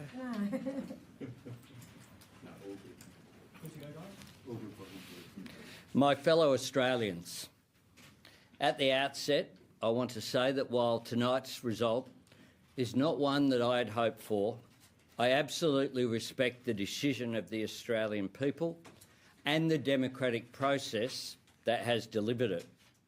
When we reflect on everything happening in the world today, we can all give thanks that here in Australia, we make the big decisions peacefully and as equals, with one vote, one value.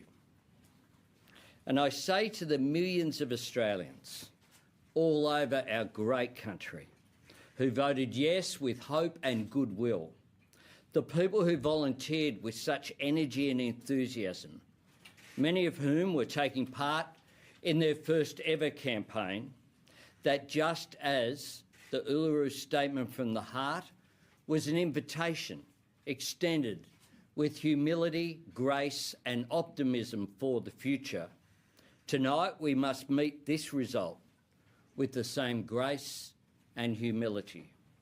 And tomorrow we must seek a new way forward with the same optimism. My fellow Australians, the first time I spoke to you as Prime Minister of this nation, I repeated a commitment I had given many times before as Labor leader. I promised that our government would seek to implement the Uluru Statement from the Heart. I gave my word to the Aboriginal and Torres Strait Islander leaders and elders who had poured their hopes and aspirations into that extraordinary statement. I spoke to the people from all walks of life and all sides of politics, the people of every faith and background and tradition who had embraced this cause. I promised our government would seek to answer the generous and gracious call of those 440 powerful words through a voice, recognition, enshrined in the Constitution. I never imagined or indeed said that it would be easy. Very few things in public life worth doing are. Nor could I guarantee the referendum would succeed. History told us that only 8 out of 44 had done so. What I could promise was that we would go all in, that we would try, and we have. We have given Aboriginal and Torres Strait Islander people the fulfilment of their request, that we take forward an idea that had been decades in the making, and we would give the Australian people the opportunity to decide for themselves. We have kept that promise. We have given our all. We argued for this change not out of convenience, but from conviction, because that's what people deserve from their government. And of course, when you do the hard things, when you aim high, sometimes you fall short. And tonight, we acknowledge, understand, and respect that we have. As Prime Minister, I will always accept responsibility for the decisions I've taken, and I do so tonight. But I do want Australians to know that I will always be ambitious for our country, ambitious for us to be the very best version of ourselves. I will always be optimistic for what we can achieve together.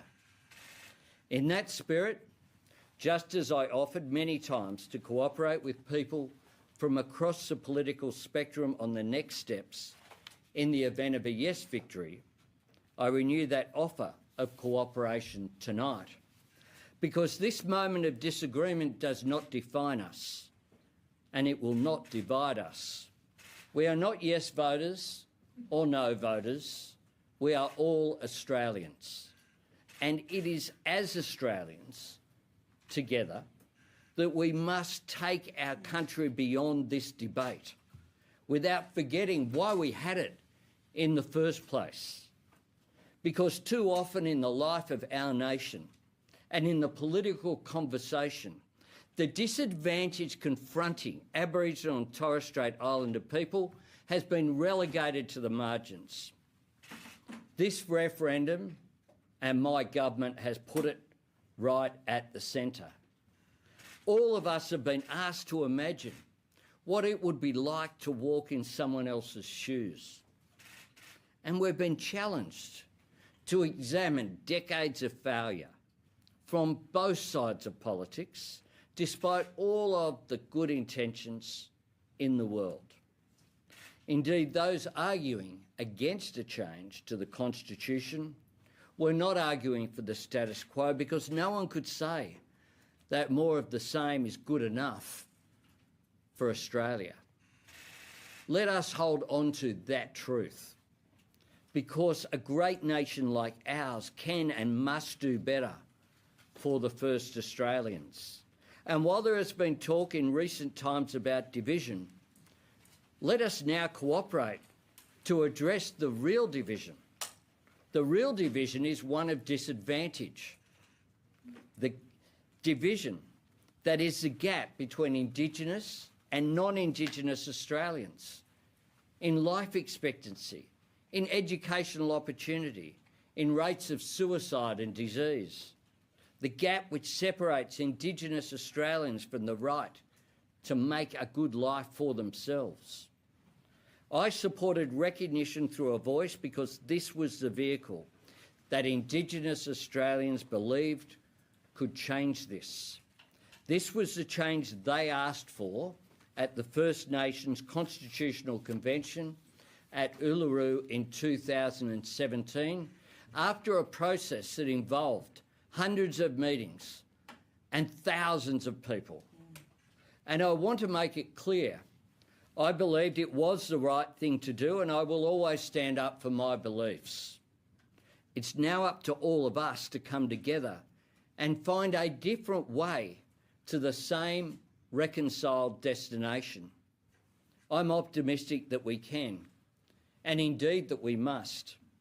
There is a new national awareness of these questions. Let us channel that into a new sense of national purpose to find the answers. The proposition we advanced at this referendum was about listening to people in order to get better outcomes. And these principles are what will continue to guide me as Australia's 31st Prime Minister. Our government will continue to listen to people and to communities. Our government will continue to seek better outcomes for Indigenous Australians and their children and the generations to come. This is not only in the interests of Indigenous Australians, it is in the interests of all Australians to build a better future for our nation. Tonight, I want to recognise that for many Aboriginal and Torres Strait Islander people, this campaign has been a heavy weight to carry, and this result will be very hard to bear. So many remarkable Indigenous Australians have put their heart and soul into this cause, not just over the past few weeks and months, but through decades, indeed lifetimes of advocacy. I have been honoured and humbled to stand by you and witness your extraordinary courage and grace, your great love for our country, and your deep faith in our people. None less than my friend standing with me here tonight. You continue to inspire me and make me prouder than ever to be Australian. I have never been as proud to be Australian as when I sat in the red dirt at Uluru with those wonderful women. I have made lifetime friends, and for that I am grateful. Constitutional change may not have happened tonight, but change has happened in our great nation. Respect and recognition is given at events. The fullness of our history has begun to be told. Maintain your hope and know that you are loved. My fellow Australians, our nation's road to reconciliation has often been hard going. The climb steep, the ground uncertain, the headwinds powerful, the way forward difficult to navigate. But through the decades, there have been hard moments of hard-won progress as well. That's why I say tonight is not the end of the road, and it is certainly not the end of our efforts to bring people together. The issues we sought to address have not gone away, and neither have the people of goodwill and good heart who want to address them. And address them we will, with hope in our heart, with faith in each other, with kindness towards each other, walking together in a spirit of unity and healing, walking together for a better future for the first Australians whose generosity of spirit and resilience intensifies the privilege that all Australians have of sharing this continent with the oldest continuous culture on earth. The historic fact that Australia's story is 65,000 years old remains a source of national pride and remains a fact. From tomorrow, we will continue to write the next chapter in that great Australian story, and we will write it together, and reconciliation must be a part of that chapter. Thank you. Thank you, Prime Minister.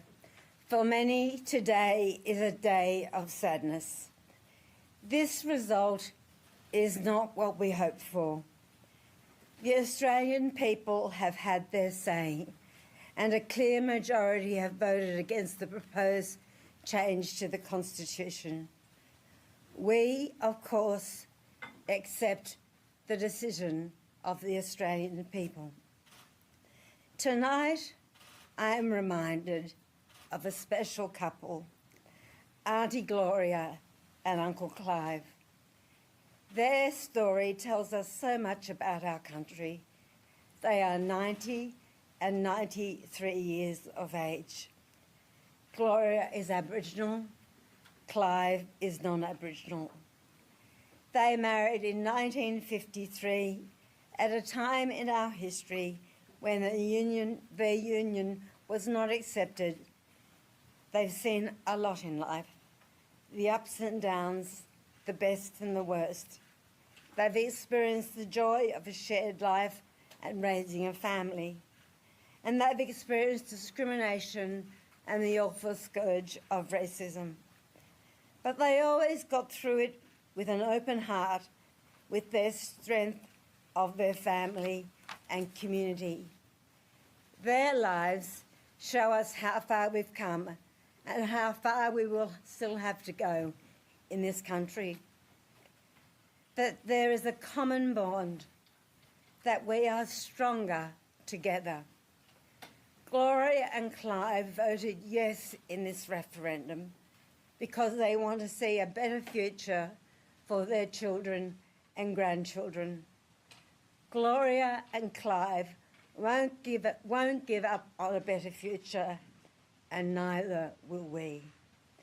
I could not be more proud of people like Gloria and Clive and the tens of thousands of Yes volunteers who work so hard for recognition. You are truly, truly inspirational. The Yes 23 campaign, the Uluru Dialogues, and of course the Prime Minister and my parliamentary colleagues, thank you all so much.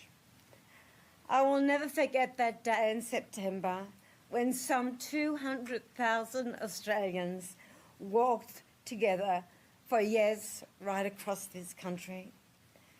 I know this outcome will be hard for some, but achieving progress is never easy, and progress doesn't always move in a straight line. There are breakthroughs and heartbreaks. But I am confident that because of this campaign and the millions of conversations it sparked, that a new generation of Indigenous leaders will emerge. Young people like Sarah and Jakira, whom I met in Adelaide, they are stepping up and carrying the flame. That something good will become from shining a light on the gap between Indigenous and non-Indigenous Australians. And to all Aboriginal and Torres Strait Islander people, I want to say this. I know the last few months have been tough, but be proud of who you are. Be proud of your identity. Be proud of the 65,000 years of history and culture that you are part of, and your rightful place in this country. We will carry on and we will move forward and we will thrive. This is not the end of reconciliation.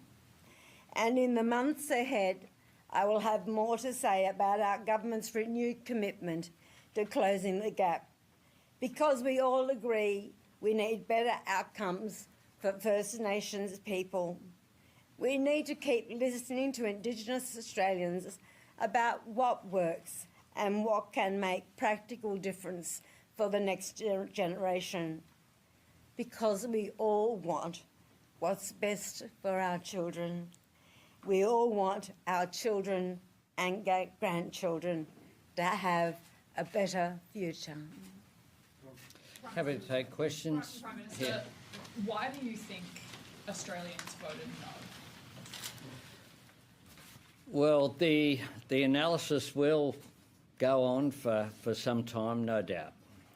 But the truth is that no referendum has succeeded without bipartisan support in this country. None. Prime Minister, 8 months ago, you both stood on this stage and said you were here to change the country. There'll be a lot of Indigenous Australians tonight who are disappointed in the result.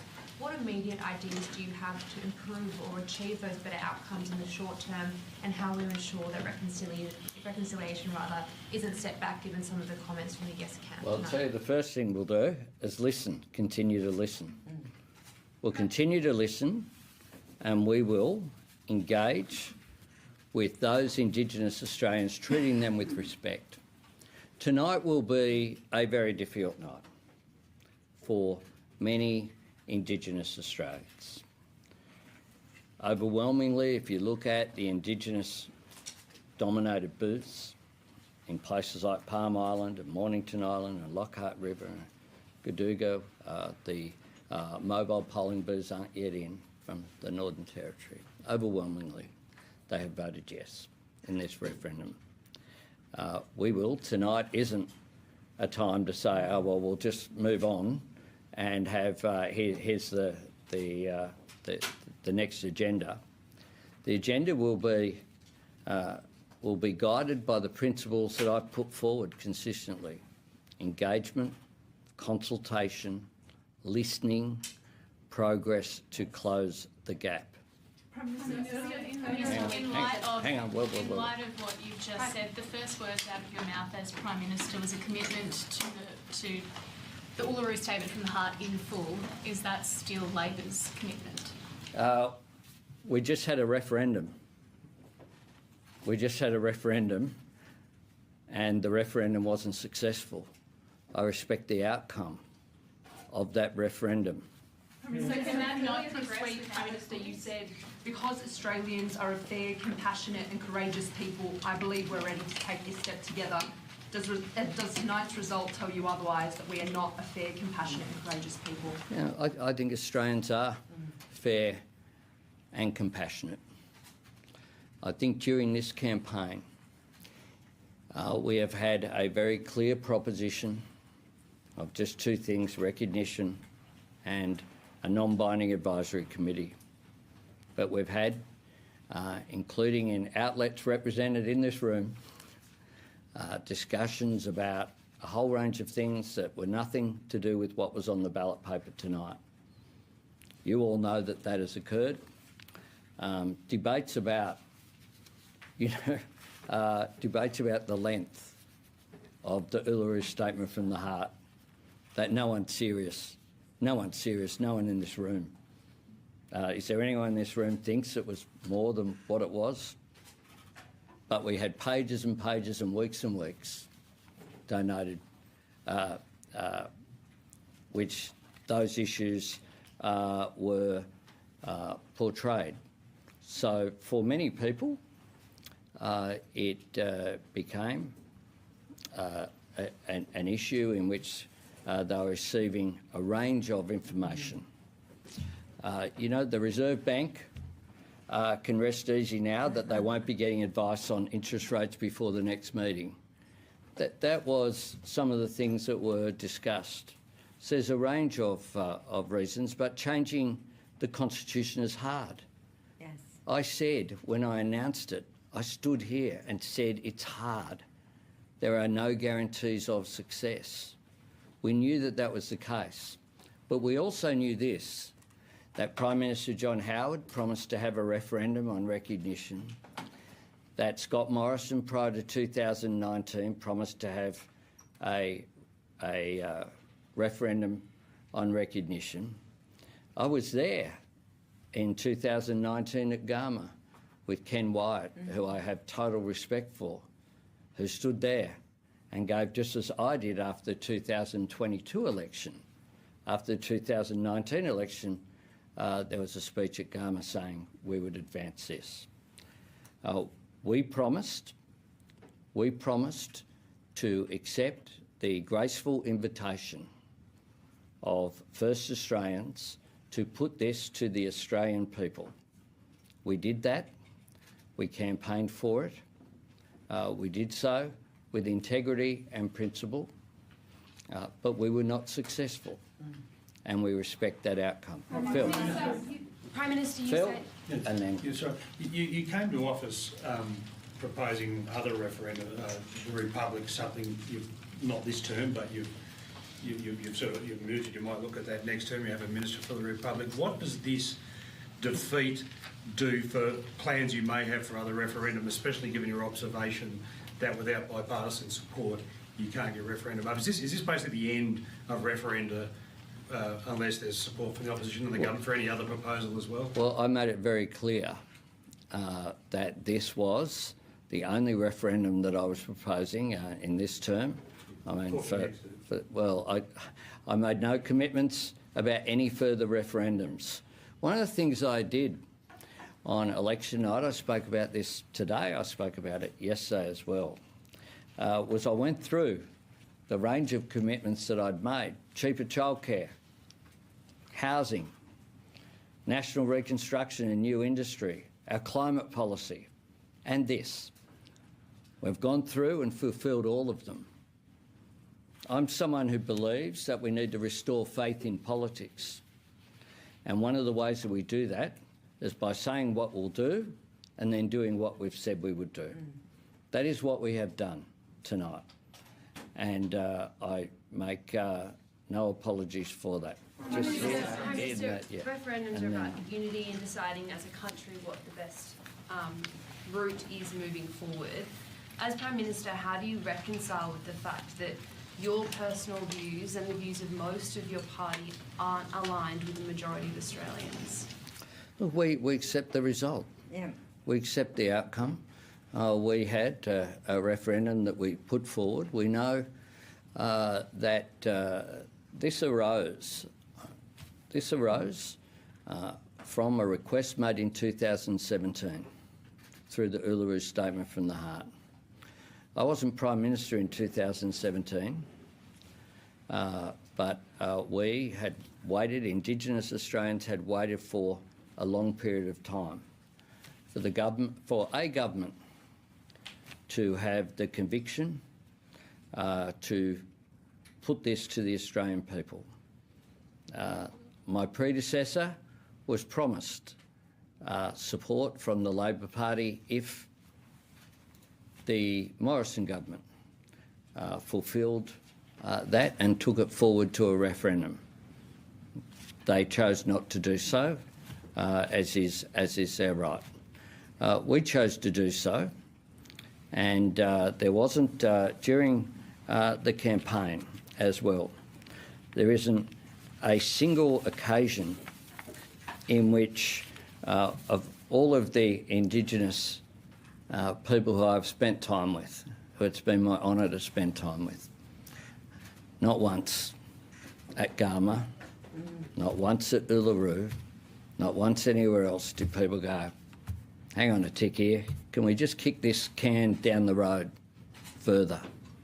There are people who've been involved who stood on this stage with me in March, who spent a lifetime on this, a lifetime, struggling just to be recognised in our Constitution.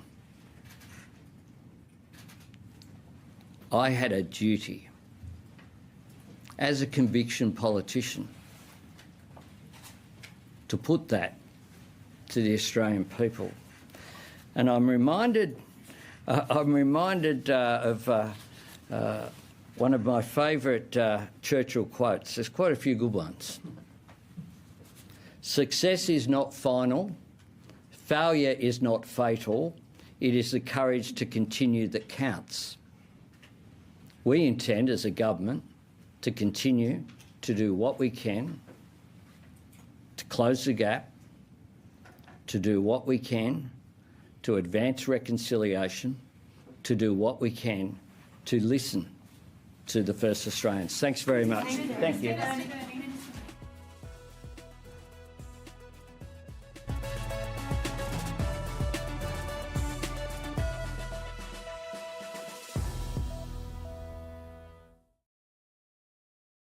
We continue our Voice to Parliament coverage.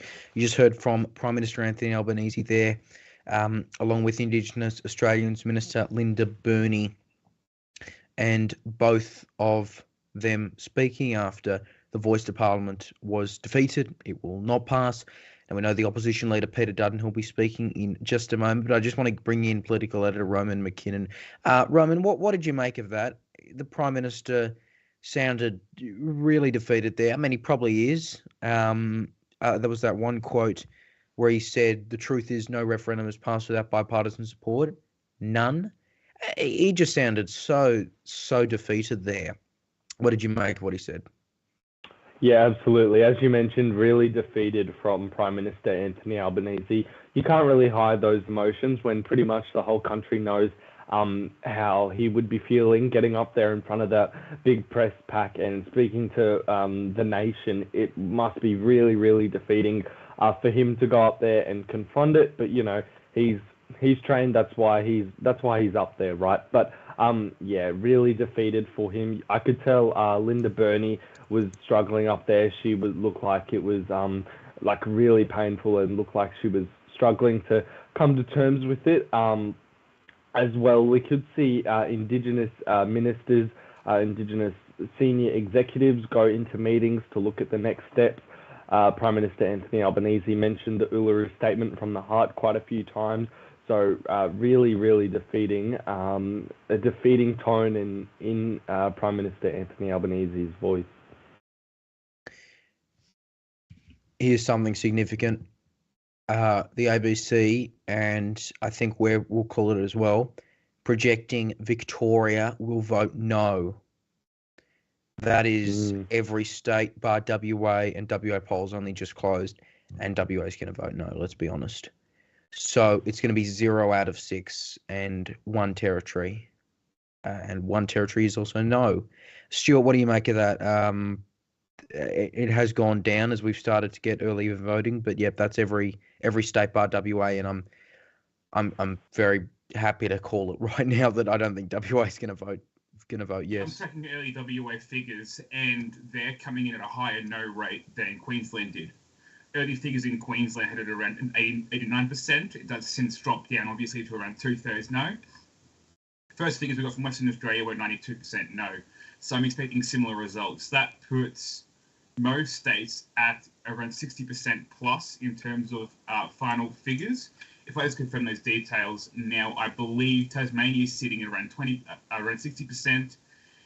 Queensland is above 60%. South Australia, I'm pretty sure, is above 60%. And Western Australia, of course, will also end up above 60% as well. Most likely, that gives 4 states above 60%, which makes it one of our less successful referendums ever.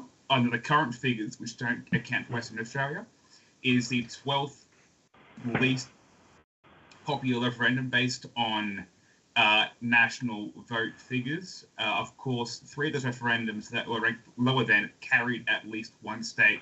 2 of those states being Western Australia in two separate referendums. Of course, Western Australia now will be voting against the Voice. Interestingly, it also ranks below both referendums around military conscription that were brought about by Billy Hughes in 1916 and 1917, the first of which led to a split in the Labor Party, eventually led to the second plebiscite, which also failed as well. Just I was just going to say, yeah. Just also of note, Stuart, is that in addition to obviously it being 0 out of 6, in addition to only one territory, it's worth mentioning that we really should follow that national total, because it's going to start to go down very, very soon as the WA votes come in.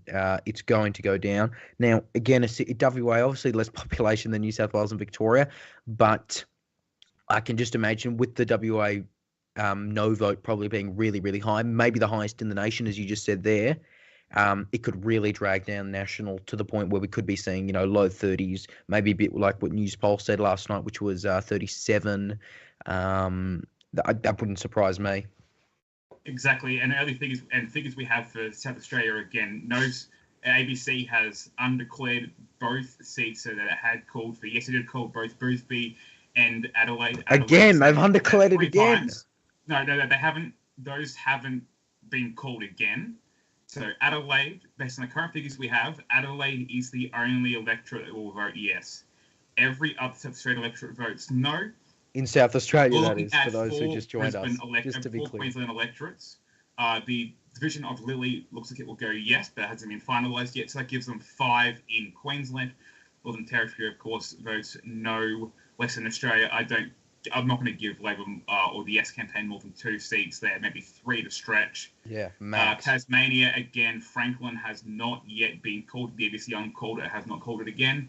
No is currently behind there, but that still gives a 3-2 split in Tasmania.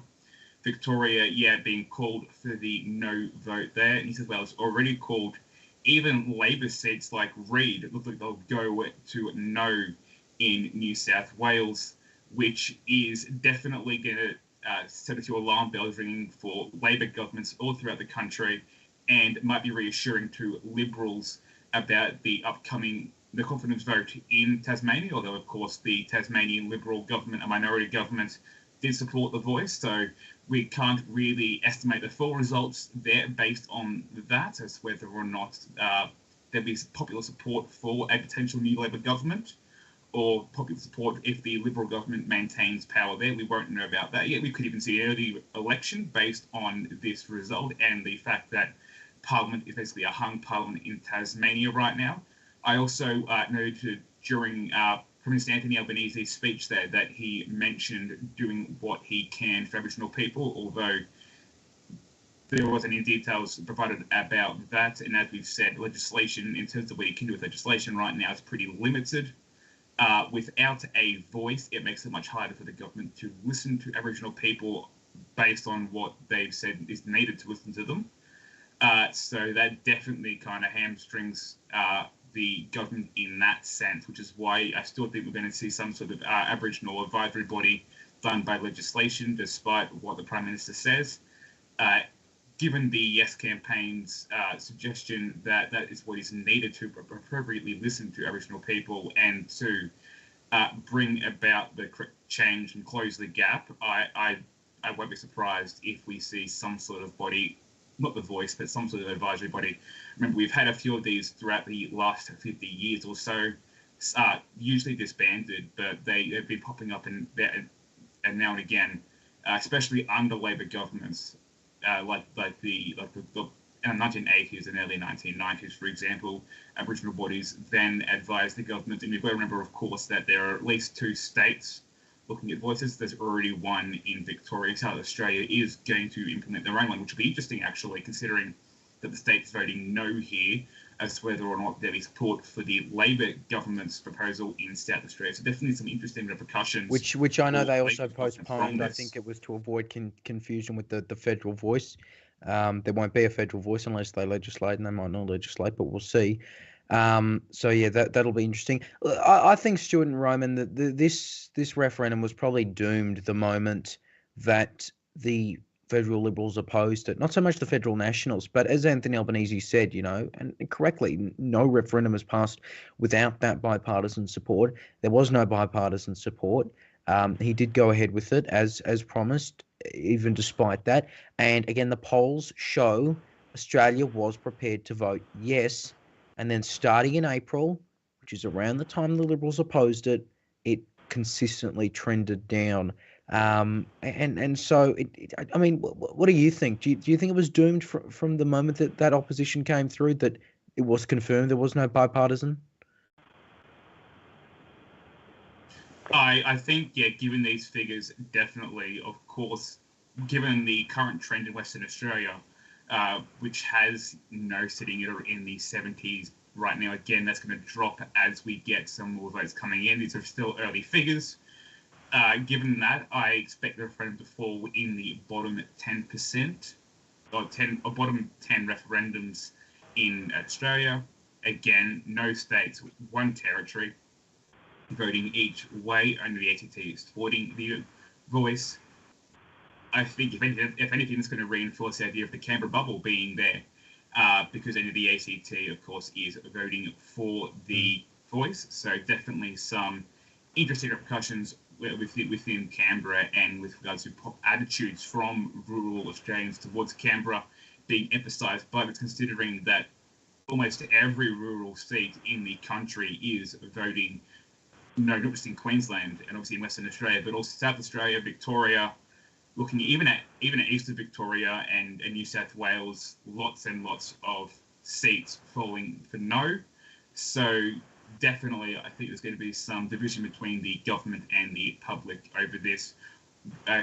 Anthony Albanese said that we need this referendum, although given that we're likely to see a no vote sitting somewhere around 60-65% of the population, yeah, you're right, it was doomed from the start as soon as the LNP opposed it.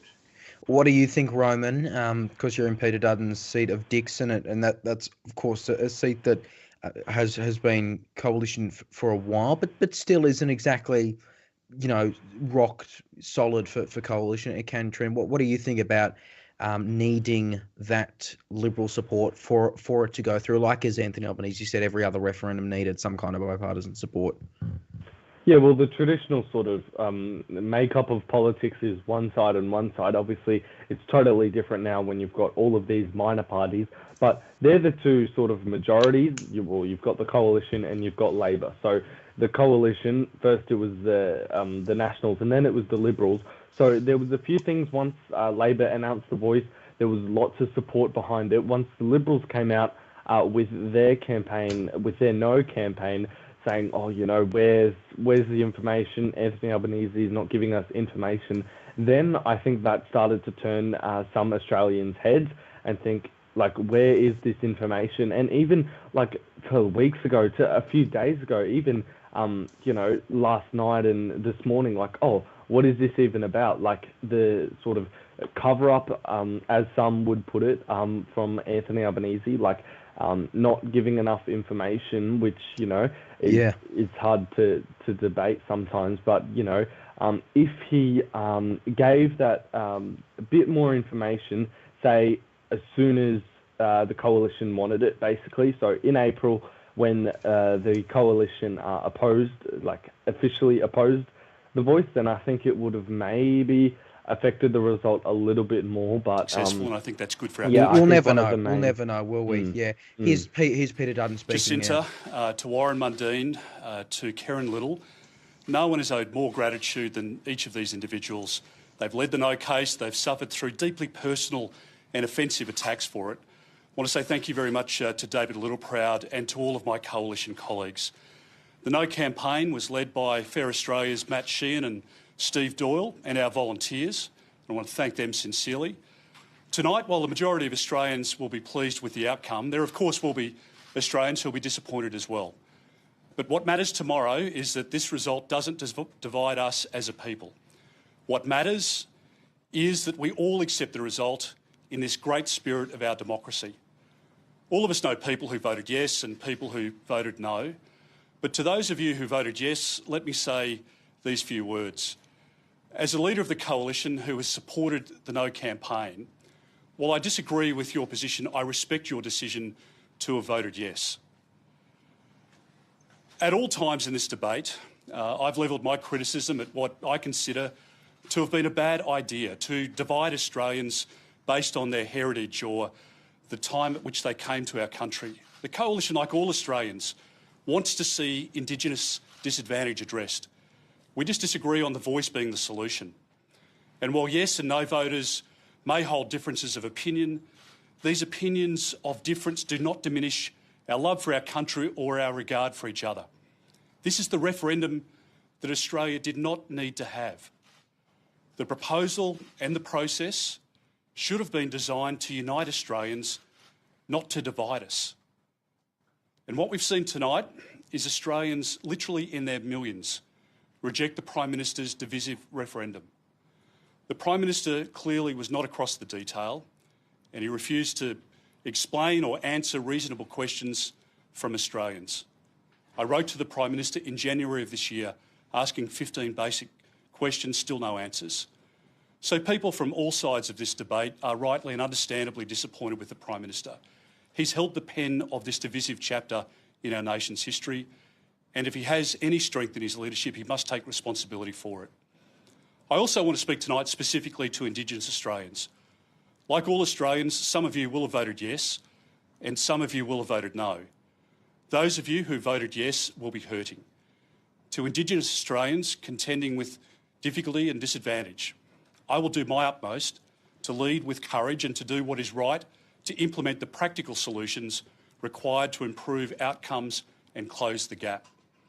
So tonight I again commit the Coalition to implementing a Royal Commission into child sexual abuse in Indigenous communities and an audit into spending on Indigenous programs so that we can get the money where it's needed to those families in regional and remote areas. As a Leader of the Opposition, I believe that we need to come together to tackle challenges, to help families struggling with the cost of living. That needs to be the Prime Minister's priority now. We need to give young Australians hope that they can buy their own home. We need to fix the mess of the energy policy so that we can deliver electricity that's affordable and reliable as well as clean. We need to support, not to oppose, our small businesses and boosting our national security to prepare Australia for a very uncertain world. Importantly, we must also redouble our efforts to improve outcomes for Indigenous Australians in those disadvantaged communities and to close the gap. That includes an urgent need to boost law and order, to increase school attendance and employment at many remote communities. And that means listening less to activists and more to people in those communities and those who champion them, including Senators Karen Little and Jacinta Nampijinpa-Price. They're amazing Australians. For the past year, the Prime Minister and the government's been consumed by this referendum, and they focused on the wrong priorities. Now, as I say, we do need to turn the page, to unite and to address the many challenges facing our country. I want to thank all Australians who have participated in this debate. We are the greatest country in the world. We need to continue to make sure that that's the case, to never have complacency and to always stand up for our values and what we believe in and show the strength of character and leadership to deal with those threats that our country faces now and into the future. I'll ask Jacinta to say a few words and then we're very happy to take questions. Thank you. Thank you, Peter. Firstly, I want to thank the Australian people for believing in our nation, in our great nation, in the goodwill of this country, and understanding that the vast majority of Australians want what's best for each and every one of us, including our most marginalised Indigenous Australians. The Australian people have voted overwhelmingly say no to this referendum. They've said no to division within our constitution along the lines of race. They've said no to the gaslighting, to the bullying, to the manipulation. They've said no to grievance and the push from activists to suggest that we are a racist country when we are absolutely not a racist country. We are one of the, if not the greatest nation on the face of the earth. And it's time for Australians to believe that once again, to be proud to call ourselves Australian, because until we can be proud, we can't form a position where we can be strong to tackle our tough issues within our country. I am grateful for my family's support throughout this campaign, my wonderful husband, Colin Lilly, our sons, my parents. They taught me to stand up for those who are disenfranchised, those who are voiceless, to be a warrior for them. I want to thank the Fair Australia campaign, Matthew Sheehan, Stephen Doyle. I want to thank my wonderful colleagues in the Coalition, the leadership of Peter Dutton and David Littleproud, the Nationals, for coming out, drawing a line in the sand and saying no to this proposal very early in the piece, so that Australians could understand that it was okay. It was okay to recognise that this was a bad proposal, a proposal that the Prime Minister failed to provide detail on. When we kept asking questions, we weren't receiving any answers whatsoever.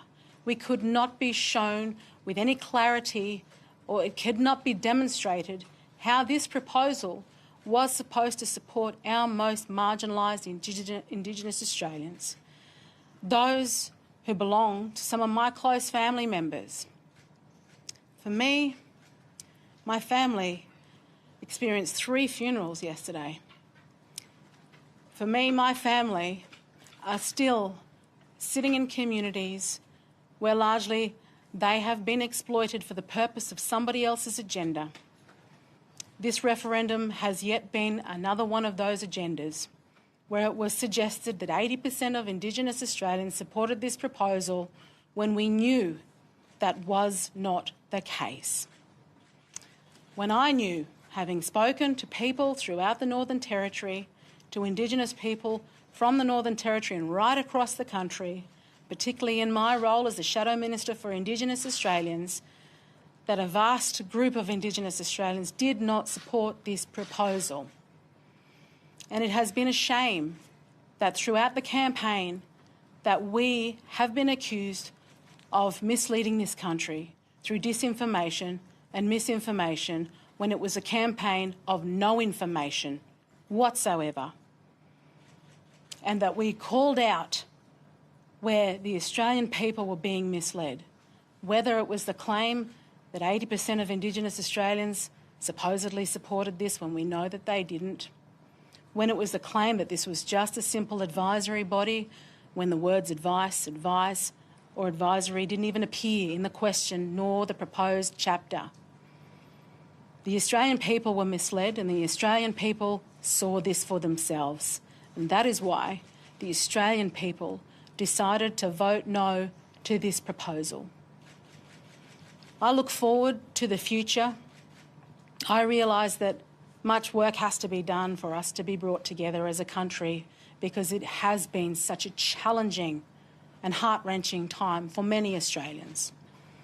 For those of you that voted yes, please know that we as a coalition have always got the best interests of all Australians at heart. We want to make sure that we are fighting for a better future for all Australians. But going forward, we need to prioritise where our most marginalised are. As I've always said, the gap doesn't exist between Indigenous Australia and non-Indigenous Australia. It exists between our most marginalised that we know whose first language isn't English, who live in remote communities, and the rest of Australia, including the middle-class Aboriginal Australia that are doing really well for themselves, for ourselves. We need to focus our efforts to where our marginalised exist. And we need to listen to their voices. And as Peter said, no longer listen to the voices of the activists, of those pushing ideology onto us. The Australian people have said no to this. The Australian people want practical outcomes, a unified country where we can move forward together. Once again, I want to thank the Australian people for delivering this result. We hear you loud and clear. Thank you. Well said, Jacinta. Very happy to take questions. Opposition Leader, the referendum is now clearly defeated. What is the first thing you're going to do tomorrow for Indigenous Australians? Well, I think the most important thing we can do is continue the work of Jacinta Price and Karen Little. They will lead a process on behalf of the Coalition to look at our policies that we'll take to the next election. I can announce that tonight. As I said, we called last year for a Royal Commission into child sexual abuse within Indigenous communities, and the government should take up that offer immediately. There's bipartisan support in relation to that very important issue, the sanctity of those children, their childhood, and making sure that we support them and reduce violence and domestic violence in those Indigenous communities is absolutely central to our plan. The work that Jacinta and Karen will be doing will concentrate very much on calling out where the money is not being spent appropriately, where it's being diverted, and making sure that the money that taxpayers work hard for and give to the government, that money can be spent appropriately and prioritised in those communities where the practical need is most, and for families, for education, for health. That's what Australians have voted for today. They haven't rejected Indigenous Australians. They've rejected the voice and the government's proposal, which deliberately wasn't explained to them. But they haven't rejected Indigenous Australians, and we are all dedicated to making sure that we can do everything possible to improve their lives. There we go. That was Opposition Leader Peter Dutton speaking there, along with the Shadow Minister for Indigenous Australians, Senator Jacinta Price. Going to wrap up our coverage now, but just a reminder of those results. New South Wales 41-58, Victoria 46-53, Tasmania 39-60, Queensland 33-67, South Australia 32-63, Western Australia not called yet. You can make a good assumption though, 39-60. And it has failed at both levels. The double majority will not pass any states. It will not pass the federal level. And for the record, only the ACT voted for it. The NT has voted no as well, based on the numbers we have. Stuart, your final thoughts. Not so much on legislation. I know we're going to get to a lot of that throughout the day tomorrow. But on the future of referendums in this country. You know, Anthony Albanese, it seems like he wouldn't dare take a Republic referendum now or at the next term if he's elected, given if he doesn't get bipartisan support. So, yeah, where do we move forward with referendums? Look, I'm saying Republic referendum is done. I think they'll still stay around. They're still possible. But this shows the need for bipartisan support. And that means that referendums are going to be few and far between if they actually want to succeed. I think going forward, governments who put for referendums have to secure bipartisan support first and then put it to vote. Because we've spent a lot of money on this and a lot of time and a lot of media attention, something that the figures suggest was relatively settled. 60% of the population voting against it seems pretty strong to me. Just like people said that the postal survey for same-sex marriage was waste because it was obviously pretty popular. It's the same sort of argument that, you know, people criticize was $151 million spent on the postal survey or something like that. I could be getting that number wrong. This is one I remember. It was a lot of money, yeah. Yes, and the conclusion was 6 or 7 electorates vote no. Why do we waste money on this? And I think a lot of people are making the same argument after this. The Republic referendum is gone. I don't think Albanese can call any more for the rest of his time in office. And certainly I don't not think we'll this see it term. over the next 5 Certainly years not or this so. term, Dutton has promised a referendum if elected. I doubt he'll do that. There's just too much. I doubt he'll be elected in 2025 anyway. So there's the first problem with it. Roman, I think the fans are just tired of this. Yeah, Roman. This is what it shows. Yeah, Roman, your final thoughts on this, especially in Queensland. You know, it was always expected to vote no, but it is quite significant. That being said, SA has had a pretty strong no vote, and it's looking like Western Australia will as well. So, do you think this, I guess, was in line with all our expectations, or perhaps in some areas maybe even worse? I think it may have been a little bit worse in terms of our expectations and things like that. But definitely South Australia, where Prime Minister Anthony Albanese focused a lot of his attention on during the campaign, lots of money, media attention, as Stuart said. So it's really disappointing, of course, for Prime Minister Anthony Albanese. Now, in terms of the next steps forward, obviously tomorrow, lots of interesting things will come out, probably more comments from both leaders of the respective parties, probably Aboriginal leaders and, Indigenous leaders that will come out and speak if they haven't already tonight. So it'll be really interesting to see what will happen in terms of referendums. I don't think Anthony Albanese goes near a Republic referendum at all because, you know, as he said, it's really hard to pass a referendum in Australia. We sort of knew that before tonight, but now it just confirms that, you know, a referendum, you have to be certain that it will pass. And unfortunately for the yes side, well, that was wrong tonight. Yeah, it was. Roman, thank you. And look, we've been analysing. I was just going over with Stuart before off air that looking like a few more seats for no, Swan no, more no, and it looks like Deakin has flipped as well. We're going to continue bringing you results throughout social media on the night, and of course, latest headlines top of the hour as we do every hour. But thank you for tuning into 6 News' special Voice to Parliament referendum coverage, and a bit of New Zealand as well. Of course, the New Zealand election, in case you forgot, the National Party is set to take government. Labor losing, and look like it'll be a coalition with ACT there. So thank you very much for tuning into our special coverage here on 6 News Hour. On behalf of GovCheck editor Stuart Jeffrey, election reporter Maggie Perry, political editor Roman McKinnon, our producer throughout the night, national affairs editor Austin Pollock, and the entire 6 News team working behind the scenes. Thank you very much for tuning in. I'm Leonardo Puglisi. Have a good night.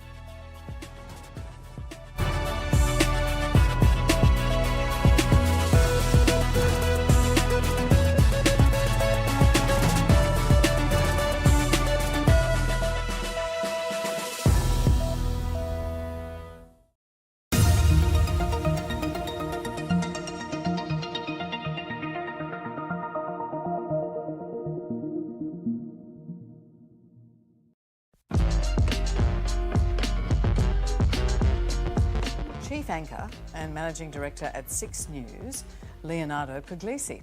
6 News is an online news program created by Leo 2 years ago.